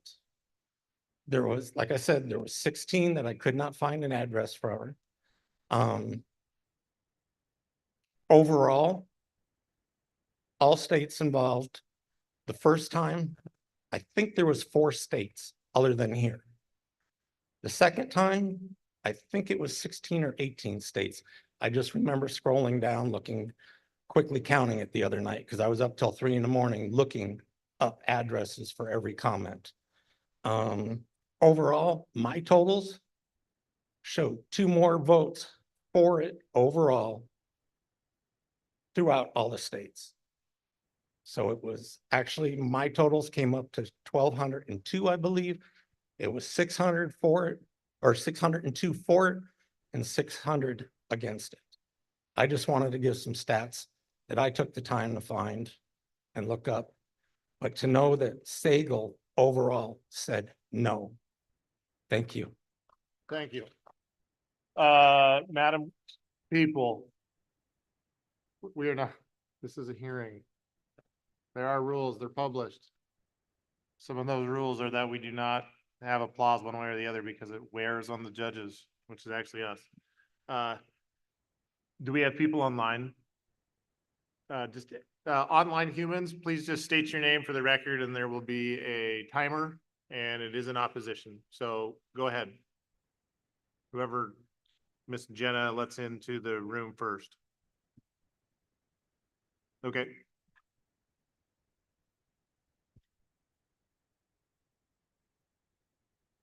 Miss Michelle Johnson. Yes, sir. Can you hear me? Yes, ma'am. Yes, I can. Okay. Michelle Johnson, Bonner County resident. One question I have is my understanding to operate a commercial business in a residential area, you must be a resident on that property and the business is the secondary. My understanding is the applicants do not reside on that property. Maybe I misunderstood on that. And I also know firsthand the adverse effects of having a commercial business in a rural residential neighborhood with the traffic, the number of people, noise, alcohol, fire, wildlife. These are issues that cannot be mitigated. Also, the removal of all of the trees that are going on, that is going to destabilize the hillside, making it more susceptible to landslides. As previously stated, there are no bike parks in rural zones. 5 Lakes Estates is a single lane dirt gravel road. If anybody has driven it, it is true. It is potholes and there's one way in, one way out. You cannot have 2 vehicles. What is going to be done about that? And this is right through people's yards. This is not fair to those people. That is taking away their privacy, safety, their security. This proposal is a high intensity, high density commercial operation. I used to live in Washougal, Washington, above the Washougal MX Park. Motorcycles, race bikes. There was no helipad. But we also know, due to the races and the amount of people, you stayed home on the weekends because you could go nowhere because of the traffic. Also, too, with motorcycles, we lived near an ORV park in DNR forestry land. Hunters and bikers do not mix. On multiple occasions, we had guns fired at us, had to turn around, go wrong directions on trails, uphill, downhill, rough terrain. That is potentially putting people's lives in danger. This is outdoor recreation, commercial resort. It is not allowed in a rural zone area. And as other people have said, great idea, wrong location. Growth and development is going to happen, but it must be done reasonably and responsibly. This is not reasonably and responsible to have this type of business in a rural residential neighborhood. I respectfully request that you deny this CUP. Thank you. Johnson. Who do we got next? All right. So we're about to potentially last opportunity for people that are present and for people online. If you would like to speak in opposition. So if you're here in the room, please approach or otherwise we're going to, is there anybody who has raised their hand? All right. Excuse me.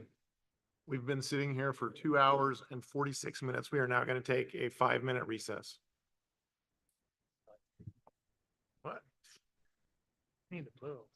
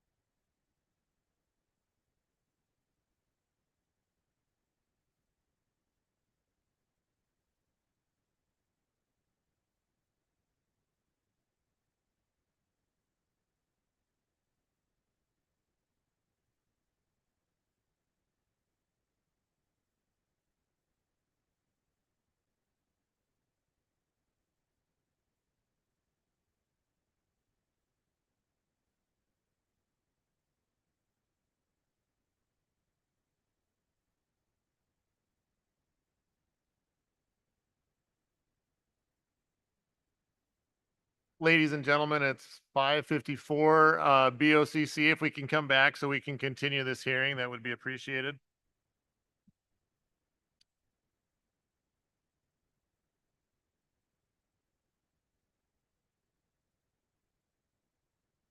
There could be, but yeah, you can turn that one off for now, the front one.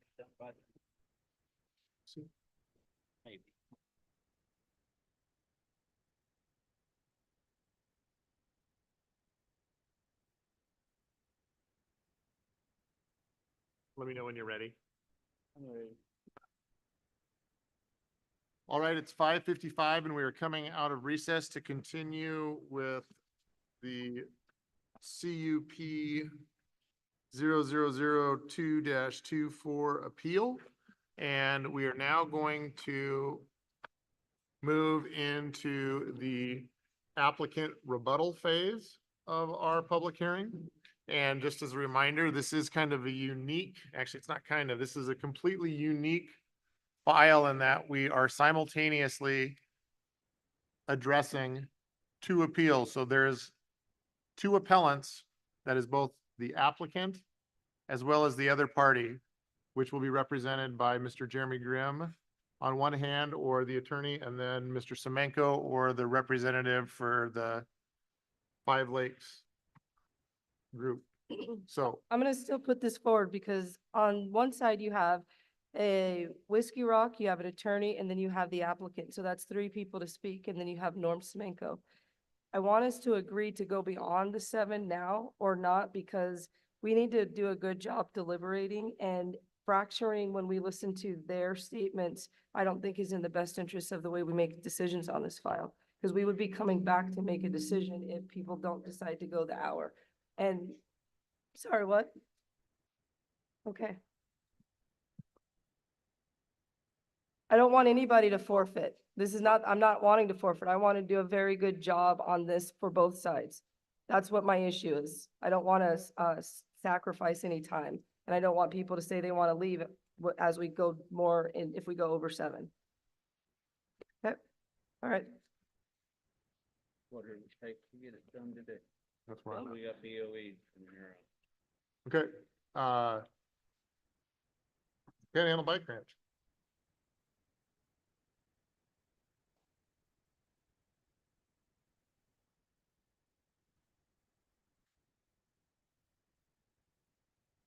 The laptop? I can move it a little bit.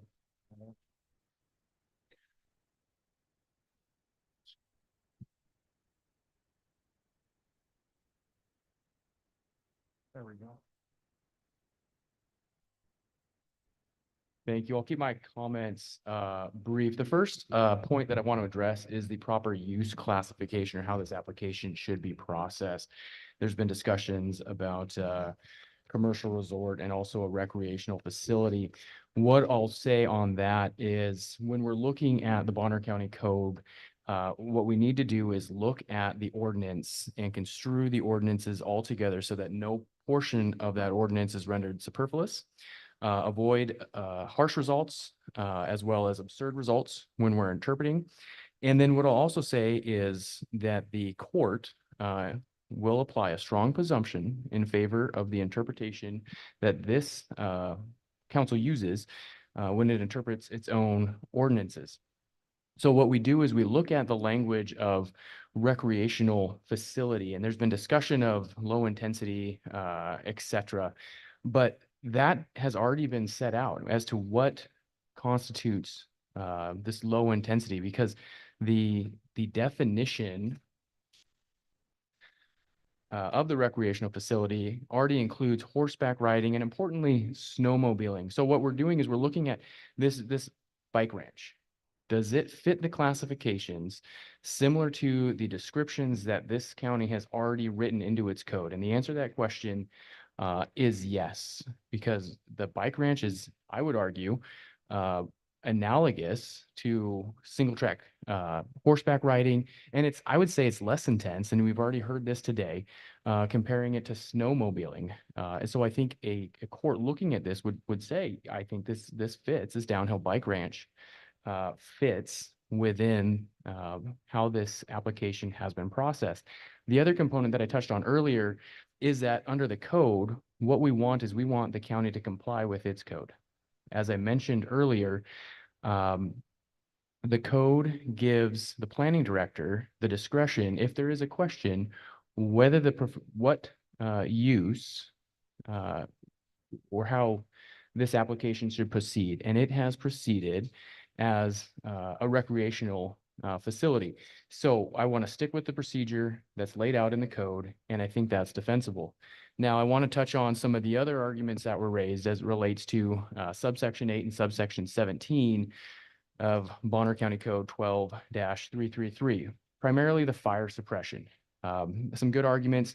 No one is unconcerned about fire suppression, but we're not the experts. But fortunately, what the staff report says and what the recommendation is, it leaves that discretion to the expert. What I'm referring to is condition B2. And what condition B2 already says is the applicant shall provide a fire risk and assessment plan along with a method of fire suppression and emergency services access to the satisfaction and written approval of the Selkirk fire in accordance with the code 12-333 note 8. We've satisfied that fire suppression by incorporating what the experts are going to say. Let's leave this fire suppression issue to the experts, i.e. Selkirk fire. As it relates to subsection 17, I heard an argument about that as it relates to the water runoff. Again, focusing on what our appeal is asking for is we're asking to strike the shuttle routes from some of these studies. And when we're talking about the water runoff and minimizing the impact, that shuttle route is already there.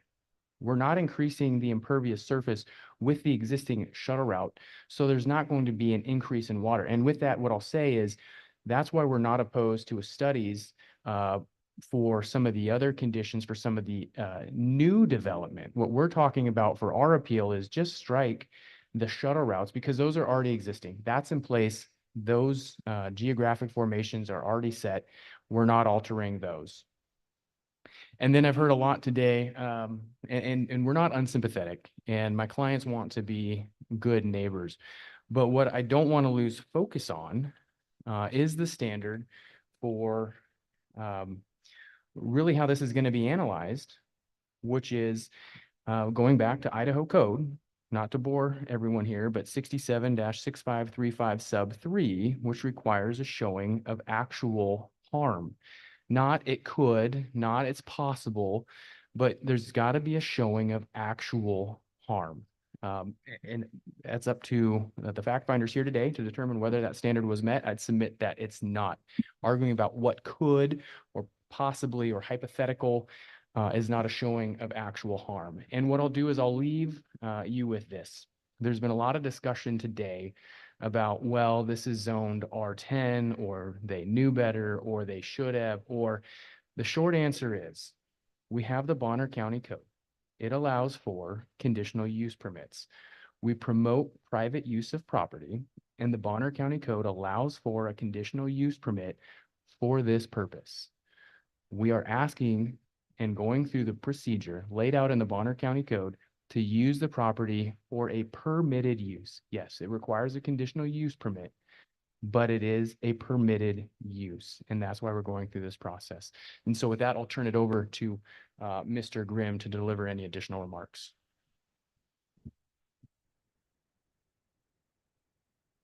Thank you, Matt. Jeremy Grimm for the record. Just going to add a couple things here.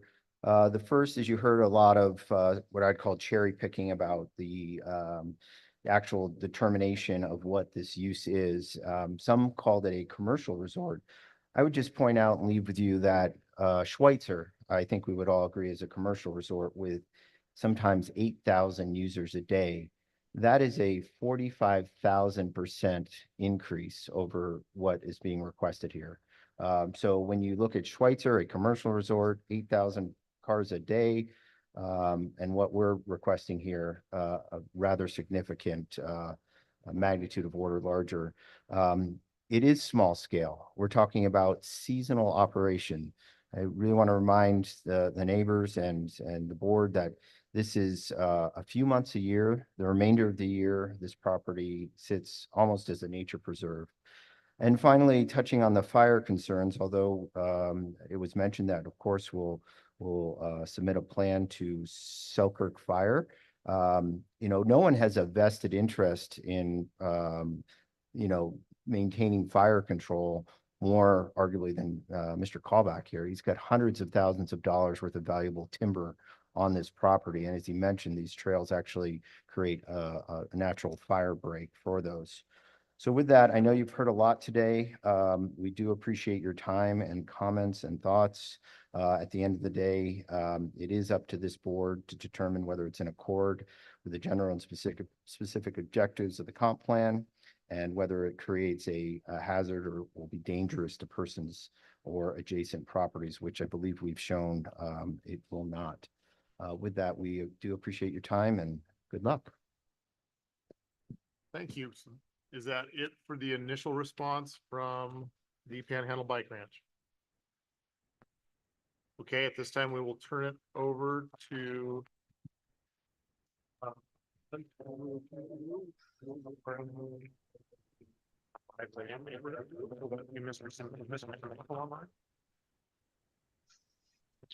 Hi, this is Norm Semenko. You were cutting out there.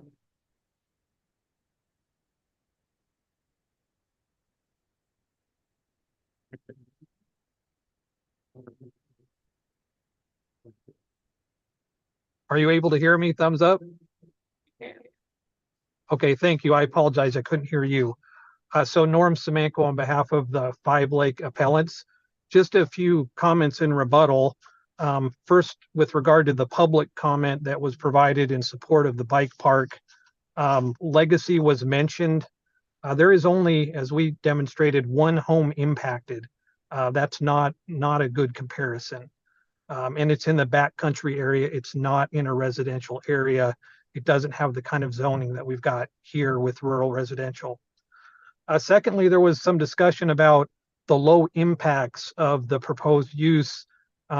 That's not the inquiry. The inquiry is whether it's a low intensity sport. We provided a lot of information on that. I didn't hear anything in direct rebuttal to that. Racing is intense. We heard additional testimony about that on the support side.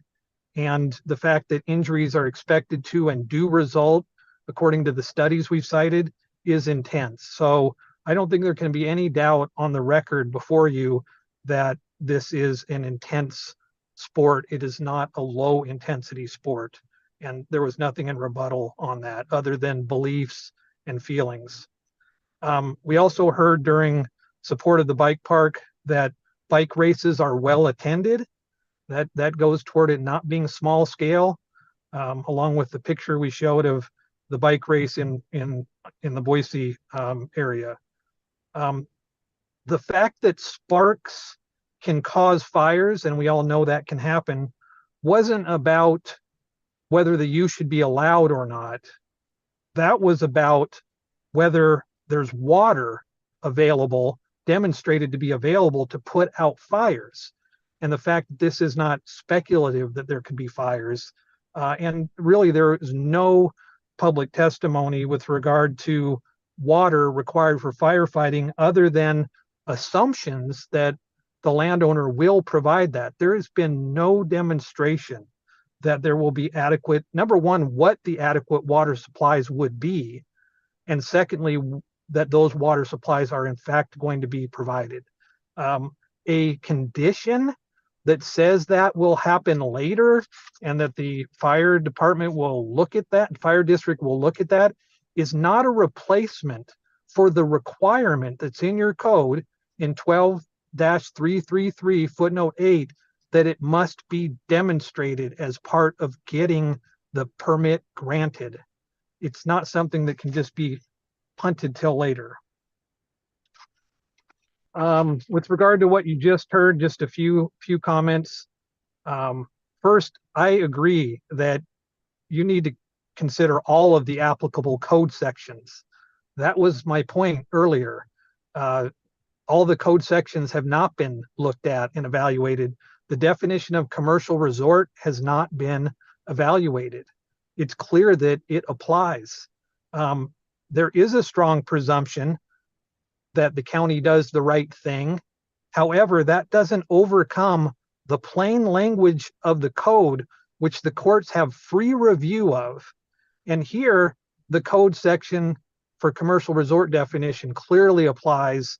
And based on the facts, the definition of recreational facility does not apply. I'm not going to reiterate what I already said. Nobody's cherry picking the code. You need to look at the entire code. Low intensity in the staff report is merely a conclusion. There's no explanation of how this activity is low intensity. The facts before you show that it is not low intensity. I would not say is not evidence. Opinions are not evidence. This conclusion is not defensible, and that is what would happen in a court. Idaho Code Section 67-6535 was mentioned. Subsection 2 is the subsection of that code that the commissioner should be most focused on, and that is the one that requires a reasoned, detailed, written explanation of how the applicable criteria are met or not met. That's the one that's going to apply to whether the correct use has been offered up. There's no explanation in the staff report. There's been no explanation today how under 12.331 the proper use classification is recreational facility. There's only been the one bare bones conclusion offered, and that is not defensible in court. Finally, with regard to the fire suppression, leaving it to the discretion of the expert, as I said earlier, is not a replacement for the demonstration that's required under your code. And I'm not going to repeat the requirements other than to say that I didn't hear any testimony in rebuttal to the hazards of dust or water runoff and how that would be made worse, why those reports aren't required and aren't being provided before the application is approved. Bottom line, mountain biking is not a low intensity sport, as demonstrated by having a helipad available to whisk people, rightly so, if that kind of operation is there, to medical care. It is more like downhill skiing, which rightly has a helipad available. It's a commercial resort. People testified as to their common sense understanding of what a commercial resort is. You don't have that luxury. You have to look at the code and what the code defines commercial resort as. And as all those green check boxes I provided make clear, every aspect of that definition is met. No aspect of the definition of recreational facility is met. There's no analysis, there's no facts, just conclusory statements which will not hold up in court. And with that, I appreciate your time. Thank you. Thank you. We're now going to give the applicant an opportunity to respond. And then Mr. Semenko, you'll have the final word.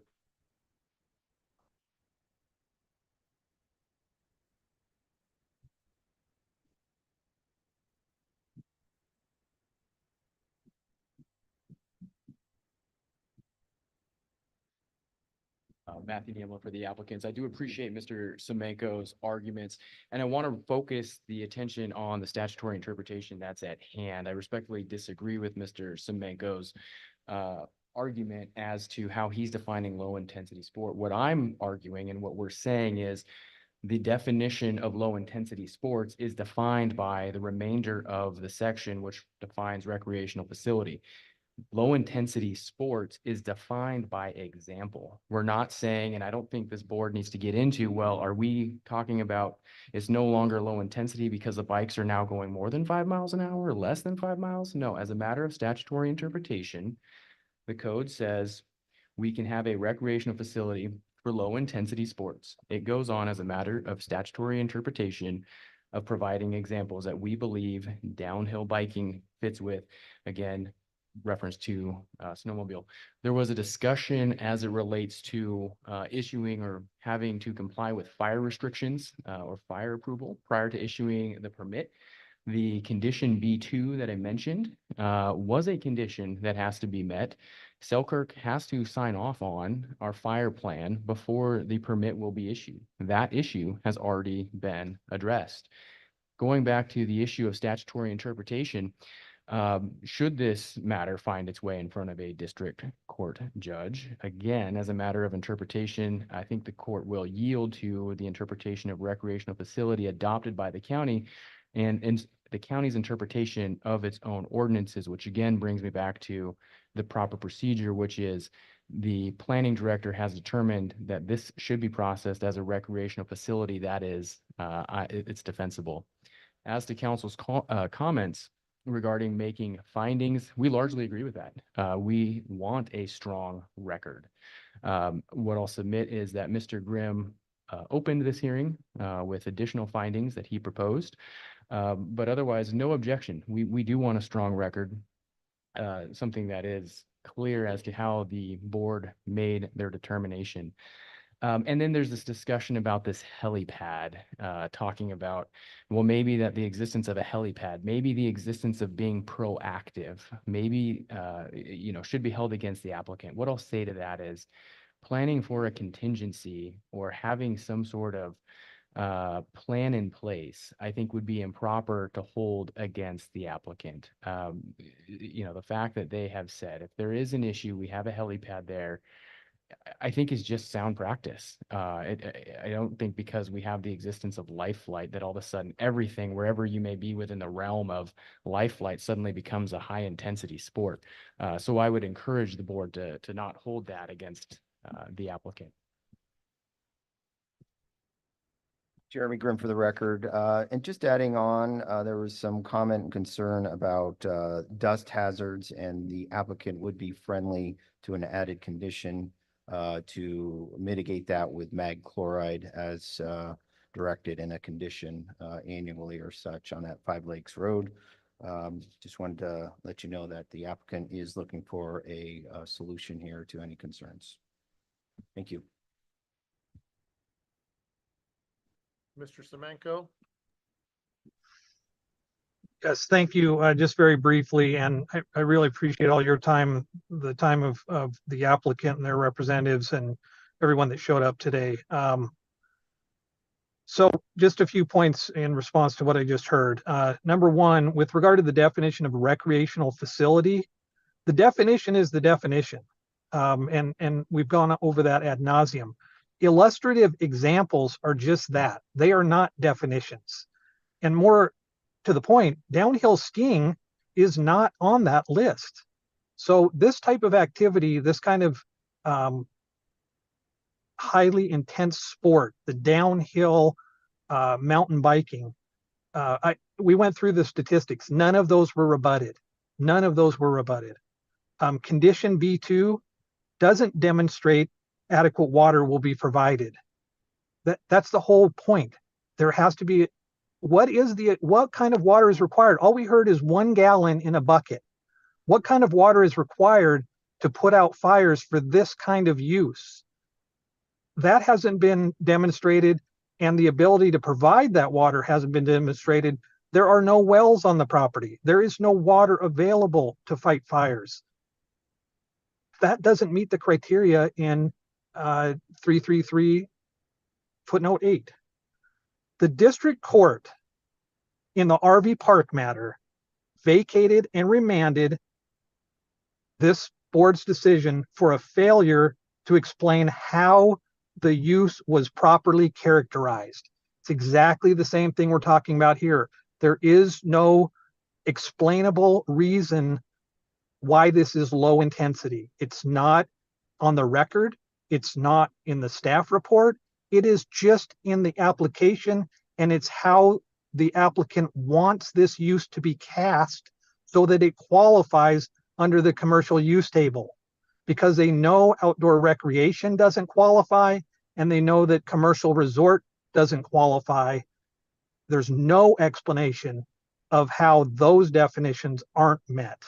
we've provided ample explanation of how they are met, commercial resort in particular.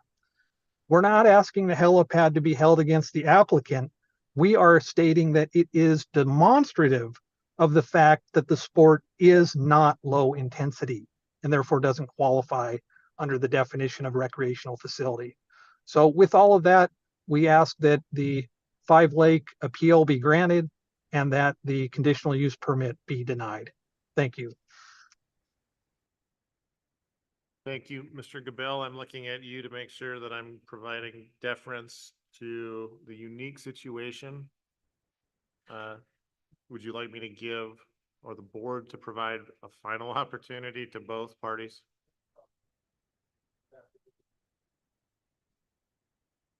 Panhandle Bike Ranch, do you have anything else to say? Thank you. Can I actually ask you to go to the mic so it's fully recorded that you were offered and you didn't have anything else to say? That one might be off.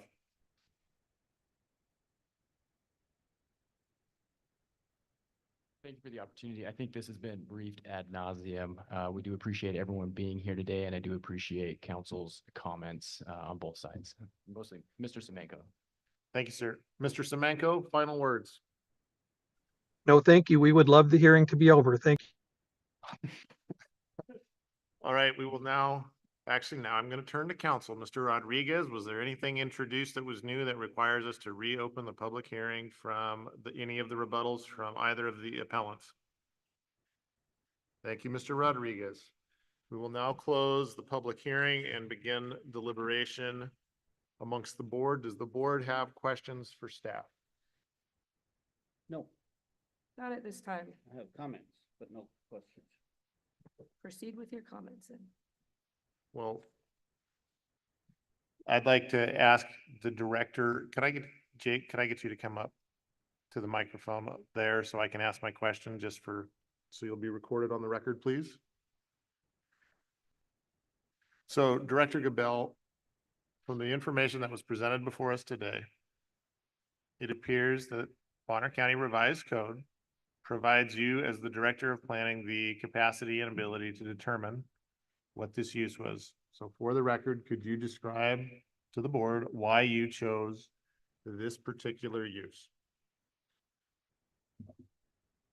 So we did a minimal analysis, you can call that, but we did an analysis of the definition of recreational facility. And in that, I leaned on the examples that definition includes. So when looking and evaluating the request, we utilized that list to determine that the bike park as presented in the application fell into that definition. Can you explain how you did that? So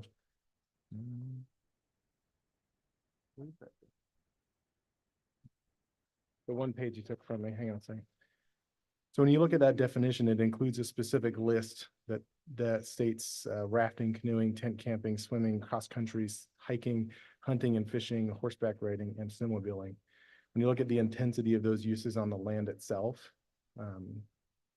we determined that based on both the NAICS and the standard industrial classification guide, that the bike riding as presented fell within those similar uses as listed in that recreational facility definition. Of those examples, is that list exhaustive? No, it actually specifically states including but not limited to. So that is on page 10 of the staff report.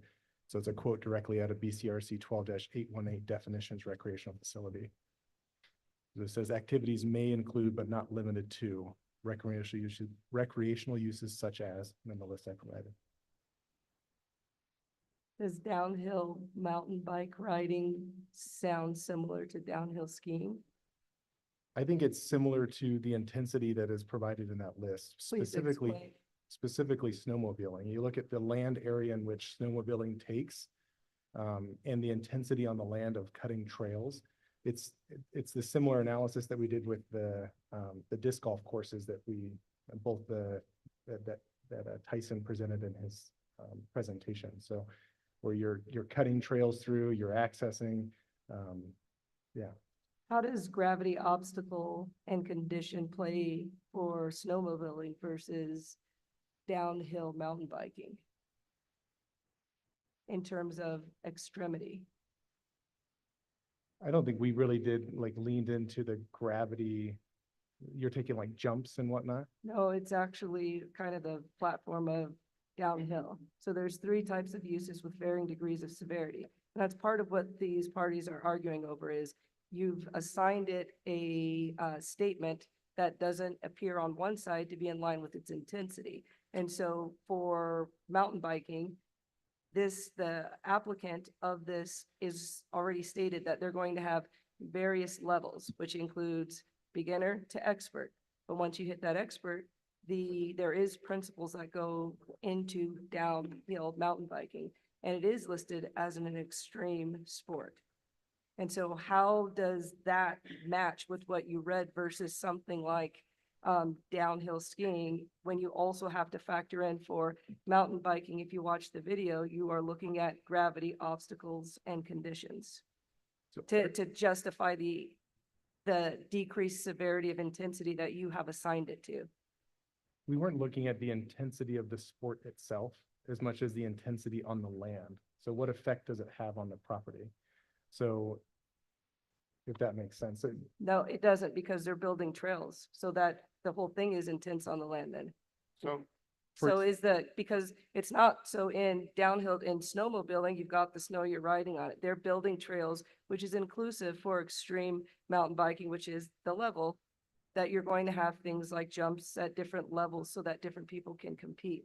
So for both parties, whether you're for or against, they're needing to understand how you assigned it something that said low intensity when the range at which their application says it's going to go from beginner to a higher level of intensity, which includes significance because they've hired people to build the trails. So if you're going to say it's only the intensity of land, then I would ask you, where in Bonner County Code did it restrict you to saying the intensity of land and that building trails was actually low intensity versus snowmobile trails that might just be groomed?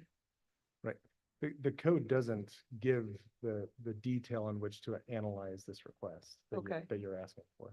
And so when both of the attorneys bring up Idaho code regarding, because essentially what some of the answer is the director has the right to say what it was, but there's an expectation from the code that you provide that explanation with objective evidence to support how you make that decision. So if you didn't evaluate intensity of the sport and you didn't evaluate intensity of the land, was it appropriate to assign it a low intensity of use if we didn't do that?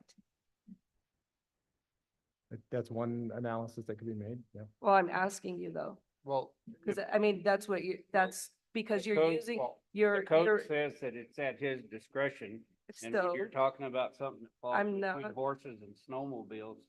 Horses, #1 contributor of death all the way up through the early 1900s. And snowmobiles run in excess of 115 miles an hour, so it's a hell of a spread there, and you can make it what you want to. But the discretion falls on that man right there to see, does it fit within that definition? That's his job. So you stop for a second, because you guys are interrupting the question that I have asked the director, and I don't want you to do that because there's a reason that I've asked the question. If you would like to have a rebuttal to the director for a different answer, that's fine. But I am asking you a specific question on purpose because this is key to the arguments on both sides, is how did the director choose? And if the board were just to say, well, because he has the right to choose, you have a legal issue that you have to address, because the argument is, well, how did you get there? Why did you do that? And that's what I'm asking, and it's reasonable. So the code just gives us this list. Horseback riding and snowmobiling there's levels at which can be more intense than others, but it doesn't specify at what intensity is horseback riding allowed as a recreational facility. It just says horseback riding and snowmobiling. Does it say, it doesn't specify that snowmobiling without jumps, or snowmobiling with jumps, or bike riding with jumps or without jumps. So it just gives us a list of potential similar uses to what is allowed as a recreational facility. So my question, Commissioner, if we're deliberating, or may I interject? Go ahead. So when we start talking about intensity, we've heard some very different perspectives. We've heard from the Panhandle Bike Ranch's council where they're referencing intensity. And I believe, from my understanding, as I was contemplating that information, that they're talking more about the intensity of the use upon the land versus the Mr. Semenko, who was talking about the intensity of the activity. And for myself, as I'm considering and deliberating the conditional use permit in relation to Bonner County Revised Code and zoning, I'm thinking about the impact on the land. And we had a individual who brought up an interesting point, which was about tax appeals or taxes. And I am of the impression that you can both grow trees for decades and have trails through them and harvest them. And you can actually have multiple uses on 170 acres, which is a pretty significant piece of ground. Well, Tree Service and IDL have been doing it. I would ask, do you have further questions of the director, or are you? Well, I was okay hoping to sit? continue our deliberation, but that was my question for him and part of my response. So that'd be it, but we may have more for him. I do have to note that the conditions of approval that were amended and added by the hearing examiner, one of them was not copied into the staff report correctly. So condition B2, which was brought up a couple times, Tyson and I were sitting there, and I swear it was changed, and I looked up, and it is included in the staff report as an appendix, the decision letter is. And we changed Selkirk to the Sagal Fire District, or it was changed by the hearing examiner, given the split between Selkirk and the different fire districts, because now Sagal's managing its own. It's not, that joint powers agreement is nullified.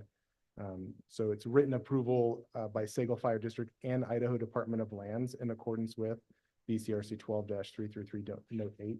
And the Idaho Department of Lands, when I asked the hearing examiner why that was added, it's because they have jurisdiction over the wildland fires, where the fire district has jurisdiction over structural fires. So that fire mitigation plan should be reviewed and approved by both of those entities, given the jurisdiction. So, thank you. They have done. What's that? They have done. They have not done that. It's added as a condition of approval that's prior to issuance of the permit. Sure. So before they are allowed to start the use and sell tickets, they have to meet those conditions. And that's why it's a condition B versus A. Correct.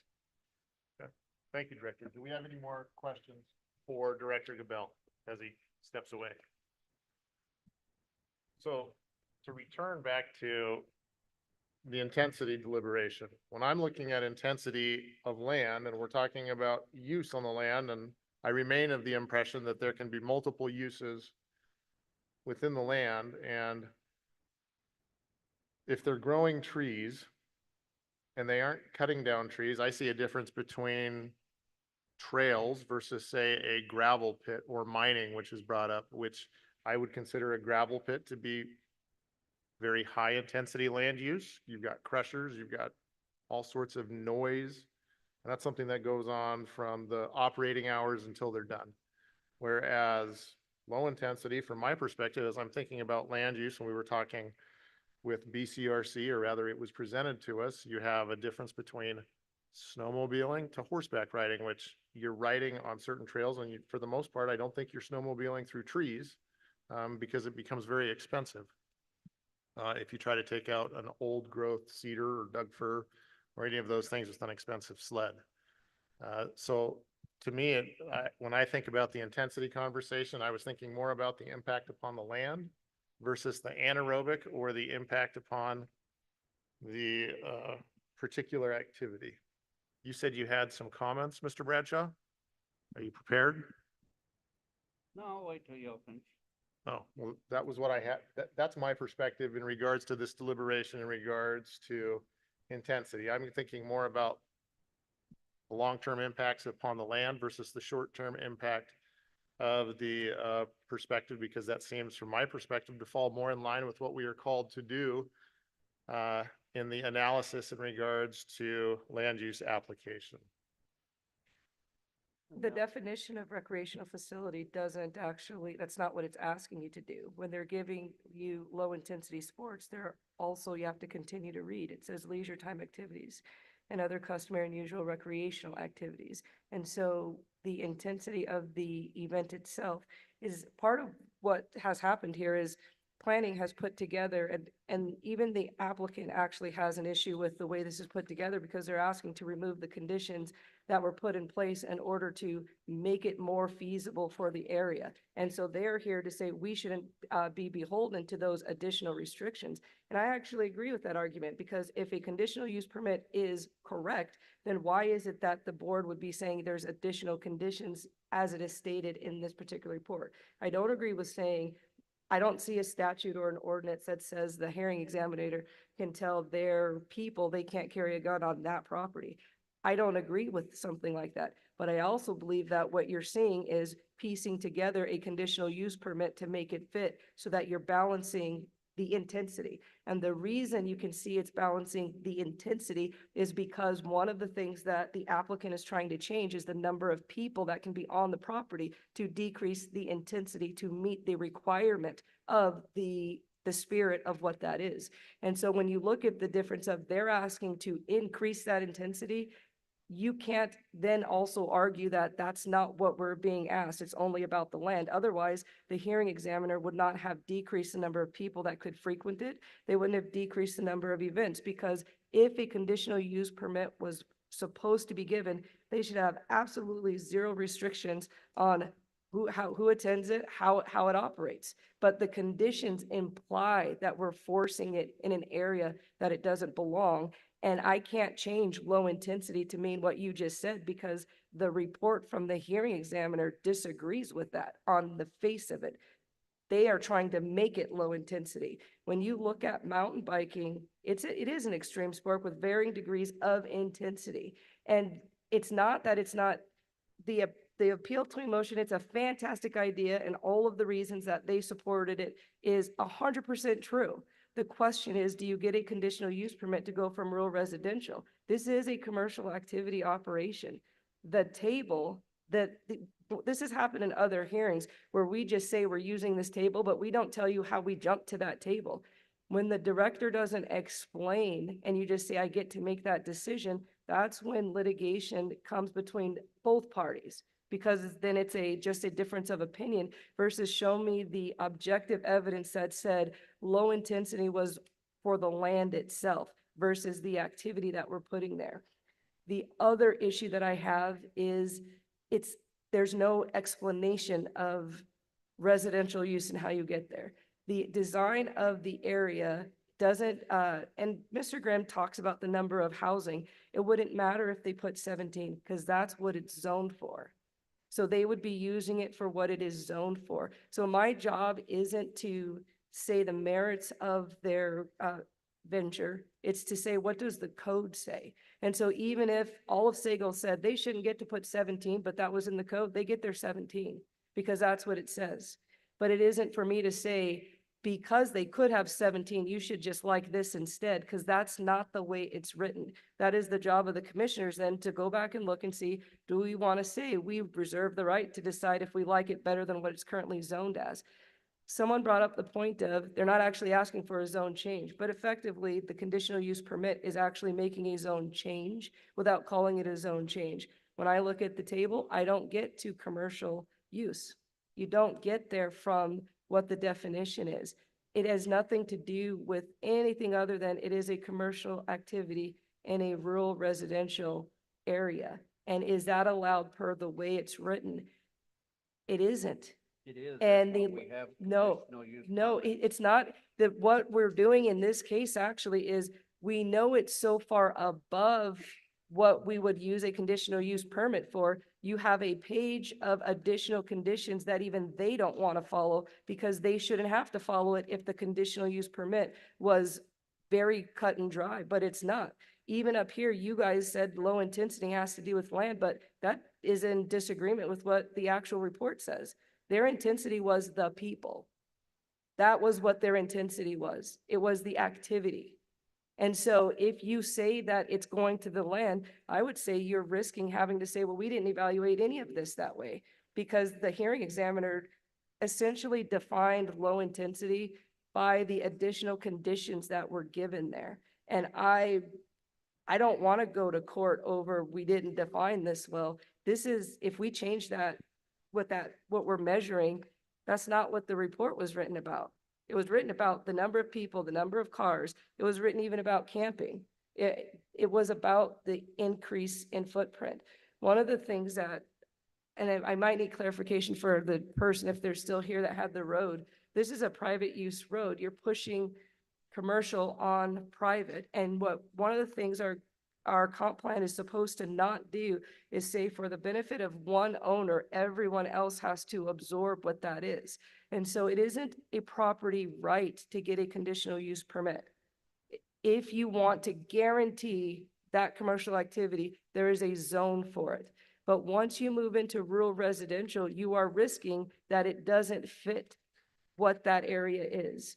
And it isn't a matter of whether I like someone's idea or not. That's what has our community so up in arms about conditional use permits, because we say, well, I like it and I'd like to do it. I think it's a great idea, but it's not in the right zone. And conditionally, low intensity was based on the sport. It was based on the number of people that were going to use that. I also don't, I mean, when you say you're going to rent it out to other people, it's a commercial activity. You want to expand, you want to grow. If you look at even the people that are building the trails, one of their things is you can't just do trails. You have to expand more in order to make it profitable. That's what you're going to do. It is a business, it is a commercial activity, but it is not situated in a commercial zone. And this, even the direction of the director is saying, I chose it because I can pick it.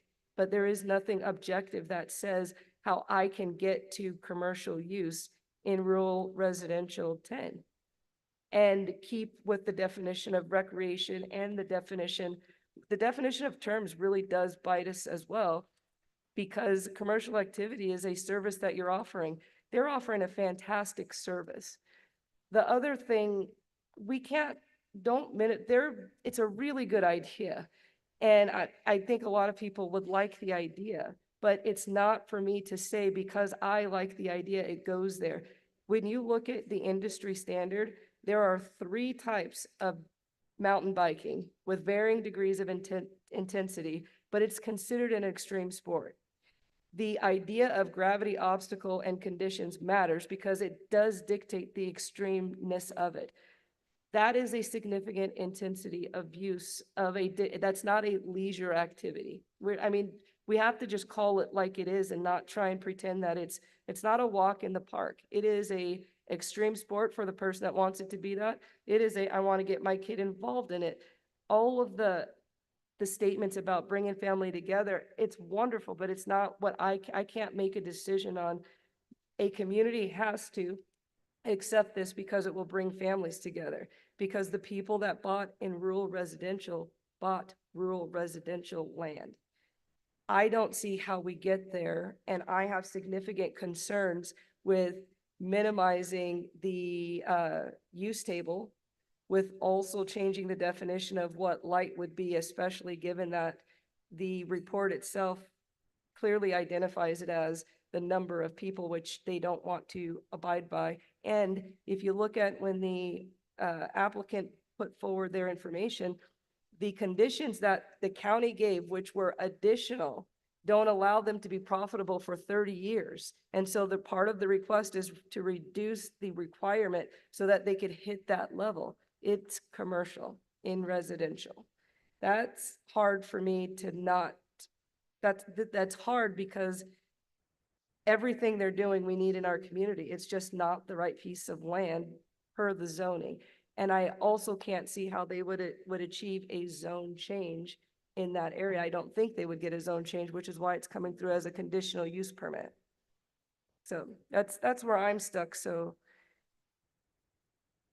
I'll just hear what you guys have to say on it. Well, to begin with, on the appeal file, the very last sentence says both letters were requesting this file to be sent to the Board of County Commissioners to be heard de novo, which is my understanding, and I'll look towards council to correct me if I mess this up, that the Board of County Commissioners is hearing this in that manner, as if from the new. So it is up to this body to make the determination as to the information as presented by the staff report. And the information from the staff report, I believe, is quite clear in regards to which way we should be going. And There was not much equivocation. It is up to this board to look at the information as presented today, de novo, which is what my intent is. And I can tell you I mountain bike, but it's usually flat and it's real slow. That's just the way that I ride my bike. And I know that there's probably some younger people who think that going downhill at 40 or 50 miles an hour is pretty leisurely. I'm not one of them, but it's not about me. This is about a private property owner who purchased 2 pieces of land. And are we going to honor the right for that property owner to do with his land as is conditionally permitted according to Bonner County Revised Code? And for myself, I am. Can you explain how you get there? He just did. Well, actually, no, he didn't. He just said he was going to, he just made statements. And I think that in this particular hearing, because someone's not getting what they want out of this hearing, which is how it always works. But can you provide some substantive information as to, for example, my comment about the intensity of the activity not to the land based on what the staff report is? Can you give some explanation of the use tables? Can you give some explanation as to your review of the definition of recreation, commercial, and residential rule and how you get there versus just saying, I've reviewed it? Commissioner Williams, we have a multiple page staff report. I can read the staff report and tell you I agree or I don't agree, but I'm going to tell you right now I do. And to get back to it, I have gone over the intensity use, but ultimately it comes down to, for me, that we are asked to make a judgment, us being the Board of County Commissioners. Does this file meet certain criteria?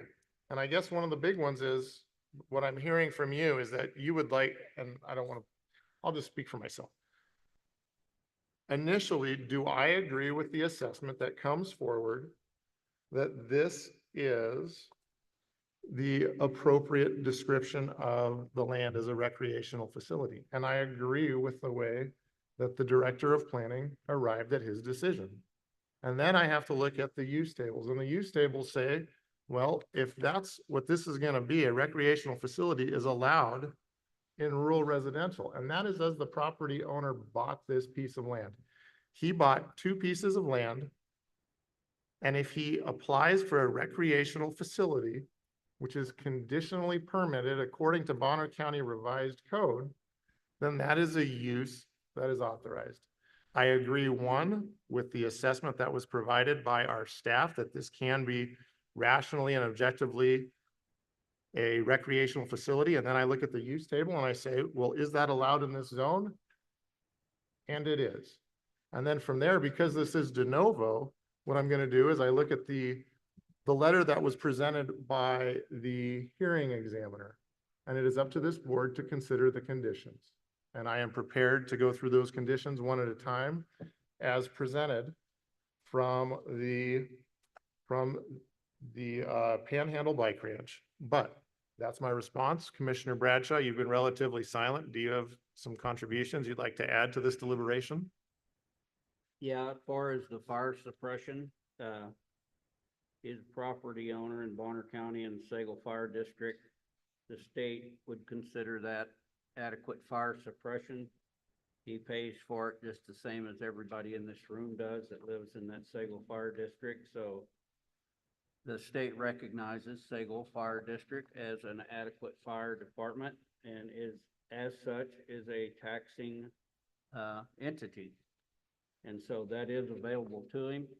The right of way is wide enough for all their equipment. So that's covered. At that point, I'd be willing to make a motion with an amendment to the conditions of approval. Well, I asked, well, what do you have, Commissioner Williams, so that we can get some good deliberation on the record? Well, you're not deliberating. You're just saying someone wrote a report and I agreed. You haven't actually provided a response to the issue that I brought forward, which is what the courts are going to expect here. That's why we make sure everybody goes to the microphone. I don't need you to read me what someone else wrote. I'm asking you to deliberate on what I brought forward of my concerns. Well, if the court kicks it back, it would have been on the fire suppression part that wasn't really fully addressed, but now it has been, so.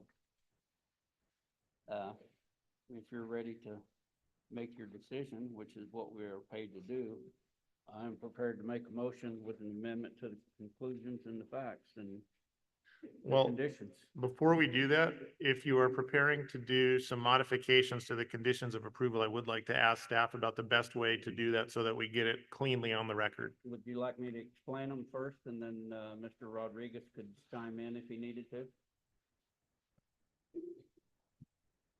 Yeah, it's always best to specify, like, be really specific when you're outlining the findings. You can explain them. You don't have to do it within your motion. You can say as discussed or something along those lines, but just be specific so we can write those out.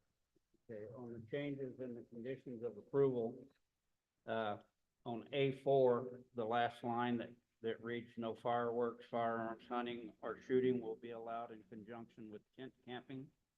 I would, move to strike that entire line on I'll repeat it. On A4, the last line states, no fireworks, firearms, hunting, or shooting will be allowed in conjunction with tent camping. I would strike that entire line from there, as I would the same last line in A5, because that is constitutionally protected rights. And I do not have the intention to dabble in that area.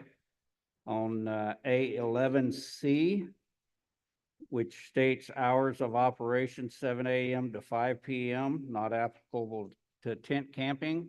I have no intentions, nor have I ever had any, nor will I ever feel like I have the authority to set the hours of operation for anyone's business, large or small. And that would be a gross overreach of government powers that we do not have. So those would be the three changes I would make in that. How is that not commercial activity then? I mean, because you haven't explained that, and I understand that you want to remove those items, but Nobody ever said it wasn't commercial. It's a conditional use permit so that you can have a small operation on your property. That is why we have conditional use permits in Bonner County. So, Gentlemen, please proceed. it's self-explanatory, and I don't see where anybody would have a problem grasping that, but If we can, so I'd like to have deliberation just on A4 and A5. I believe the applicant was only asking to have fire, and I'm looking towards the applicants, see if I'm getting this right. The applicant's a Panhandle Bike Ranch, that they were only asking to have firearms removed, with the language being that they considered it a poison pill. And they were amenable, and so for myself, I would like to leave in the no fireworks, because I don't believe that, and I'm looking in their general direction, that was we don't have that authority. but they were willing, and actually through Does- the CUP process, we can. If we tell them they can't do it, then they can't either. This is, Otherwise, they're gonna sue us. well, so what I would, Just saying. I can, I'm going with what the applicant has requested, and the I'm applicant just trying to requested protect we the remove applicant, firearms. Would that the be- is residents, that- and us. I agree, but I'm in support of removing firearms, Mr. Bradshaw, Commissioner Williams. so how are you guys basing decisions? Just based on what you'd like to see or based on what is supposed to govern Bonner County? Because I don't understand the thought process here. So you're wanting to just remove firearms, but leaving hunting or shooting, and where's the authority coming from? Well, I could look to Mr. Rodriguez to ask him for his opinion if he considered it a poison pill or not, but that was what the applicant requested, and speaking only for myself, I'm not looking to recreate new conditions of approval. If the applicant did submit written findings with their appeal that suggested what they wanted, and for me, that's what I'm willing to consider. I respect what Mr. Bradshaw or Commissioner Bradshaw put forth, but the applicant's not requesting for us to remove fireworks, and it's their property. They want us to remove firearms. I'm fine with removing firearms. And they said that they were considering it was a poison pill based upon Idaho law. I think if you remove just a piece of that, it's a poison, whole can of worms. I think it'd be a whole can of worms if you remove just one. Oh, But we'll find out real quick. Well, the only thing I came up here to say is I think the constitutional argument is sound with respect to the word firearms. I don't think this commission has the ability to restrict private firearm possession on private property. Other than that, I believe it's in your discretion to restrict for safety purposes, things that you feel pose an unreasonable risk in the conditional use request. thank you. And who are you for the record? Oh, sorry. Dan Rodriguez, County Prosecutor. Right, stay up there. Sorry. I knew I shouldn't have come up here. For me, and you correct me if I'm wrong, this is something that if you're going to operate a business, that's up for the property owner to make those determinations. Because I know he only said the word firearms, but there's another word in there for shooting.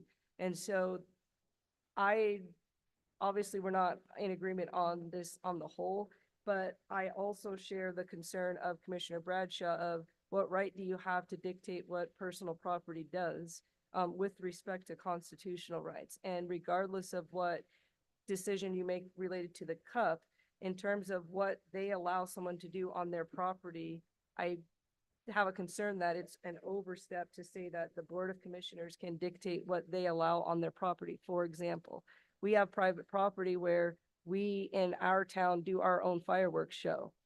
How do we, if wherever this is, permits that, how does the board have the right to not allow that? If you're using the same logic that says you just needed one bucket of water and therefore fire suppression is okay. I'm worried about the overstepping. I understand the question. And I'm not talking about the fire suppression issue. I'm only talking about the constitutional issue. Right. And the Second Amendment is obviously very strong, and recent Supreme Court decisions made it very clear that firearm restriction is very limited.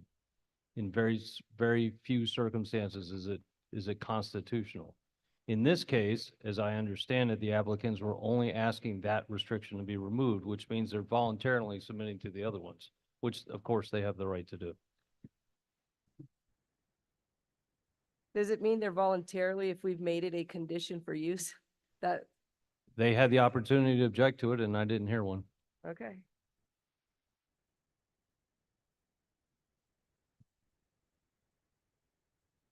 So were you suggesting, Commissioner Williams, were you suggesting then you wanted to strike that whole sentence along with Mr. Bradshaw? Well, I don't want to overreach of what I believe the planning can do.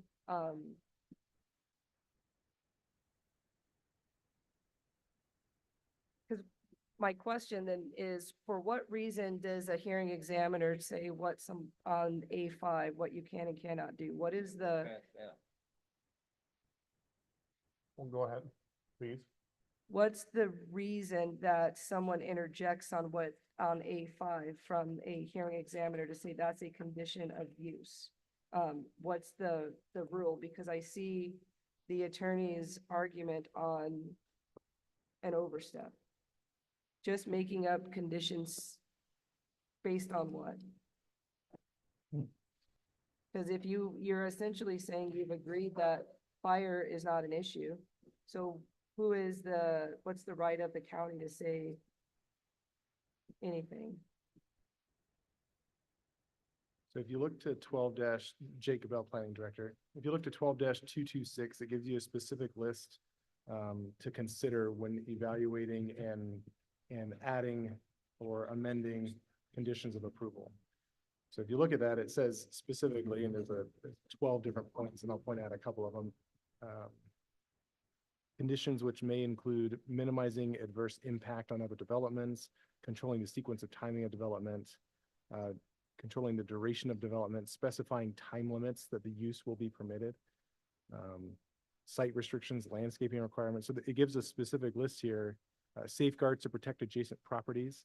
So if you're considering these when you're looking at the conditions that have been crafted here, if it falls within that, and if it's something that you believe is there to minimize the adverse impact on other developments, then I think it falls within the code to require those conditions. I don't see that firearms and shooting falls within what you gave as a list. I believe the hearing examiner added that because the definition of recreational facility includes other things, right? So I think she was adding that specific condition to minimize what could be done on this property underneath the recreational facility definition. I agree with you, which is exactly what my point is we're making it fit because if it's allowed to happen, then that restriction isn't warranted if it is reasonable. But she added an additional condition that exceeds the idea of the operations to say what someone cannot do. But if you're saying that you believe it's correct for someone to use this as a recreational piece, then by what standard do you get to say they don't get to use shooting?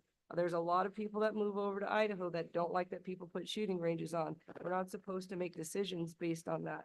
So for me, this is something that it's up to the property owner to manage, not for the planning department to try to make it more palatable to do something that it shouldn't be done.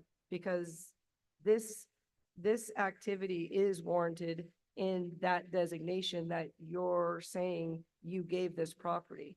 And if you can't answer why we would take it away other than to minimize what someone could do with that designation, it actually shows it's not the right designation because we shouldn't be saying what you can't do. If you can do it, then it should not have an exception. So am I to understand then you want the whole sentence struck, or you want to just stick with firearms? I think the whole sentence is safest way.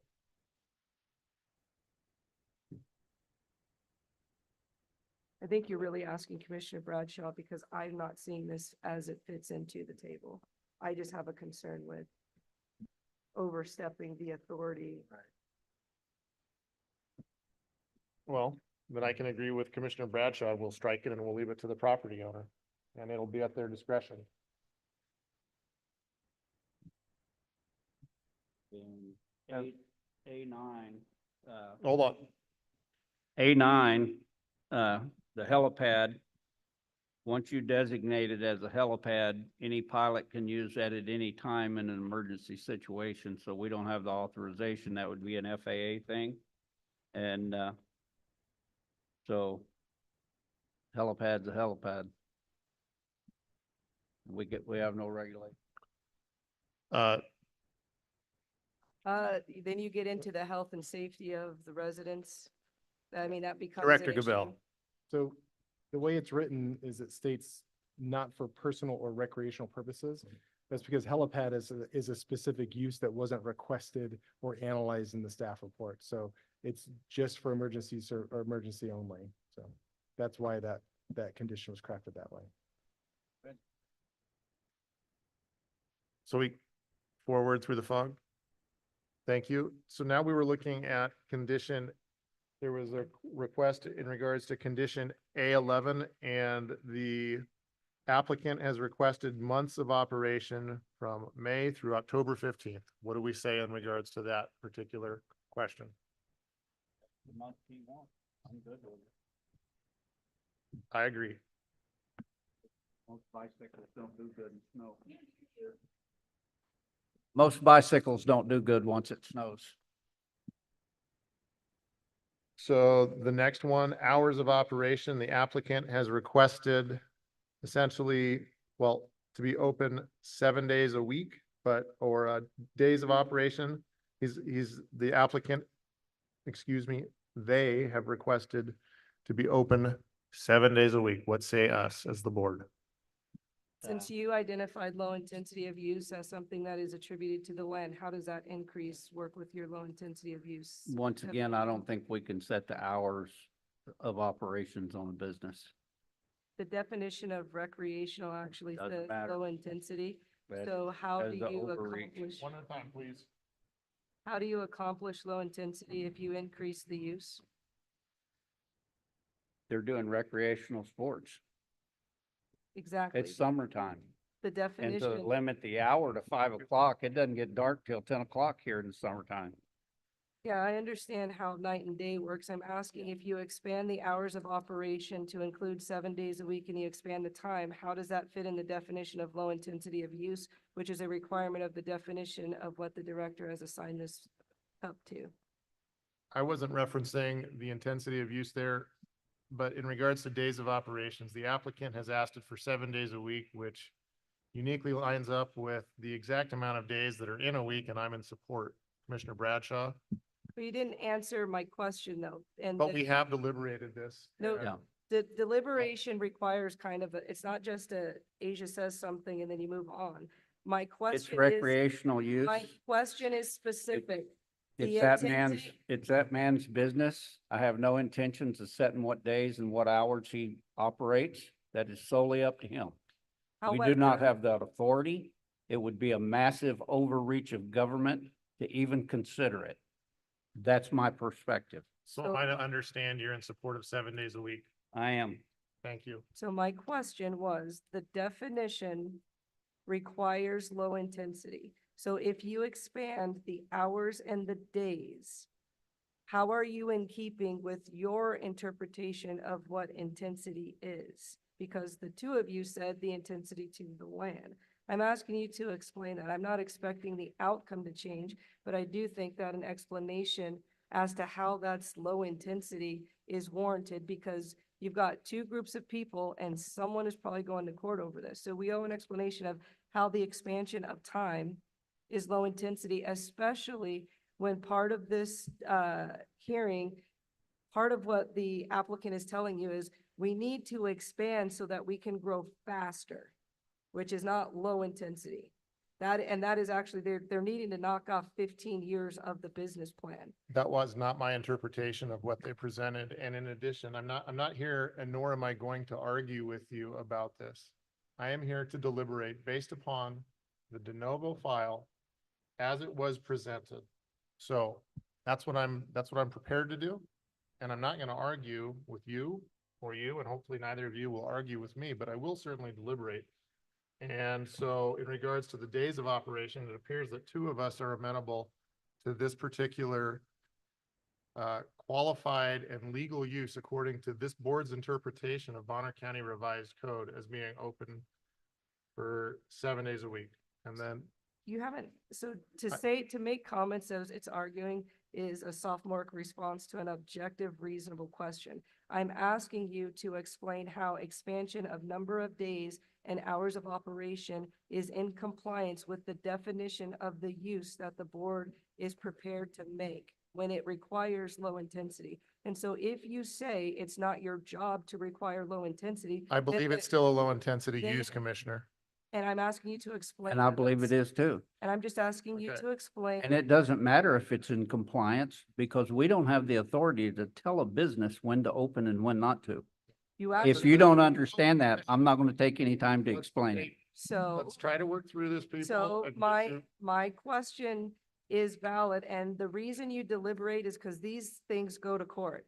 And so just to say the expansion and to say you don't have the authority is not a reasonable response, because that's what Well, we're that's the doing. one I got. We have That's the one you're getting. we have a definition that has a term in it, and my question is asking, how does the expansion Ready for a fit motion? in line with it? We need to, And just saying, I agree, isn't actually deliberating. It's just you're saying, which is exactly what a lot of people feel. When we come here, a decision's already made, so we don't have to explain it. But That's I'm your actually opinion. asking you to explain it because every one of these hearings, people get what they want and what they don't want. But we owe an explanation of the decision. And you giving a response that says it's just arguing is ridiculous. I'm just asking you to explain the rationale, because if this comes up again, people need to understand how you achieve an outcome with this board. It isn't an unreasonable question. Well, I've answered it 2 or 3 times and you don't seem to grasp it, so there's really not any point in me explaining it one more time. so You we- can go back and well, listen to the recording. If we get, folks, let's go one at a time. So we have now addressed A11. We have addressed the months of operation. We have addressed the days of operation. I'm not going to argue, so I would now proceed to hours of operation, of which I agree with Commissioner Bradshaw that it is up to the property owner on their business in a permitted use on land to make that determination. So for myself, I am open to the request, which was from 7 a.m. to dusk. What say you, board? I agree. Commissioner Williams. My question is still the same, so I don't know what you're asking for. I asked you to explain the increase in hours in operation as low intensity. If you're not going to answer that, then there's no deliberation on this topic. I believe the question has been answered repeatedly. Now in regards to D, because we have arrived at 2 of 3 who are in response to C, there was a maximum of 65 riders per day during regular operations. And the applicant, Panhandle Bike Ranch, has asked for 150 per day, which would be in alignment with a 12. I am amenable to 150 per day. Commissioner Bradshaw. So am I. Okay, Commissioner Williams.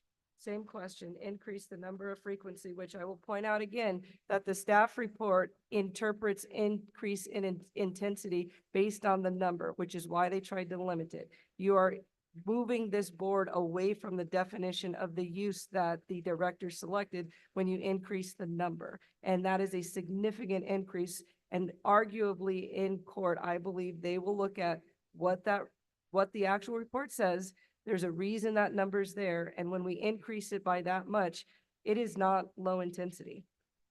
So Just because that is that many that are allowed does not mean that on a Tuesday, there are going to be 150 people that necessarily attend. That is up to the discretion of the general public to make the determination of their own free will in a free market and capitalistic society to make that choice where they're going to spend their money at that time. I think that you're not fully capturing what a conditional use permit is.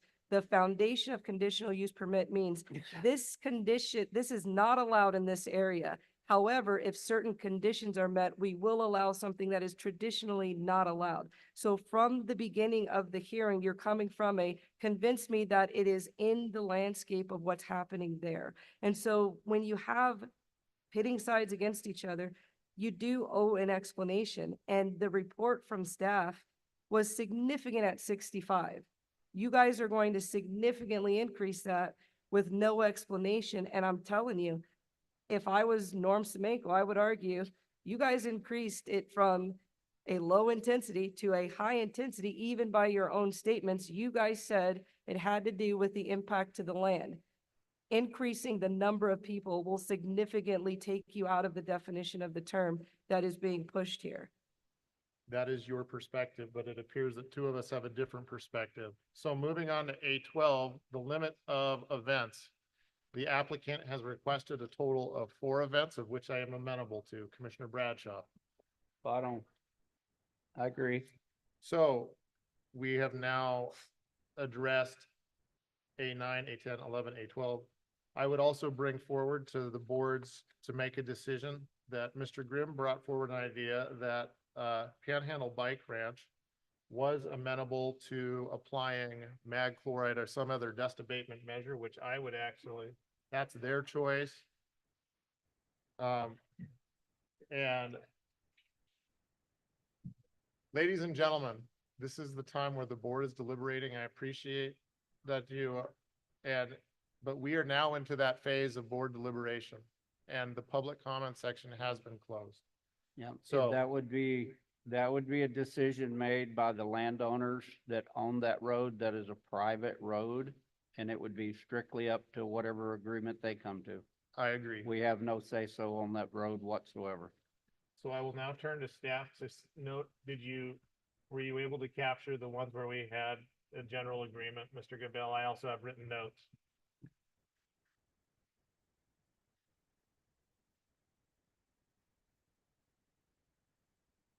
If I got it right, you struck the last line on A4 and A5. Correct. You've modified A11 for hours of operation to 7 a.m. to dusk. Correct. I didn't catch what the maximum use was, or maximum bike riders per 150. 150. Okay. Months of operation is May through October 15th on A11A. On A12, there will be a limit of 4 races. And all other events such as club or group gatherings are limited to 150 participants. Okay. And I believe that is all of the conditions of approval that I am. I would, prepared. as I noted earlier, one of the conditions that was brought Oh, forth yep. was for, on the condition B2. Actually, I wanted to ask about that. So on condition B2, the applicant brought forward the idea of Sagal, to amend that. Yeah, the staff report includes 2 conditions B2. One of them is just a copy of condition B3. I don't know why it's in there twice, but it is. Oh, B2, So- B2 on page 22. Correct. Yeah. So, Strike B3. but the decision letter from the hearing examiner outlines that some changes in condition B2. Well, actually, while you're up there, this is convenient. So on B3, I'd like to ask there was the condition added and the shuttle route was on pre-existing land.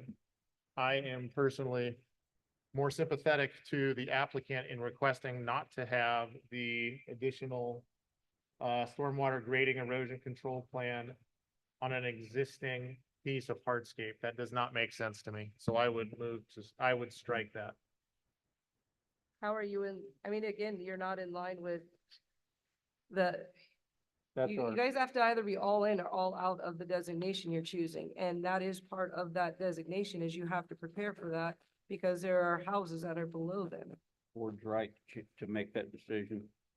So would you strike then, Commissioner Bradshaw, the shuttle route from the stormwater grading erosion control plan? Is it already a pre-existing hardscape? Yep. Okay, did you get that, Director? Yes. I think that decision might be very difficult to defend in court.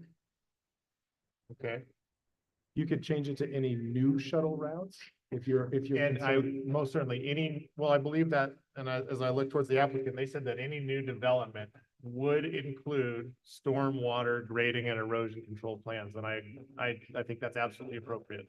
What this will look like on the hearing, though, is that you are giving it a use, but you're not fully committed to that use. And so you're piecemealing parts together to come out with the outcome. And even, I'm just gonna I believe Jacob is not really in agreement with you changing that one, because that is part of what we're supposed to be doing. Well, then let's have that deliberation.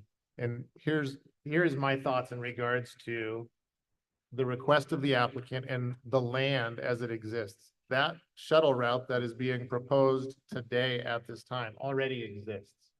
So to go back and ask the applicant to be doing all of this remediation on something that exists, and it appears to me existed prior to their purchase of the property, that's something that I'm uninterested in. Whereas the applicant clearly brought forth the idea that they were willing to be able to provide stormwater grading and erosion control for all new development, which I think is perfectly appropriate. So having a road in existence that you don't actually drive on doesn't mean anything's been mitigated. This is part of, one of the arguments was you are in fact actually developing this. And so part of development requires that you pay attention to that, just like with the VLP, when you're looking at slopes. That part of the conversation has been about culverts. It's been about erosion. Someone presented a folder of the one road and gave you photographs of where erosion already exists. Once you start traveling on those dirt roads, at the weight of those vehicles, the frequency and duration of that travel, erosion matters. That's why it's in there as an opportunity. So if you are going to move forward with the cup, you shouldn't remove something like that because it is not being used. And again, you'd be putting the responsibility of that management thrust onto the people who aren't the owner of that land. What say you, Mr. Bradshaw? I'm ready to make a motion. Well, can we finish addressing this particular condition of approval that has to be met? It's something that's been existing for years and years. A don't shuttle think- route has been existing for years and years. What he's using for a shuttle route has. It doesn't mean that the road itself was built to the standard that it's going to be used for in the future with the use as proposed. So if you're, If it's just been a dirt road used for logging operations or used for, access periodically versus now that we're, as proposed, up to 150 people a day for several months throughout the year, for 7 days a week, Won't be 7 using a.m. the to shuttle dusk. route. You're talking about a really high intensity on a road that was Except never, they won't be using the shuttle route. The shuttle car will be. right, a I road can- that was That's a never, single vehicle. You guys are making it up as you go. You have to do the road part of it. And so they're not even arguing that they don't need the road part. So why are you so adamant about removing, having the road address erosion that will impact the housing that is below them? So- That doesn't make any logical sense other than you just want to move forward because at a minimum, even the director is explaining to you that there is an obligation for the erosion control for the road. A piece of road that used to be a logging road is not a road up to standards for the weight, the frequency, duration of use. And even though you're talking about certain months that are summer months, it still rains. I live in the woods, my road washes out and we just throw rocks down. So you're asking to mitigate the erosion. At a minimum, just allow that to stay if you guys are gonna move forward with it. Director Gabel, are you suggesting that, am I to understand that you're saying we have just increased the number of people per usage and that there are consequences because of the change in use? yes. I can accept that.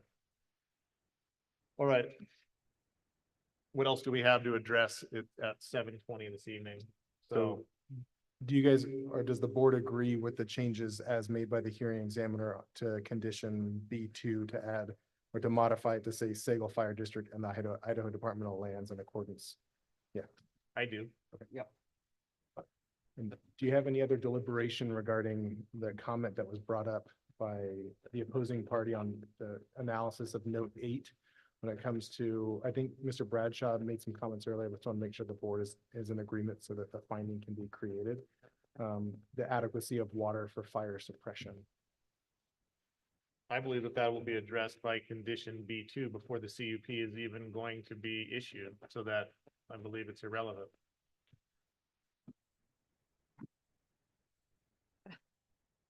Again, you shouldn't do that. I mean, it's.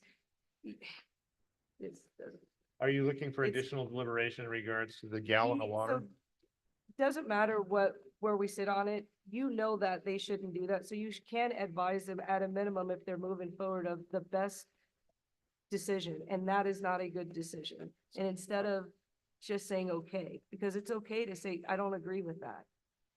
Well, part of the condition is that IDL and Sagal Fire weigh in on it.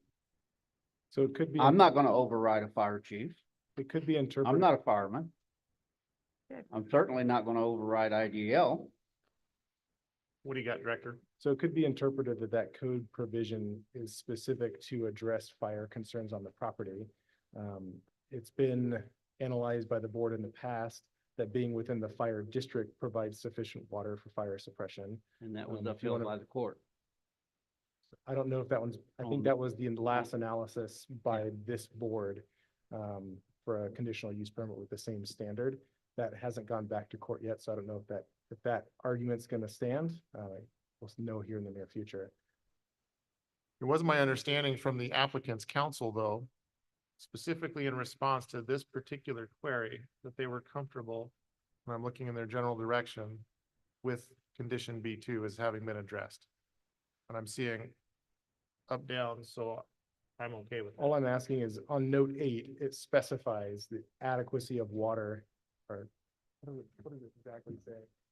He's asking you to accept what the hearing examiner added, and you guys said you would just remove it, but he really needs you to agree aren't- to it. No one has said anything about removing note 8. Actually, Commissioner Bradshaw did, and that's why I asked Director Gabel to be okay saying I don't agree, because you need them to agree with that part. So it specifies, this is one of the few standards for this specific use, adequate water supplies for drinking and fire suppression. Must be demonstrated as appropriate. So is the finding that within the Sagal Fire District, that there's sufficient water supply given the water tenders of the fire district to fight any, fire suppression on this site? You can't just use that, it said drinking and fire. So you Correct. have to have both. You can't just choose one. So That was my next comment. So I was gonna address one then the other. So what I'm hearing you suggest is that there needs to be a condition of approval that provides. There needs to be a finding by the board. A Okay. finding of fact that I can add to the decision to support the note 8 as required in the code. So for myself, the water provided by Sagal Fire is enough for fire suppression. In regards to drinking water, I would look back to you to determine how are we going to proceed to have adequate drinking water for a recommendation. that's always the concern of the county residents is giving an approval for something that hasn't been vetted.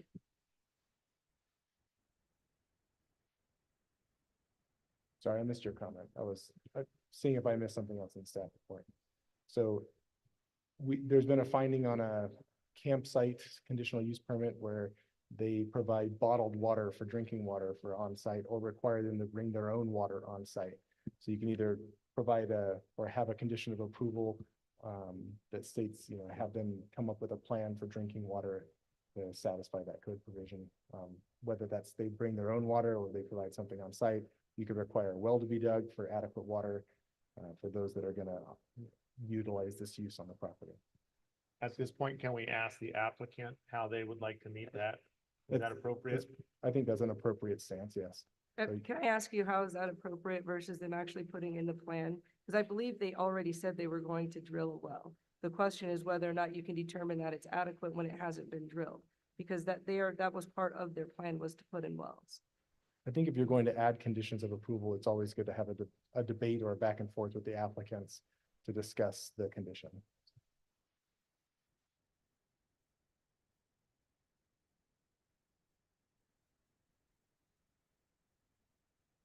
There's no way to affirm water that hasn't been drilled. So the condition of improvement is, if you're going to move forward, they've already said that they were going to drill wells for drinking water. That was what they stated. So the question is, can you preemptively say something exists that has not been done? But you could put a finite amount of gallons per user that the applicant would be required to maintain on site for this particular use.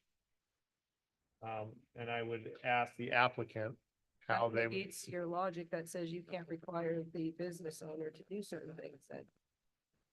Well, that's a perspective. Okay, there is a condition A8 that already reads, any wastewater or sewage disposal methods to be installed shall have written approval from Panhandle Health and or Idaho Department of Environmental Quality per BCRC 12-333 note 8. If you're concerned that could be a B condition, you can move it to prior to issuance, saying that a well must be drilled and approval by Idaho DEQ. If I remember right, their code specifies that if you're going to provide water to more than 25 people, more than 90 days a year, 60 days a year, that DEQ requires a public water system. So that's why that.